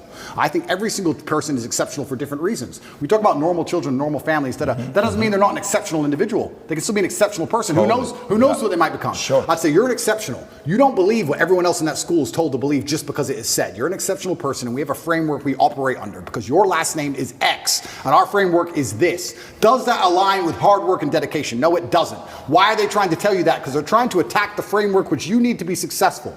My father said to me when I was young, my father had many quotes, and I use them all the time, but one of my favorites was, I allow manipulation to find out where my enemy wants me to go. And then I use my mind to break the trap and punish the perpetrators. That's the exact line I will tell my child. I'll say, they've attempted to manipulate you. We've allowed it. I allowed you to go to school and listen to this. Why were they trying to manipulate you? Where do they want you to go? They want to take you away from discipline. Yeah. They want to take you away from hard work. Now we're going to use our minds to break the trap. We now know what they want. My father explained this saying to me, and he said why it was so important, and it's true. If you don't allow them to manipulate you at all, you don't know where they want you to end up. You might get tricked another way. You might take another road to the same destination. Mm-hmm. You allow the manipulation. Tell me what you want me to believe. Tell me what you want me to understand. Allow it to manipulate me all the way to the end. I see the end goal. Yep. This is what you want. No. And this is what I would teach my children. Explain. Your time in school is going to teach you some very important things that you need to know. And they're also attempting to psyop you and trick you and poison your mind. And we are going to discuss daily, built within our family framework, within the code of our last name, to see which are true and which are lies. It takes work, like everything else on earth. It takes work, and I know it's hard. Parents are out there, they're working, they haven't got time, their kids are on the internet. It's difficult, but you have to put the work in because you are almost fighting an enemy for the minds of your children now. You know what I think? You know what I think is that's great, very good feedback. But so I lived in Iran, and in Iran, you'd go out there and you'd say, so hey, listen, people are asking about religion, don't talk about it. Are we Christians? I don't know. Talk to my mom and dad. You don't need to answer the question, right? Because there's that fear. So parents are teaching kids to not talk about their values and principles. The element that parents fear what the school's gonna say to them and not give the kids the best grades, because imagine you got a 10th grader or even a senior. If you really say what you believe in, that teacher gives you a C, you don't get the A to get the 4.3 GPA to get the scholarship because you can't afford it. You have to be like constantly like this. So parents are telling their kids, look, whatever I'm telling you, don't tell them. I think it's bigger than that. I think a part of it is this is the first time we had stats, and I don't know how long this was, where kids graduating high school are not valuing a four-year college as much as they did before, okay? That is a threat to the establishment because they can't be a control, right? Number two is there is an element, when I'm watching this video with these parents yesterday in Glendale, and this is where I grew up, this is my street. I grew up Broadway and Verdugo, right next to that post office. I'm 200 yards away from the high school is where I grew up, and I lived on Doran for a couple of years before I went to Wilson Junior High School. And I'm seeing these parents upset, like, how is this? This is common sense. Leave these kids alone. I think there's got to be an element of those parents coming together and a form of a strike, I believe, to say, if you want the tax-funded money that's being given to your school district, hey, we're not coming. We're going to decide to do schooling together, and we're going to use this place or this facility and that facility, because they have to feel the pain. They cannot do that to the kids. So my only messaging with what you're saying right now, number one rule is what? Go start a part-time income, make an additional $3,000 a month so you can send them to the private school that they're teaching right values. Okay, that's number one. Two, I can't afford to do that. Three, this is the other option that you got. And you're right. And Trump said it in his book, The Art of the Deal. He said, if you're not prepared to walk away, you can't negotiate. And that's the same with absolutely everything. If there's never a bottom line in which you say enough, then you can't negotiate. You have no negotiating position. We talk about this when it comes to children in schools, but this is also very applicable for relationships. I've had girls who say to me, you know what, I was watching TV and they were saying that, I don't know, X, Y, Z. And I would say, listen, I take care of you. I love you very much. I'm going to make sure you have everything you've ever wanted. I'm going to make sure you're physically safe. That's why you're not going to go walking home alone drunk. It's not because I'm a misogynist. It's not because I dislike you. It's not because I'm controlling. It's not because I'm manipulative. It's because it's for your safety, and your safety to a degree is my responsibility. But I saw on the news X, Y, Z. If you believe the news over me, then go find another man. You have to be prepared to walk away, right? This is the bottom line of it. This is what I personally believe. These are my values. 100% with you. These are my values. And this is what I personally believe. If she says, well, no, I'm not listening to you, and I stay with her anyway, well, then it's over, isn't it? And then she's going to do whatever she wants. But not everybody can do that because you've earned the right. Of course. The proposition you're offering is so high that they have to sit there and say, I can't lose this guy. Completely. And this is where we go back to the original point about how difficult it is to be the average man now. It's becoming more and more difficult. We're in a position now where you have a racetrack and you have Ferraris and Nissans. And yeah, we can discuss how the Nissan might beat the Ferrari, but the truth is, it's hard. It's very, very hard. If I was a man and I was starting all over again, I would do the same things I did. I would wake up and say, okay, this game is extremely difficult. My best chance is to level up my character to a point where the game becomes easy.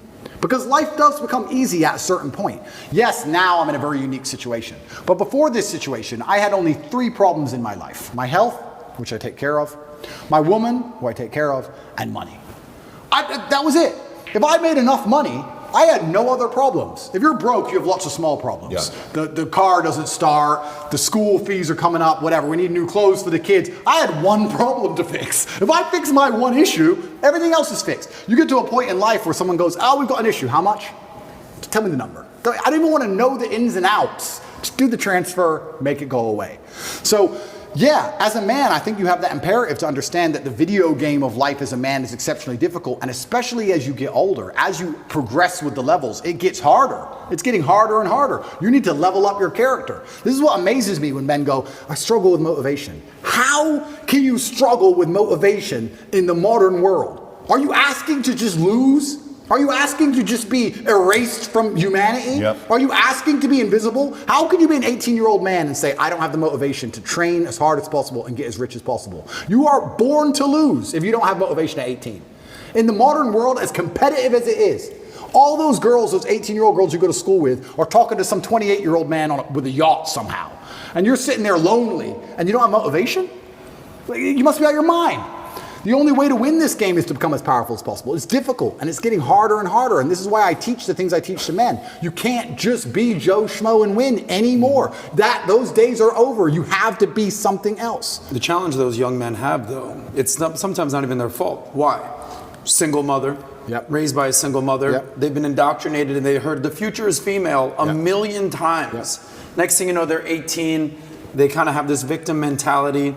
It's almost not even their fault some of these times. Oh, completely. We're all in our late 30s, early 40s. We've grown up. I played football in school. He's an athlete, bodybuilder. Obviously, you're a kickboxing champion. We've had coaches. We've had people kick our ass. We didn't grow up with participation trophies. We've had our asses kicked. We've gone through shit. Now we are the shit. A lot of these young guys playing video games, addicted to porn. They grow up with a phone in their hand, raised by women.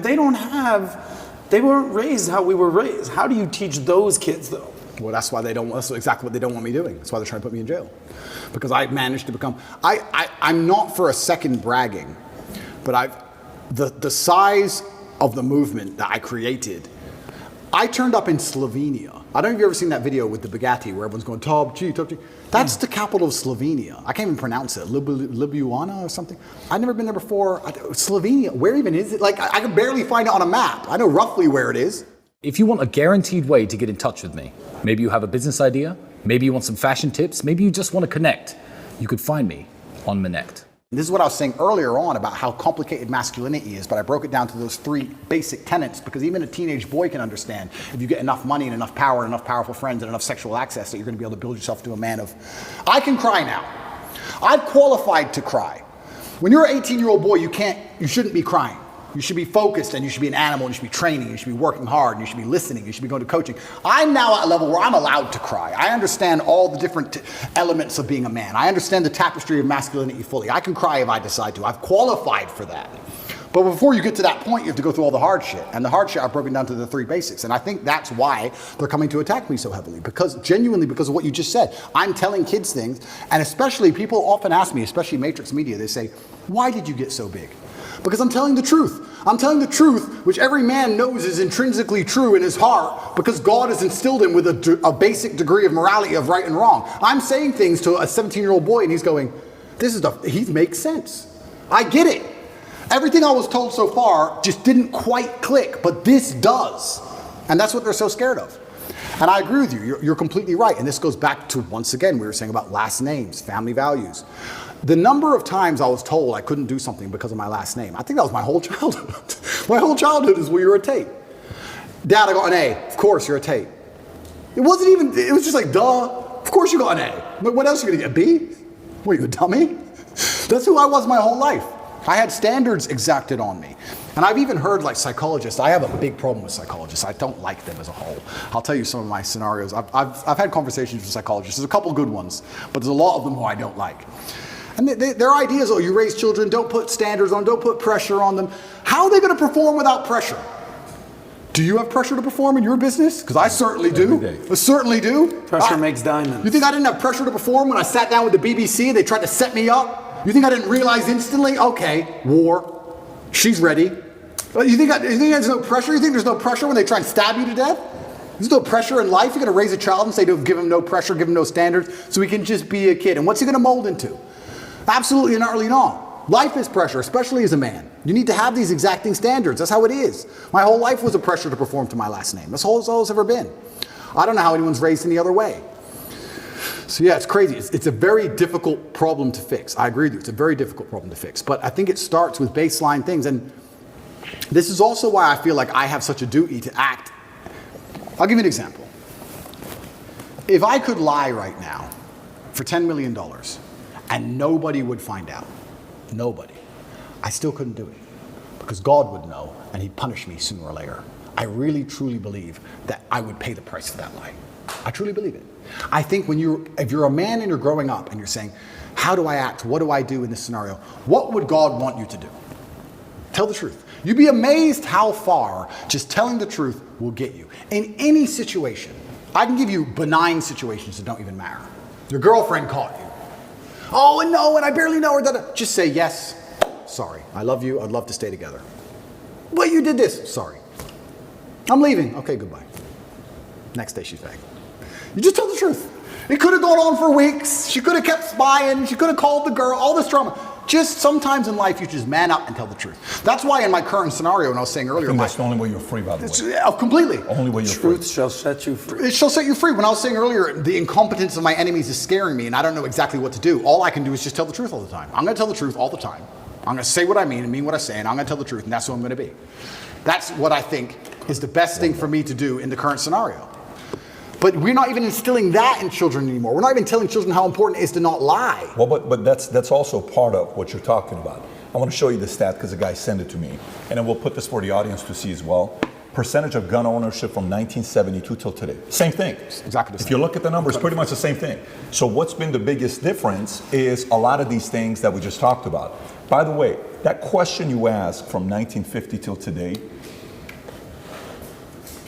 the candidate that's talking about this, again, I went back to politics, RFK is talking about this. Yeah. And I think it's a very important thing to talk about because it's making people go research and see for themselves and to ask the question, what really did change? Completely. We've had this all the time. Completely. What became legal? Why are we adding all these pharmaceuticals to, kiss the tape? What else would it be outside of that? So that was the foundation, which I agree with you. Household values, principles, kids, men, raising them better. Yeah. What else would you see as a challenge from an outside? And then I got part two of the question for you. Yeah, it's anything else where you say, XYZ would also, by the way, I love the way you say Nissan and status. I just love the way you pronounce those two words, man. For a second you said Nissan, I'm like, what is Nissan? And then I realized what you're talking about. Well, I remember when I was young, other people's parents would tell me off. Do you remember that? Did you ever get that when you were young? Of course. Other people's parents would come up and you better not. Random adults would just tell me off. I was scared of every grown-up. Every grown-up had a degree of authority. Just random adults. We can't do that anymore. There was just a degree of community that's certainly not really lost. And asking me how to bring it back is difficult. It's very hard. And that's one of the reasons why I've become so religious recently, because I think that God is definitely part of that. And that's also the reason I want to live in the clan I live in. That's why it is. My brother can tell my kids off, no problem. If I came home and Tristan's like, I had to scream it all, I'll be like, good.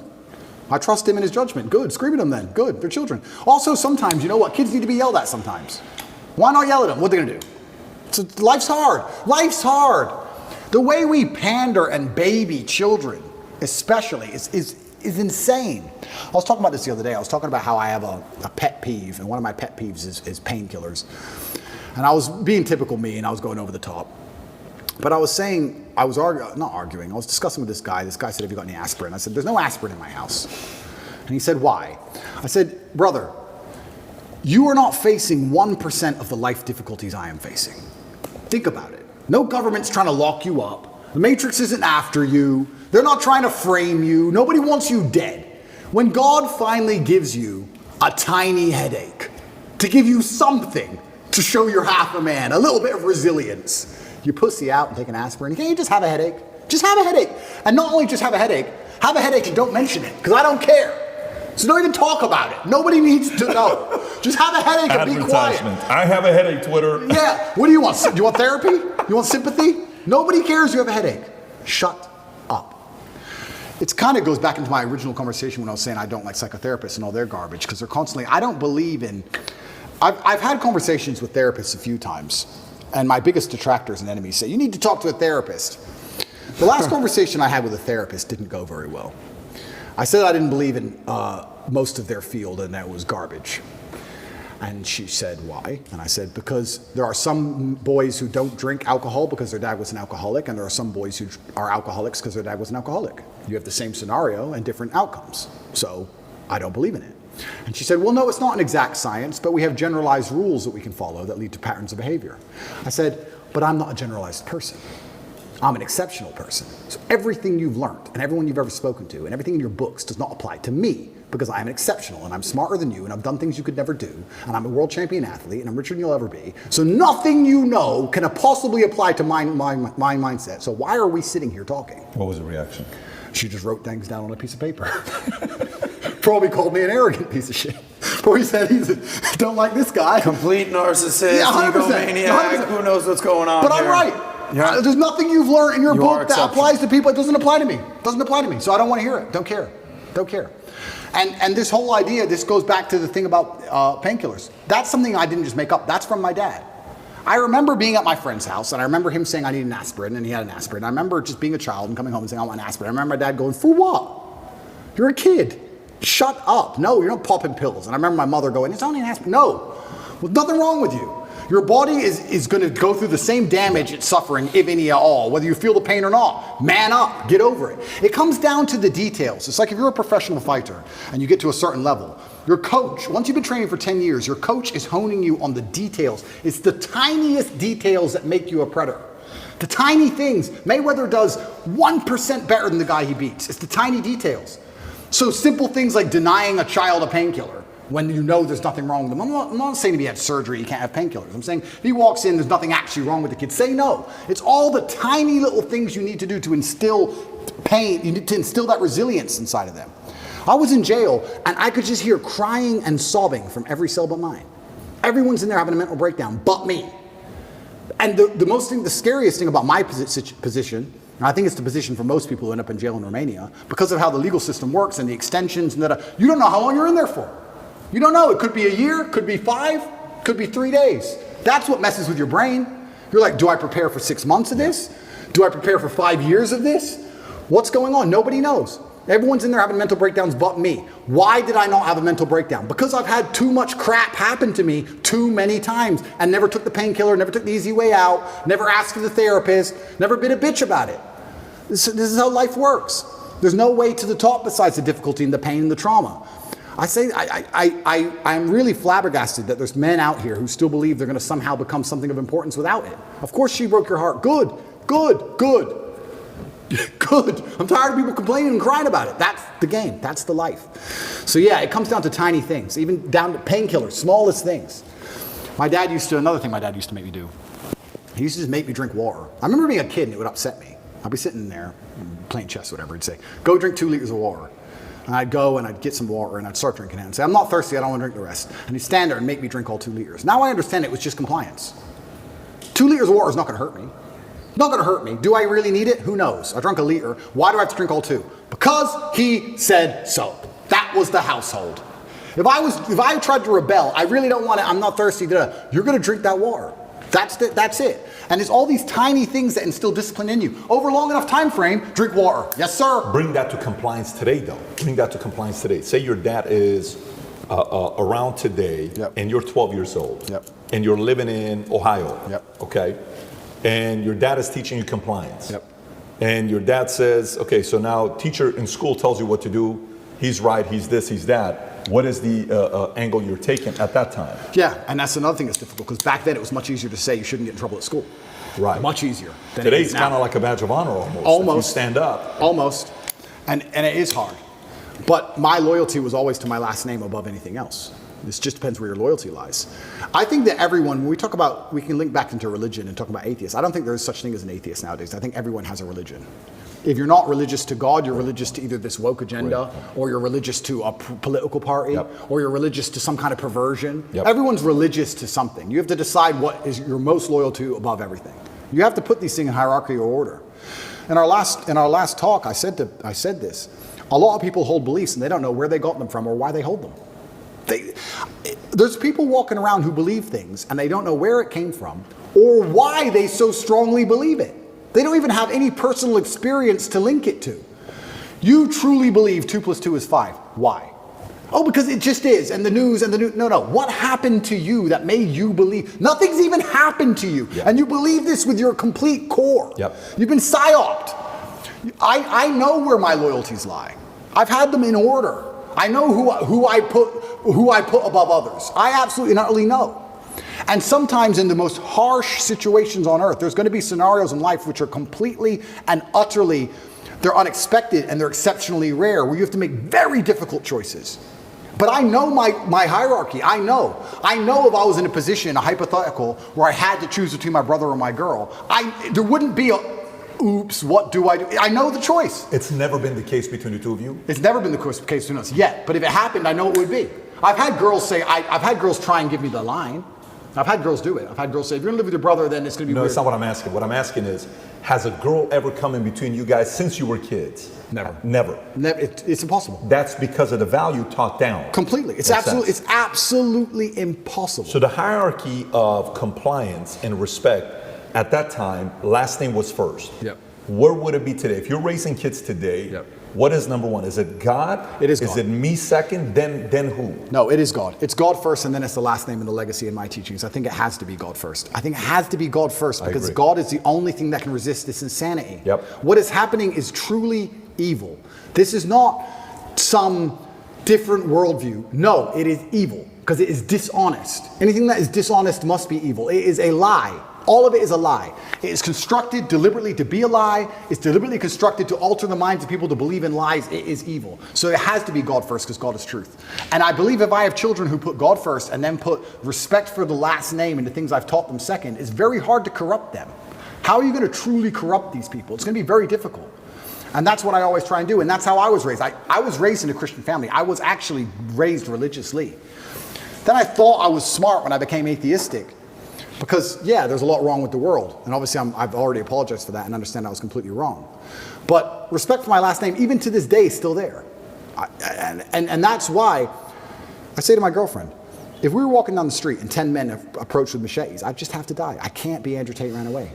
I just can't. I can't be Andrew Tate ran away. I can't do it. That's the bottom line. If you're living in this clan, right? You're living here, your family, Yep. Tristan's family, Yep. you're raising your family, Yep. Muslim, Islam. Yep. Your brother's still Christian. Yep. How's that going to work? Well, there's one If God. God's first. There's one God. I truly believe there's different paths to God. I truly believe that. Like I said, I'm not a religious scholar, but it says in the Quran, people of the book. Even a Muslim man, I'm allowed to marry a Christian woman. They are of the book. It's only atheists that the Quran has a problem with because there's something morally corrupt with them. But if you're a person of the book, a person of faith, we're not even says inside the Quran we're not supposed to convert you or insult you.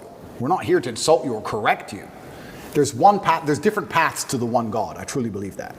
And another thing I'll say about clan living, in my experience, I think that men quite often get along in those scenarios. If anyone is hearing the idea of this and love the idea of this, but they feel like it would be argumentative or there'd be problems, I think that comes from the women. I think it's when women don't like each other or the woman's in the man's ear. You're too much with the guys. I think the women are more against it than the men for some reason, unless you have a very strong frame in the relationship. I don't have that problem, but in general, the men get along. The men love it. I think it's quite firm and quite rigidly installed inside of the basic psyche of men. We like that. Men feel best in a gang, in a group. It's why we charge at the gunfire. When we're with our boys, it's when we feel strongest. It's why we go out and drink and party when you're with your guys. There's something inside of you just feel like on fire. I think men have that. A lot of the time it doesn't seem to work and it breaks down because women can be unhappy in certain scenarios. But this is why, especially in some ethnic communities where the gender roles are more specific and defined, where the man is in charge and the woman does this, they can all live together in peace. It's much easier for them. Like I said, I grew up in a town full of Muslims. They'd have 10 families in one house. The women cooked, cleaned, looked after the children, looked after their man. The men all worked, made a bunch of money, a bunch of average-ass jobs, and they were all millionaires in 5 to 6 years. So let me ask this other question while we're on this topic. That was a good question, by the way, Christian dynamic and Muslim dynamic. When you're saying there's a lot of ways to get there, there's a religion called Baha'i. It's an element of Muslim. Mm-hmm. Baha'i is like how Mormonism to Christianity, and Baha'i believes there's 8 ways to go to heaven. That's the philosophy of Baha'i. My sister, her husband's family, they're all Baha'i, great people. But going back to this, okay, impact. Let's think impact. If a person's watching this content, most of the people that are watching this, a portion is going to be those that are haters, that just want to find poke at the argument to find, you see, I told you, fine. But a lot of people that are also watching this, they're probably wanting to make impact. They want their life to have meaning behind it. That's who's watching this show today, right? Okay, so I can't be a president, but I want to make impact. I being anybody that's watching this. Because Putin says 8 years, another guy comes, or the guy with the briefcase shows up. Okay, cool. Well, if you were in the States and you're saying president wouldn't be how to make an impact, but let's say there is a kid who's 20 years old, 18 years old, 25 years old, has so much drive, it's unbelievable. Yeah. Ambition at the highest level. Who do you think has the biggest influence to make positive change, like real change? Is it the person with the money? Is it the person with the biggest mic? Is it the person that goes into politics? What is the best way to have the biggest impact? Yeah, so I think the world has always only ever been a battle for influence. Even if you look at the current battlefield, Ukraine is next door, it's 5 hours drive away. The battle in Ukraine is not just about tanks and trenches and grenades. It's a battle for influence. Who influences the people within this territory? Who is in charge of the thinking, the language, the mindset of people within this geographical area? Every single battle, every single pitched battle, every single argument, every single debate has always been a battle for influence. If you have influence, you're an extremely powerful person. All of us here are some of the most powerful people in the world. How many millions of people listen to us? We have massive influence. And I think you can have influence at the ground level. You don't have to be a famous podcaster or famously well-known to have influence. I would argue that those Romanian grandmas who gave me my food will remember me for the rest of their lives. I would like to believe I gave a positive influence and a positive impact on their lives for the rest of their life. I believe if you go through life and you're genuinely a good person, you try your best to be good to people, and you're honest, and you shake hands, and you don't lie, and you're on time, and you work hard, and you're good to everyone who's good to you, I think you'll have a massive influence. And I also believe, I truly believe that God is extremely giving. There's the saying, goes around, comes around. Completely true. But I would say it comes from God. God is keeping an eye on you, and he's paying attention to you, and he knows the kind of person you are and the kind of things you do. And I don't believe if you're actually genuinely a good person all of the time, that you're not going to get some goodwill back to you. Look at my scenario. If I was being a piece of shit for years with all these chicks, I'd be in jail. I'd be in jail.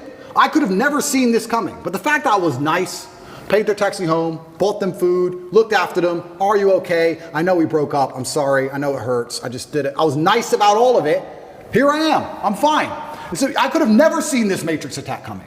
It's amazing how what goes around comes around. It's truly amazing. If you're good to people, if you're generous to people, if you're helpful to people, you'd be amazed how much influence you can build up. I say this to people all the time. I don't think if you're a hardworking person who is honest, who shakes hands, who tries to learn, who does what they're supposed to do, who has a good heart, that you're truly, really not going to be able to get what you want. I think the universe is absolutely and utterly giving. When I see somebody who says they want something and they don't have it, I don't even think they truly even want it. You can have anything you want in the world. When a guy goes, I want a six-pack, then why ain't you got one? If you wanted it, you'd have it. You'd like it. There's a bunch of things I'd like that I don't have. But I don't want them. Everything I've ever wanted, I've got. I've never wanted something and not had it. We all know what we're talking about here. There's things we'd like. I'd like to be able to figure skate. Not enough to go learn to figure skate. It's a weird look if you figure, although that other guy dancing like the way you dance is doing a pretty good job. Bottom G. Bottom G, yeah. You've seen this guy? He can figure skate. That guy kills the dance moves, Yeah, by he's the good. way.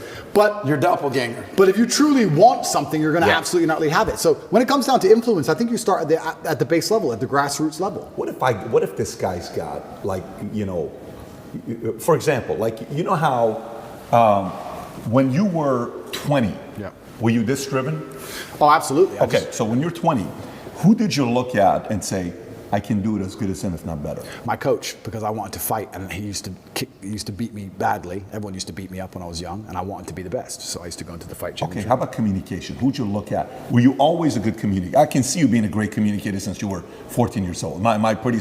I was pretty good, yeah. Okay, who did you look at and say, that guy's good, but I think I can, you know, do it better? That's a good question. And I think that you know what I'm asking. I know what you're asking. I don't know if there's one particular person I took nuances from, because when you're a great communicator, you know how to be serious, and you know how to make people sad and angry, and you also know how to make people laugh. There's different people who can do lots of different things. So who was that? Was it somebody that was multifaceted like that? I think it was a lot of different people. And I also think that... Did you pull from comedy as well, or no? Certainly did, but I was also extremely self-critical. I think that's where a lot of it comes from. I'll watch this podcast back 15 times. I will notice every single time I made a mistake. Just then I said, I'll watch twice. That was a mistake. I will watch this back 15 times and I'll identify every single error. I have an email list and I sign up and I get words of the day. I get 5 or 6 new words a day, which I try my very best to memorize. It's harder than you think to memorize 5 words a day, but I always try to make sure I have the most interesting vernacular I can possibly have, a wide vocabulary, so I can be very specific with my points. The reason I actually did that, I keep talking about my dad, but I'm his son. I have the same name, Emory Andrew Tate III. He was Emory Andrew Tate II. My father was a linguist for the CIA. He spoke Russian and German and Spanish and English. And I think I've told this before. Back then, when they needed someone who spoke Russian, they would take a Native American and teach them Russian. Nowadays, we have a bunch of Russian-speaking allies. You can go to Estonia, Latvia, Lithuania. They're all NATO and just get a Russian speaker. Back then, they taught my dad Russian, and he held the Air Force record for the fastest assimilation of a foreign language. When he died, a guy sent me an email, sent me a message saying, you don't know who I am, but I worked with your father in the Air Force, and he had the fastest assimilation. He learned Russian in 2 weeks. Crazy. And I remember saying to my dad, will you teach me Russian? He said, boy, you don't even know English.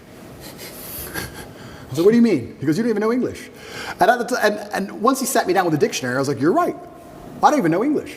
That's why I've lived in Romania 7 years. People say, why don't you speak Romanian? Because I don't know English yet.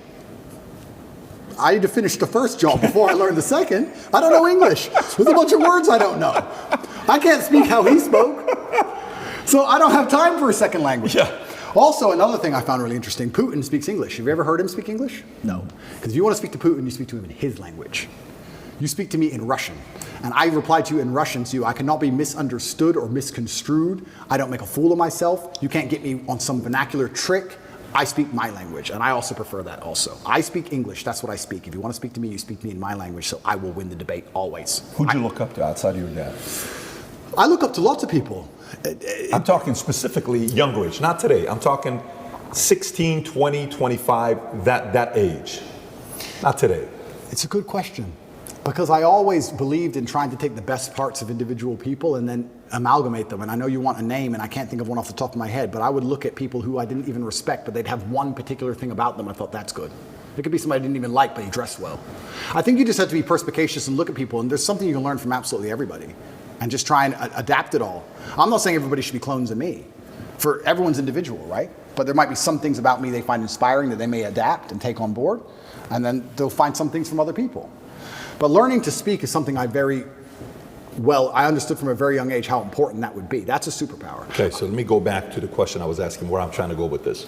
So I asked the question, I said, imagine the 20-year-old that's watching this, that's saying, no, Tate, don't give me the answer for anybody can create, can contribute to society. I'm not that guy. Talk to me like I'm one in a million. Talk to me like I'm one in. So if I'm willing to give 20 years, 30 years of my life to one way to go up to make true positive impact in America, my country, in the world, what should, don't talk to me like everybody else. What the standards, what should I do? What angle should I go? Okay, so first things first, you need to be worthy of respect. And you're going to be worthy of respect through having things which are difficult to acquire. So first things first, the basic things, you need to be very focused on trying to make money, because people listen to you when you have money. They just do. Secondly, you need to be in fantastic physical condition, because when you're in fantastic physical condition, it cannot be bought. It must be earned, and people know that. When you're in, I don't know about you, if someone walked in to sell me something and they were obese, I would not trust them the same as if they were in fantastic physical shape. Because I'd say, I don't think you have dedication and heart. I don't think there's something about you that I just wouldn't trust you the same. So fantastic physical condition and money is the first thing. The second thing, whatever your ideas are, you need to learn how to communicate them. Speaking is a superpower in and of itself. You need to become a fantastic communicator. You need to be comfortable in all realms of communication. You need to be persuasive. You need to be comfortable arguing. You need to be good at debating. There's a lot of people out there in the world who have ideas that they can't even project into somebody else's mind. How are you going to rule the world with that? How are you going to get your ideas out there and make an influence if you can't make other people understand exactly what you think? That's the first thing. Second thing, once they understand exactly what you think, you need to make them agree with what you think. These are two different skills. Must be practiced and must be learned. If you're 20 years old and you want to change the world, you need to be having endless debates. Endless. Without resorting to name calling, not on Twitter like a dummy, in person. And you need to come across in a way that people agree with you. We can go back quickly and talk about the red pill. The difference between me, when I talk to girls on these panel shows, and every other guy when they talk to girls on these panel shows is, when I'm done, all the girls want me. Watch them.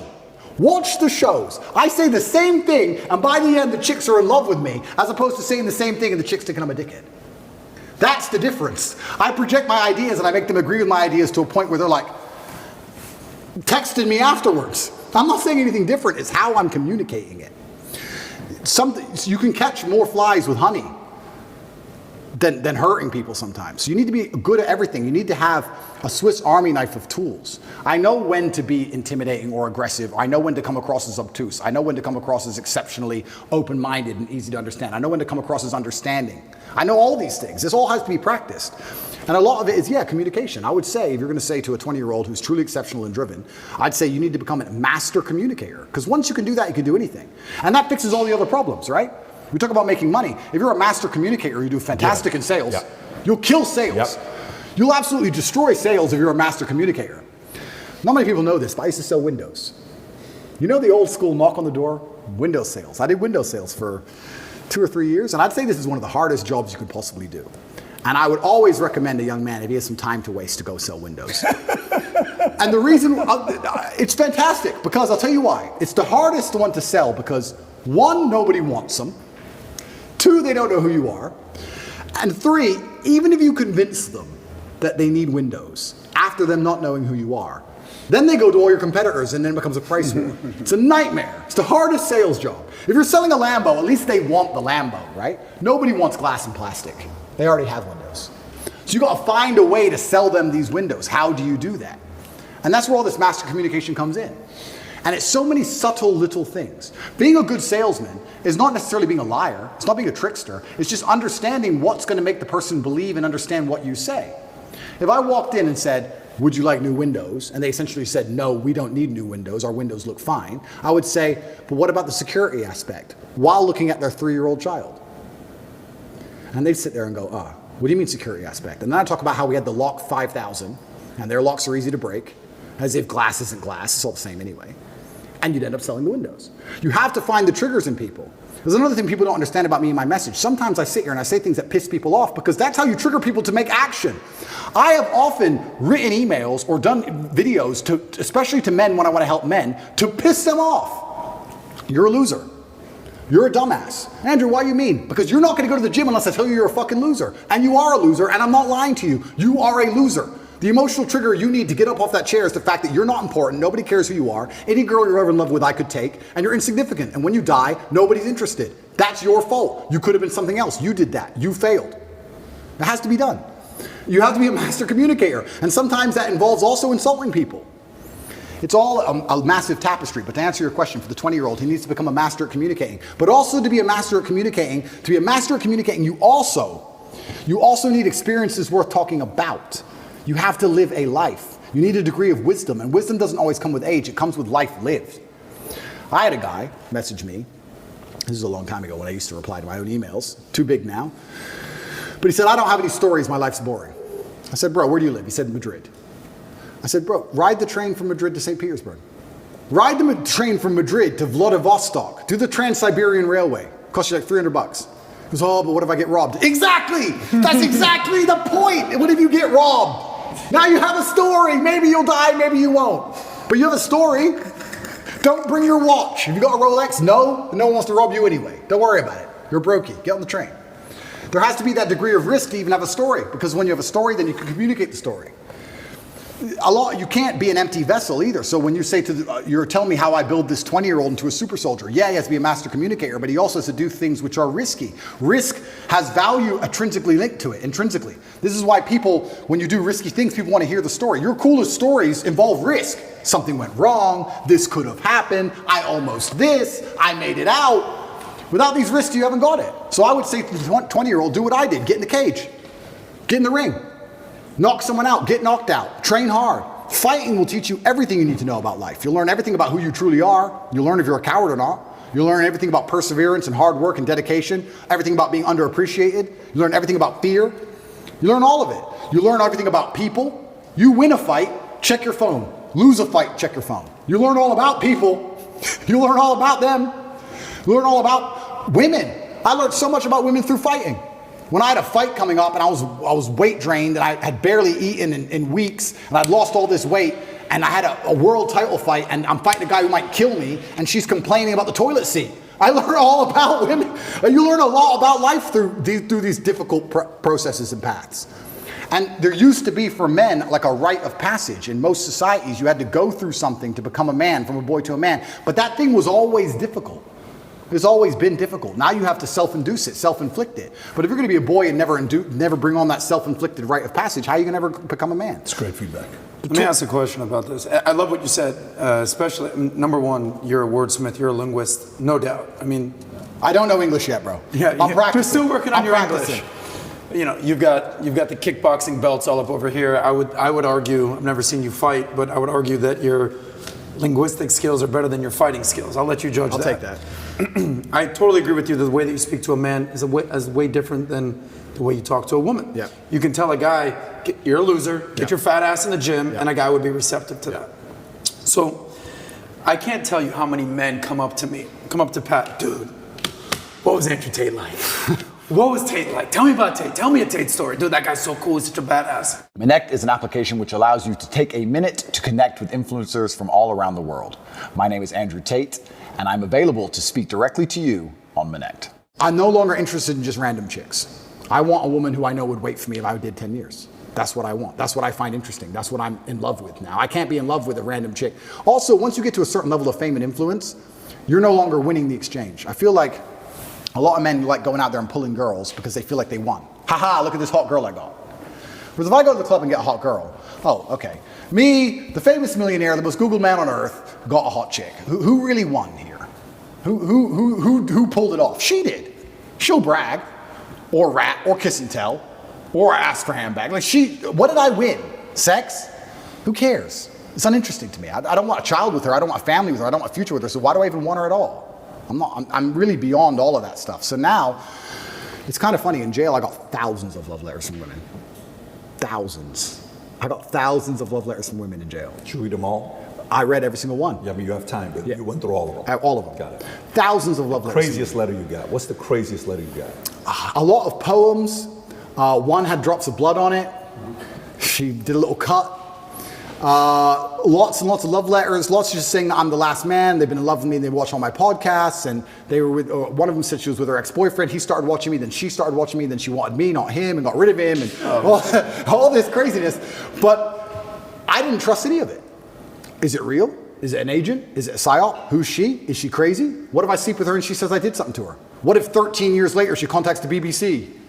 Garbage. That would never happen, Andrew. I don't talk to any new chicks. Same as I don't have any new friends. I don't talk to any new chicks. No new girls. That's what I thought. Zero. So let me ask you, the idea of going through a lot of girls when you're younger, do you think a man needs to go through that, or do you think that is a form of a weakness that holds you, that you're a slave to it? Right. So that's a good question, and it's a fine line because there's arguments on both sides. However, I think in all scenarios and life experience is always going to be valuable. No matter what it is, you need to have experience. If you're inexperienced to anything, whether it's hunting, figure skating, girls, you're going to suffer. You pointed at him. You're saying like insinuating to sorry, figure skates? I know. He told me figure skating, and we made fun of it earlier. But I was technically Patrick. Oh, sorry. We're talking about figure the skating. You need experience, and experience is exceptionally important. Also, as a man, especially when you're young, you're going to get your heart broken a bunch of times. Some bigger, older, richer dude's going to take that chick. And you need to get used to that pain. So you need to get through it. So I do think it's a necessary part of being a man, but you don't want to be led by it. There has to become a point where you go, you know what, I'm versed enough. And also, another thing I would like to say is the reason you need to but date lots of women when you're younger, so you have choices. Define the two. Yeah. Which is more important, date or sleep, in your eyes? I feel like you don't really, I think that sleeping with a woman, you learn more about them. It's a closer relationship. So I'd say probably sleep with X amount, not crazy amounts, but I would say that, okay, let me give an example. If I go to the supermarket and pick up an apple, and it's the only apple I've ever eaten, can I really say if it's a good apple or a bad apple? It's the only apple I've ever tasted. It might be sour, it might be terrible, I don't know. Whereas if I try 10 apples, I can tell the differences between apples. I say, what's a good apple, what's a bad apple? I think you need that degree of experience, because sometimes you'll be with a woman and go, yeah, she's great, but if you're not experienced enough, you realize she really isn't all that great, and she actually treats you like a dickhead. Whereas if you've been with enough women, you can always reference back to that girl who actually was really good to you. And you'll probably mess it up because you're young and you're dumb. We've all done it. All of us have that girl we had who was perfect when we were young, and we all ruined it because we're stupid. Who was that person for you? Can't say names. But no, not names. I'm not asking for a name, but I have mine as well. Yeah. But I'm like, I feel like when I watch you and you're going through your, for example, so I don't know what kind of movies you like, Yep. but there's movies where it's redemption or vengeance. Yep. Like, I don't know if you watch Gladiator, 43rd minute, he walks up to the house, sees his wife, sees his kids, Yep. like, oh my God, Yep. I'm gonna tear you Yep. apart, Yep. right? And you watch that over and over again, or Taken, or Man on Fire, or some of these movies that are just putting that energy in you, right?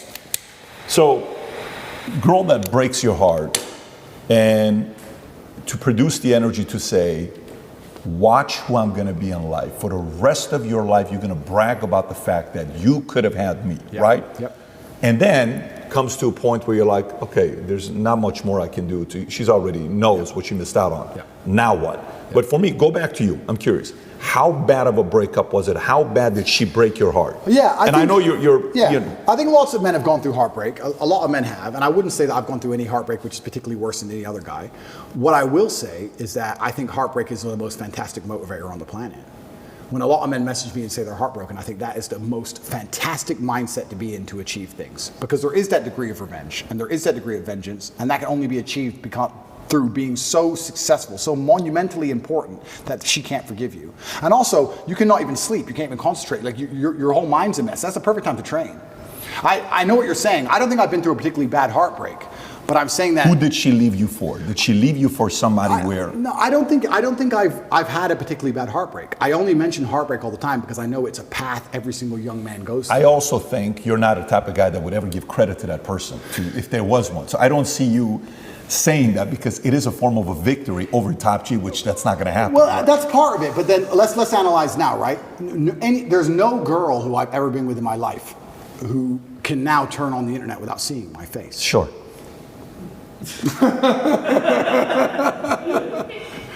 Isn't that beautiful? They have to all lie to their man and pretend they don't know me. I don't know him. Because if they go, I was with him for a few years, their whole relationship will probably break down, because then he's gonna get pissed off and insecure.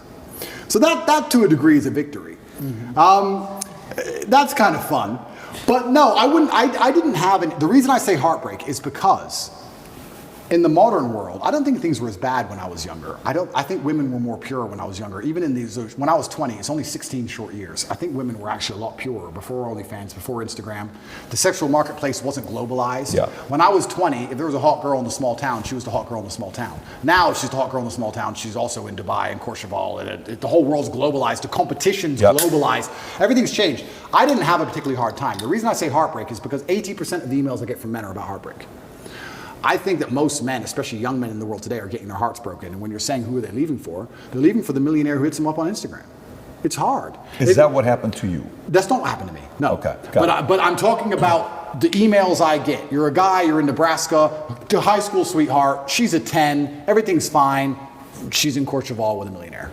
Instagram. You had an argument one day. Boom. I'm trying to target you purely for one reason. Yep. Because a big part of my drive, Yep. I've had drive always. I was a dreamer. I was the guy that was, but at the same time, the drive for success came after a lot of pain. Of course. Coming right afterwards. So that's why I'm asking you a question. So when that happened to you, did you fear risk of loving somebody, where it's kind of like, I'll get this close, but boom, I got to move on. No, I got to move on. Did that happen or no? No, I wouldn't say that particularly happened. What did happen though, like I said earlier, is when you have experience with lots of different apples, you know what a good one and a bad one is. So when we say we all had that girl we messed up when we were young, if I found another girl with those qualities, I certainly wouldn't mess it up. You need experience to understand what you have to value it. If you don't have experience, you don't value what you have. So the original question is a really good one, of whether men are chained and enslaved by their desires, or whether they need to sleep with lots of women. I think in the modern world you need experience, and you need choices, and you need options. But if you live by the sword, you die by the sword. If you're going to be the guy who's also out there in the club and sleeping with lots of girls, talking to lots of girls, there's going to be times you lose a girl that you don't want to lose. You can't be a coward about it. You live by the sword, you die by the sword. There's up and down, there's rain and sunshine. You have to be that man who's going to go through it all. And then when you've been through enough of it, like I have, like I said, if I find a beautiful girl now who's a 10 and deletes and doesn't want Instagram, that's worth more to me than 1,000 stupid girls. Respect. Yeah, that's who I want. Yeah, I got you. For my safety, for my You're security, also for my more peace of mind, for everything. You're clear on what you want today. Absolutely, because I know. When you played, you said there was a phase of my life that I kind of went through it. Okay. Was that after the heartbreak? I would say, yeah, it was after, but I think that was just, I don't know if that was deliberately driven by heartbreak. I think I was just younger and I had less serious motivations. And I wasn't as famous and I wasn't as rich and I was less interested in. So it's not just my current situation that makes me say this. I would say this to any man. If your woman wouldn't wait for you if you went to jail for 5 years, why are you with her? Why? If she wouldn't wait, I know she's hot, I know she's funny, I know she makes you laugh. But if you can't sit in that jail cell with 100% certainty that she's not out with her friends, them in her ear, talking shit, watching Sex and the City, whatever it is, and her ending up with some other guy, why are you even buying her dinner? For what, sex? Like, that loyalty to me is the only thing left that's valuable. When I'm interested and we're in jail, we're sitting there saying we have it so much better than most guys. Because most guys in jail, imagine you're a normal person, you go to jail. Who's feeding your family? Who's paying the rent? Who's feeding your kids? I said, Tristan, we're in jail and we're suffering, but everybody we love is good. I'm a man, I'm supposed to suffer. I'll sit here with the cockroaches. If that means all my kids eat, everyone I care about eats, my mother's fed, my mother has a house, roof over her head, everybody has everything they want. Only person suffering is me. I'll take that all day. Most men who go to jail can't say that. Another thing that gave me absolute peace of mind is the women who love me are waiting for me. Imagine you go to jail and you're completely heads over heels in love with a woman, but you know deep in your heart that she's out in the club and she's stealable. We talk about thoughts you can't get out of your head in jail. It's amazing how when you lose all access to electronics, how thoughts are amplified. Most of us sitting here, you've never been without a phone or without a laptop or without a computer for 93 days. You'd be amazed how loud you can think. You'd be amazed how vivid your mind is. I learned that. If you had the nagging thought in your head, I loved her, she cheated on me before, maybe she cheated again, she hasn't written me in 3 days, and then plus jail. That's why they're all crying. That's why all the men in there were sobbing. Their wives are either fucking someone else or the bills ain't paid. It's not just his situation, it's everything else. Yeah. So now if you're gonna say to me, what do I respect in a woman? I respect a woman who's gonna wait for me. I have no interest in a woman, oh, she's funny, she's cool, she's hot. Don't care. Don't care. Is she going to wait for me? And I also know, because of my experience, which ones would and which ones wouldn't. I'm not stupid. Because they'll all say they would. They'll all say they'll wait, because they're on the jet. But I know which ones are lying. Because enough women have lied to me. I've seen it. So you do need that experience, but once you have the experience, you start looking for completely other things. Quick story to almost validate your point about experience. I like the direction Pat was going with this about do you want relationships or sex with a woman. Quick anecdote. Your friend Myron, Fresh and Fit, yep. We just did a big live event 3 days ago. It was myself, Myron, Fresh, we're sitting on a panel, 20 women. Yep. And he goes, watch this. Masterclass. Andrew, masterclass. He asked all the women on the panel, average 25-year-old woman, you tell me the amount of sexual partners she's had. What? Yeah. The body count. And these women give a wide range of, the 3, 10, 15, 20. One girl said 100. Numbers were crazy. Goes down the list. Ask all the, okay, great. Ladies, show of hands. How many of you want a man with more sexual experience than yourself? Every single girl put their hand up. And they said, yeah, I want a man with more experience than myself. And the reason this came about was because Ben Shapiro reacted to a video of me questioning Myron. All right, when should a man get married? And he basically gave a checklist. You need to make $100 grand a year. You need to have slept with 50 women. You need to have 6 to 12 months of savings. A checklist. And Ben Shapiro was like, that's disgusting. This is a guy that married the first person that he had sex with.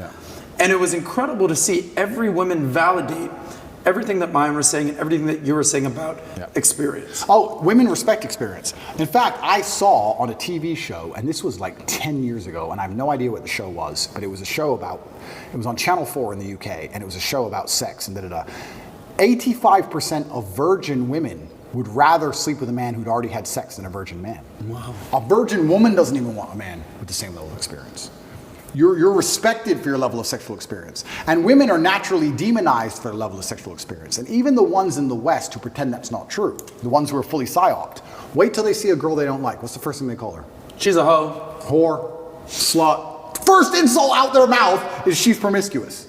So they know deep in their heart promiscuity is bad because they call each other promiscuous when they want to insult each other. So yeah, you absolutely need that experience to make sure you don't get wrecked in psyop. But now, just in my current dating life, and it's good that this is on this podcast, so the girls can still email me. It's nice to read, but sorry, I don't trust any of you. I don't trust any of you. I don't trust anybody new. I have no new friends, no new girlfriends. Absolutely no. I'm not interested in any of it, because the things I value now are not the things I valued when I was younger. My life was very, very different, but I'm glad I had that experience now, so I can see who is lying and who isn't. I can tell. I can just instantly tell if they would lie or not. So let me kind of get to the point of what I was trying to say. I'm kind of more on your side. I don't have a Ben Shapiro story, but I think what happens is there's also risk for men to fear because that could happen to me, so therefore I will never risk getting into a relationship because of XYZ. So Chelsea Handler, he brings her up, right? Our initial reaction was, look at her, she's doing this, she's doing that. So let me look up what her life was like. I mean, Mario Aguilar says, hey Pat, did you know her life? I said, I have no idea what her life was. So she's 9 years old, her brother at 22, who was her hero, her first love, her first, her second father, loves him. He's going mountain climbing. He says, Chelsea, can't wait to come back and see you. Great, goes mountain climbing, falls, dies. She's 9. Yeah. She comes back, she says, the most painful time of my life, right? So then when she needs her father to be there for her, he's gone. Yeah. He's devastated. They had 6 kids, I believe. Mom and dad were still together. Yeah. So they're married and they were doing okay, car salesman, making money. And then she says, till today, I may be successful, and she puts the act in the book, I'm still in a lot of pain. She was being interviewed by Howard Stern. Yeah. Got emotional talking about this. Okay.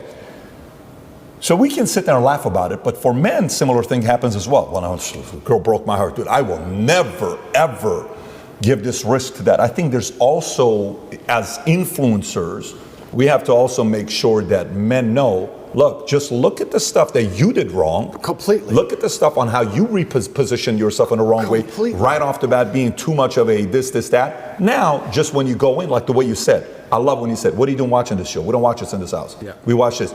Now impose and earn the respect to be able to impose your beliefs in a way where you can coach and lead. You nailed it, because what did I say earlier about this podcast? How many times am I going to watch it back? 15 times. Yeah, because I live in experience and I analyze the experience and I draw every lesson from that experience. If you're a man who has their heart broken, a lot of them are so stupid that they may revert to the mindset that you've said. They may say, I don't want to have my heart broken again, but they haven't sat there and said, why did this happen? You have to know the why to prevent it from happening. You have to analyze the scenario and learn from it. One thing I'll say about women that's fantastic, one of the best things women are best at is they're a fantastic mirror. Women are a reflection.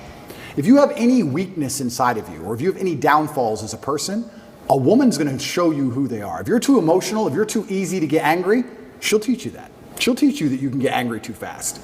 Piss her off. If your dick's small, she'll tell you.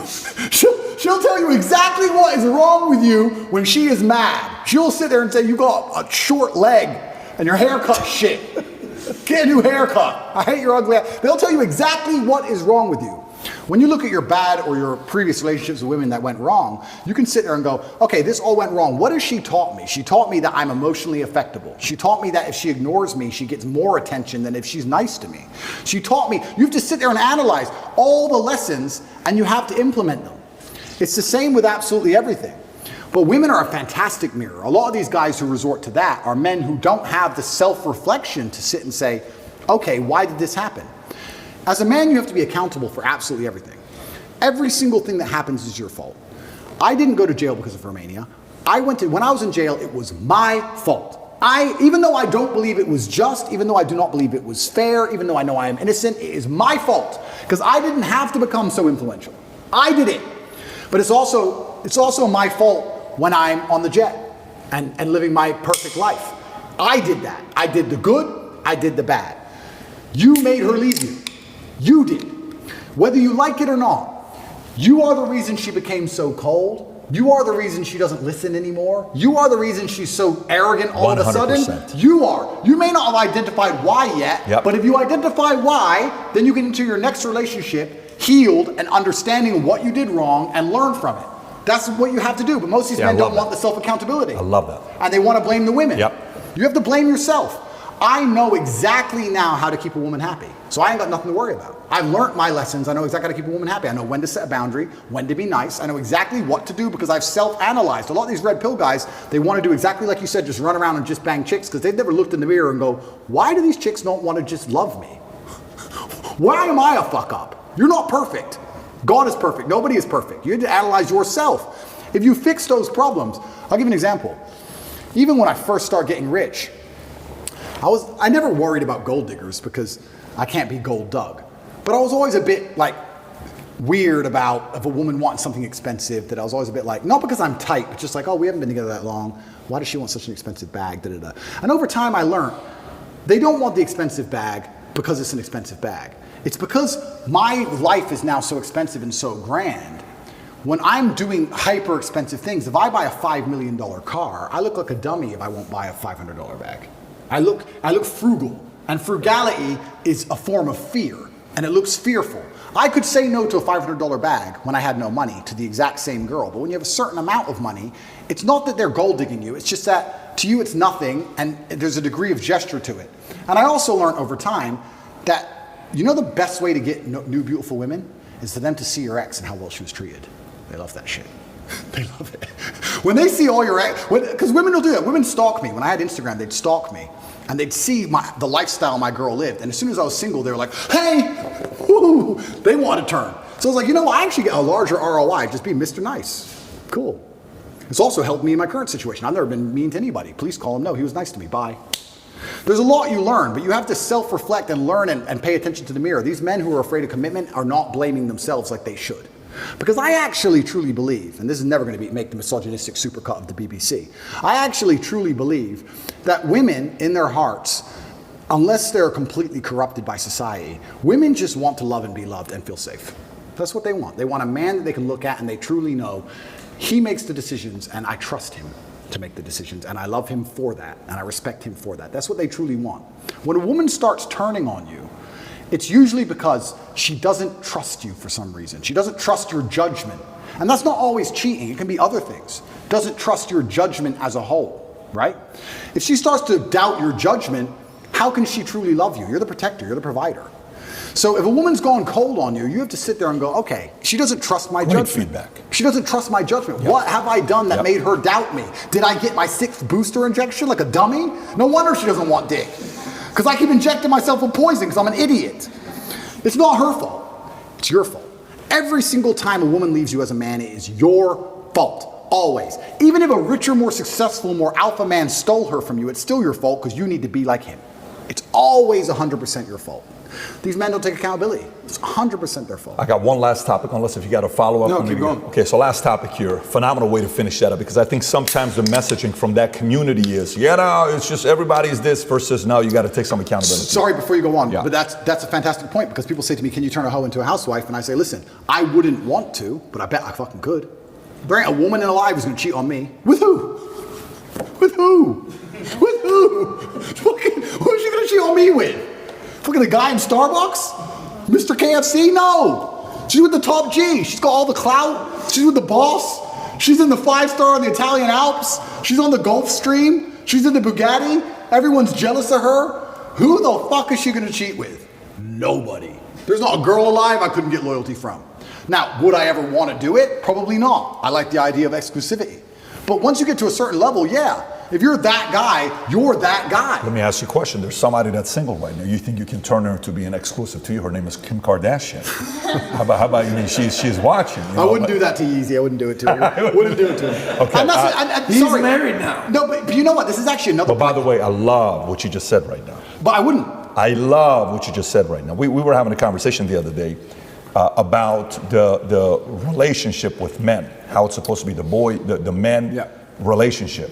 Just the fact, like I had a friend of mine, her ex, dropped it gorgeous. Like when I tell you dropped it, I mean dropped it gorgeous. And everybody loved her. And I could look at her and say, you're dying. Her and her boyfriend broke up. 3 years they were together.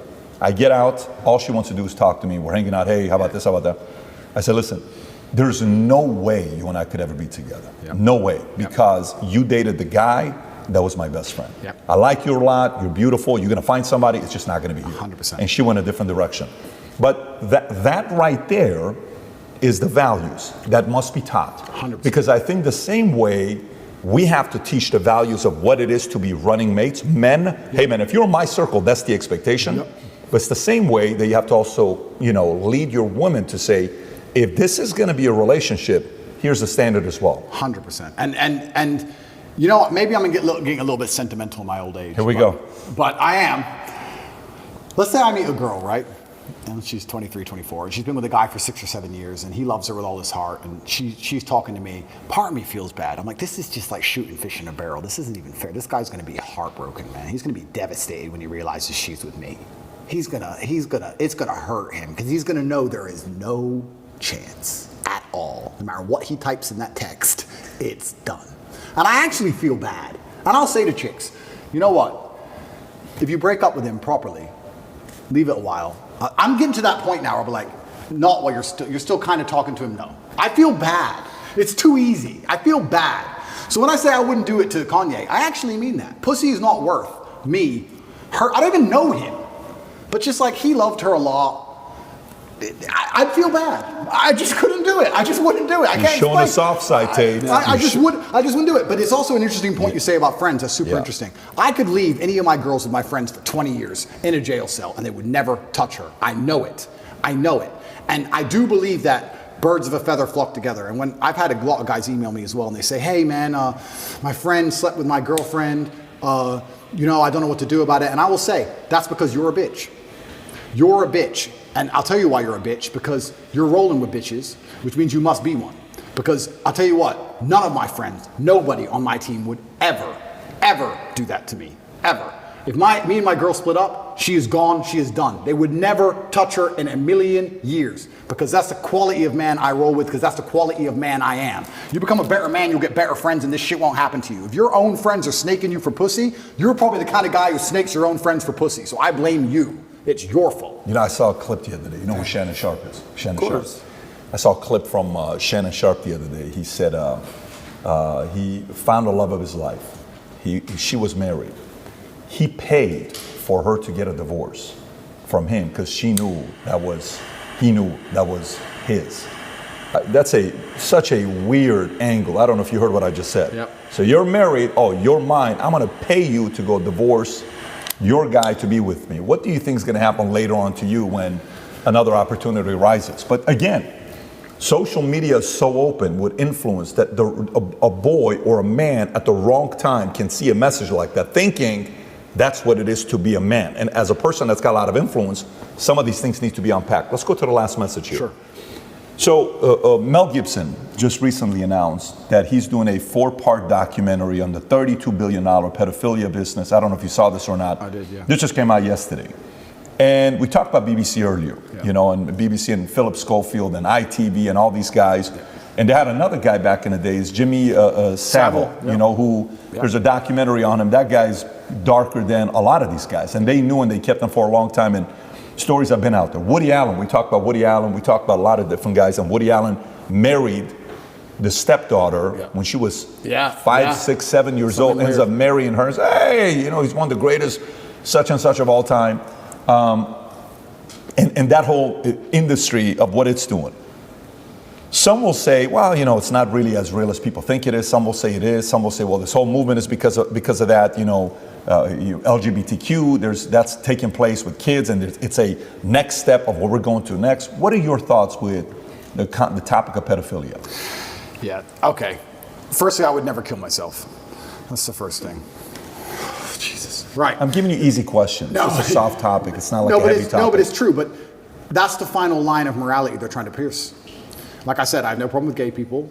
And then we talked about LGBTQ and how they're trying to mix it all together and take people who are on the extreme end of the spectrum with people who live fairly normal lives. You can be a gay person. This is another thing I want to make clear. You can be a gay person and live a very normal life. You can also be a gay person and be a degenerate. Deciding to get naked in front of children has nothing to do with your sexual orientation. That's just the fact that you're a degenerate person. It doesn't matter if you sleep with a man or a woman. The fact that you want to go and walk around naked in front of kids is degenerate behavior, regardless of sexual orientation. It has nothing to do with it. Right. It's only accepted if you're homosexual. If you're a heterosexual, it's a crime. For some reason, if it's a homosexual, it's not a crime, but it's the same act, and it's degenerate. It's the final line. The final line is children. It's the final line of sexual morality that they're trying to attack. They've attacked every other line. It's the final line they're trying to pierce. And I think a lot of this pedophilia comes down to, control. So yeah, what Mel Gibson is doing is super interesting. It's super interesting that he's attacking the most liberal establishment on the planet. Super interesting that he's attacking Hollywood, which is obviously the heart of the liberal propaganda machine. And he's saying they're the worst people on earth. And I sit and say, well, if you take these people outside of Hollywood, would they matter? This is a really interesting point. You can actually apply this to nearly any job.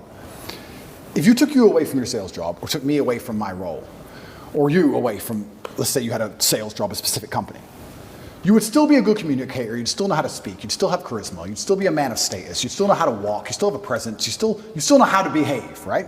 There are certain people in certain establishments where if you strip them of their title, they're nothing. If you took Harvey Weinstein away, or Weinstein, whatever his name is, away from Hollywood, he's just a fat, old, ugly dork. That's all he is. He's only something because of Hollywood. Outside of that, he's nothing. These are the people who end up using their influence in whatever sphere they're in to do negative things, because outside of it, they ain't shit. If you're a real G, if you're a real man, if I was in Hollywood, I was a real man, I wouldn't have to use Hollywood to get girls, I'm fine.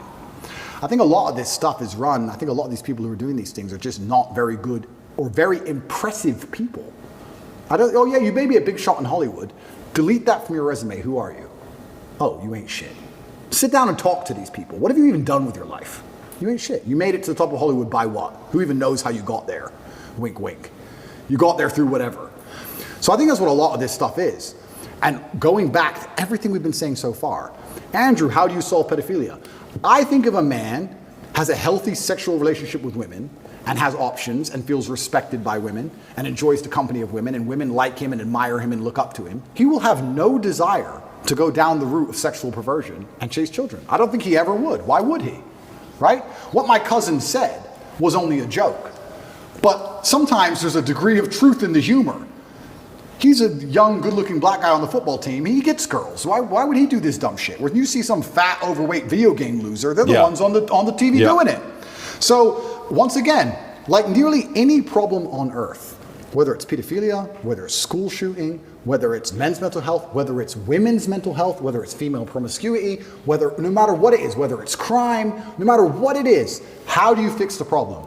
By building men of caliber, by building men of capability and status and honor and dignity, and by building men of ability to be good standing citizens who are respected by their peers. All of it comes back to improving men. All of it. Every single problem you can possibly name, even pedophilia, comes back to building strong men of capability who are respected. That's all. It's the baseline of humanity. Men always has been the baseline of humanity. And that's why nearly every problem we can name, whether it's pedophilia, whether it's anything else, school shooting, whatever, all of them are in a direct negative correlation with masculinity. As masculinity plummets, all this garbage is going up through the roof. Is that a coincidence? Absolutely not, really not. You can literally see it with a graph, and you can see it happening. Saving the way men think and operate, growing a new generation of men who understand they have duty to themselves, their last name, and God, literally saves the world. All of it. And I'm telling you, the reason this Hollywood garbage happens is because outside of Hollywood, none of them people are mildly impressive in any regard. And that's why they have to do the disgusting, heinous things they do. And that's why they're going to attack me and pretend I'm a fucking predator. And that I'm the bad guy, and that I'm dangerous to women. When truly, people like Philip Schofield are the ones who are doing it, but they're part of the club. And that's what actually upsets me, truthfully. I'm a difficult man to affect. And I understand that I'm in the middle of a war here, and I understand that one way or another, with God on my side, I will win.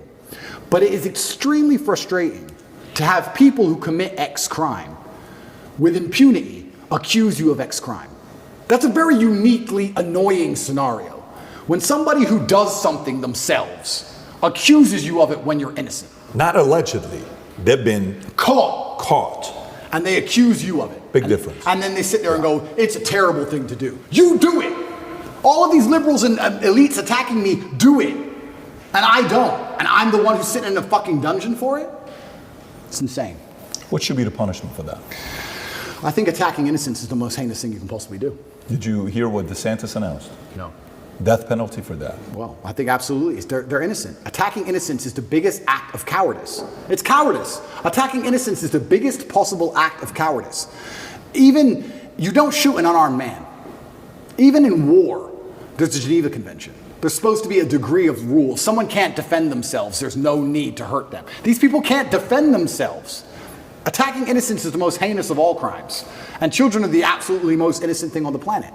And I'd like to think that I'm rational enough that not much would drive me to murder, but I know it would happen if someone hurt my children. Should they be castrated?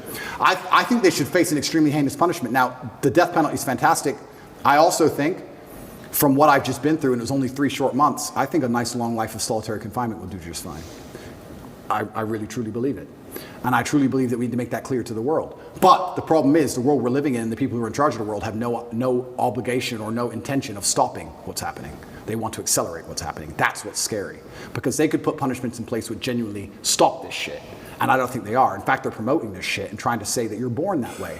Because when you're born that way, once again, you have no control. It's not your fault. It's not your fault you touched that kid, you were born that way. Not your fault you're fat, you were born that way. Not your fault you're a school shooter, you were born that way. This is why I have a problem with psychologists. Every single time you ask them anything, it's not your fault. It's something else's fault or someone else's fault. And I don't accept that. I accept absolute and utter ruthless personal accountability. Absolutely everything is my fault. Every action I undertake is completely my fault. If I do something wrong, it is my fault and I should be punished for it, me. And that should be implied on every single other man on the planet. And the second we start doing that, dumb shit might stop. It's a powerful message. We're at the end of it, so if you got anything. Well, this is going to be more of a lighthearted question to end on a lighter note. But Are you going to ask about who's a better actor, Al Pacino or Robert De Niro? Actually, a real question. That's your question. So I got a question. Do you like both actors, Pacino or De Niro? De Niro hates Trump, right? Yeah. They both do. They both do.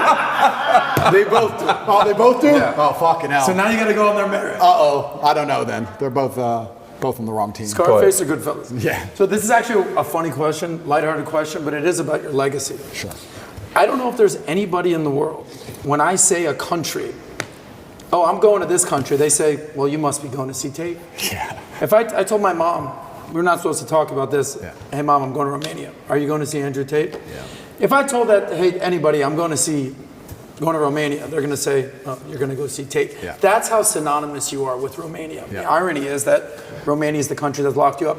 There's one other person that's associated with the country. If I say the country, you know the name, they're not even a real person. And that person is from the country of Kazakhstan. Yeah, Borat. Borat. Yeah. I say Kazakhstan, you think of Borat. Yeah. Ironically, in a twist of fate, in 2006 when the movie Borat came out, they actually banned the movie. Yeah. They didn't want the people of Kazakhstan to see the movie. Yeah. Because it was Insulting. a great insult for the people of Kazakhstan. Yeah. Ironically, in 2020, after COVID, it became a global brand, Kazakhstan. Yeah. The tourism board basically created ads and embraced the moniker Kazakhstan, very nice, as a way to drive tourism to Kazakhstan. So in a twist of fate, they banned the movie. Yeah. 15 years later, they're embracing Borat. Yeah. So my question to you is, when you're innocent and you're scot-free, Yeah.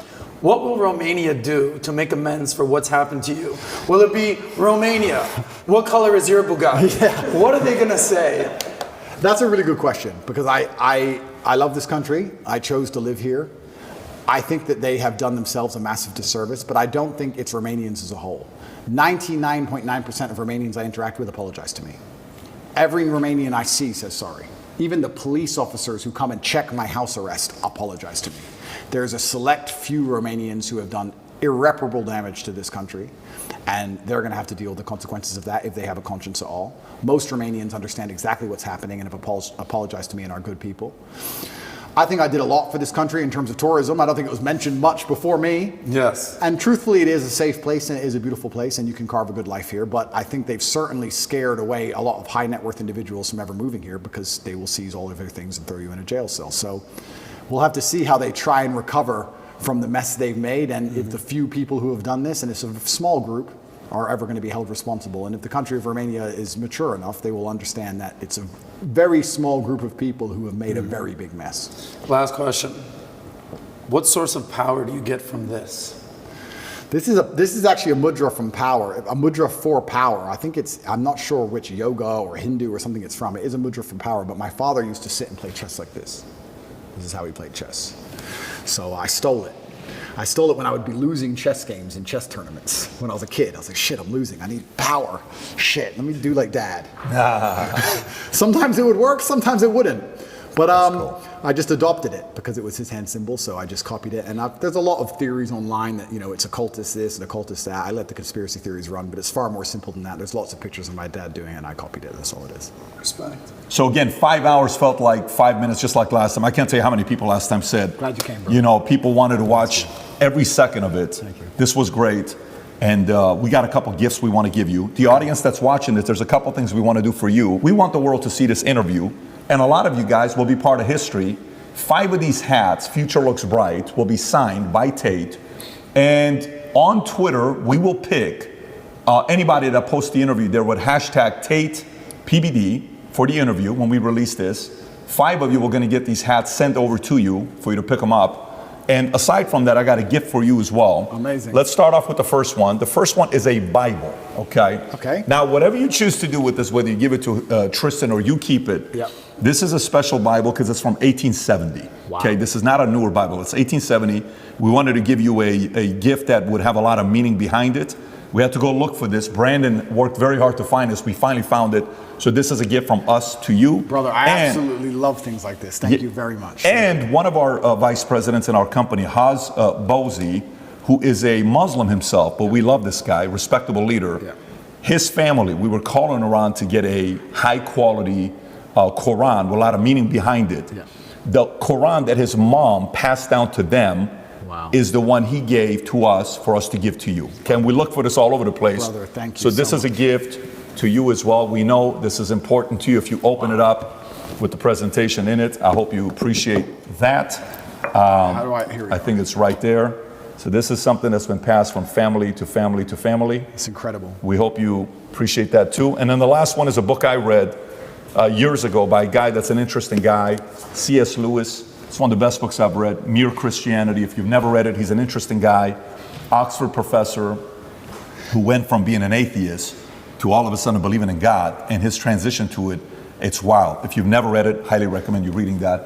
I think you will enjoy it. This is incredible. I'm truly humbled. And yeah, if they send me back, I have plenty to read. I'll take them with me. Thank you very much. Plenty of reading to do. Once again, brother, really enjoyed this. Thank you. Thank you. Thank you, Andrew. Thank you. Connect is an application which allows you to take a minute to connect with influencers from all around the world. My name is Andrew Tate, and I'm available to speak directly to you on Connect.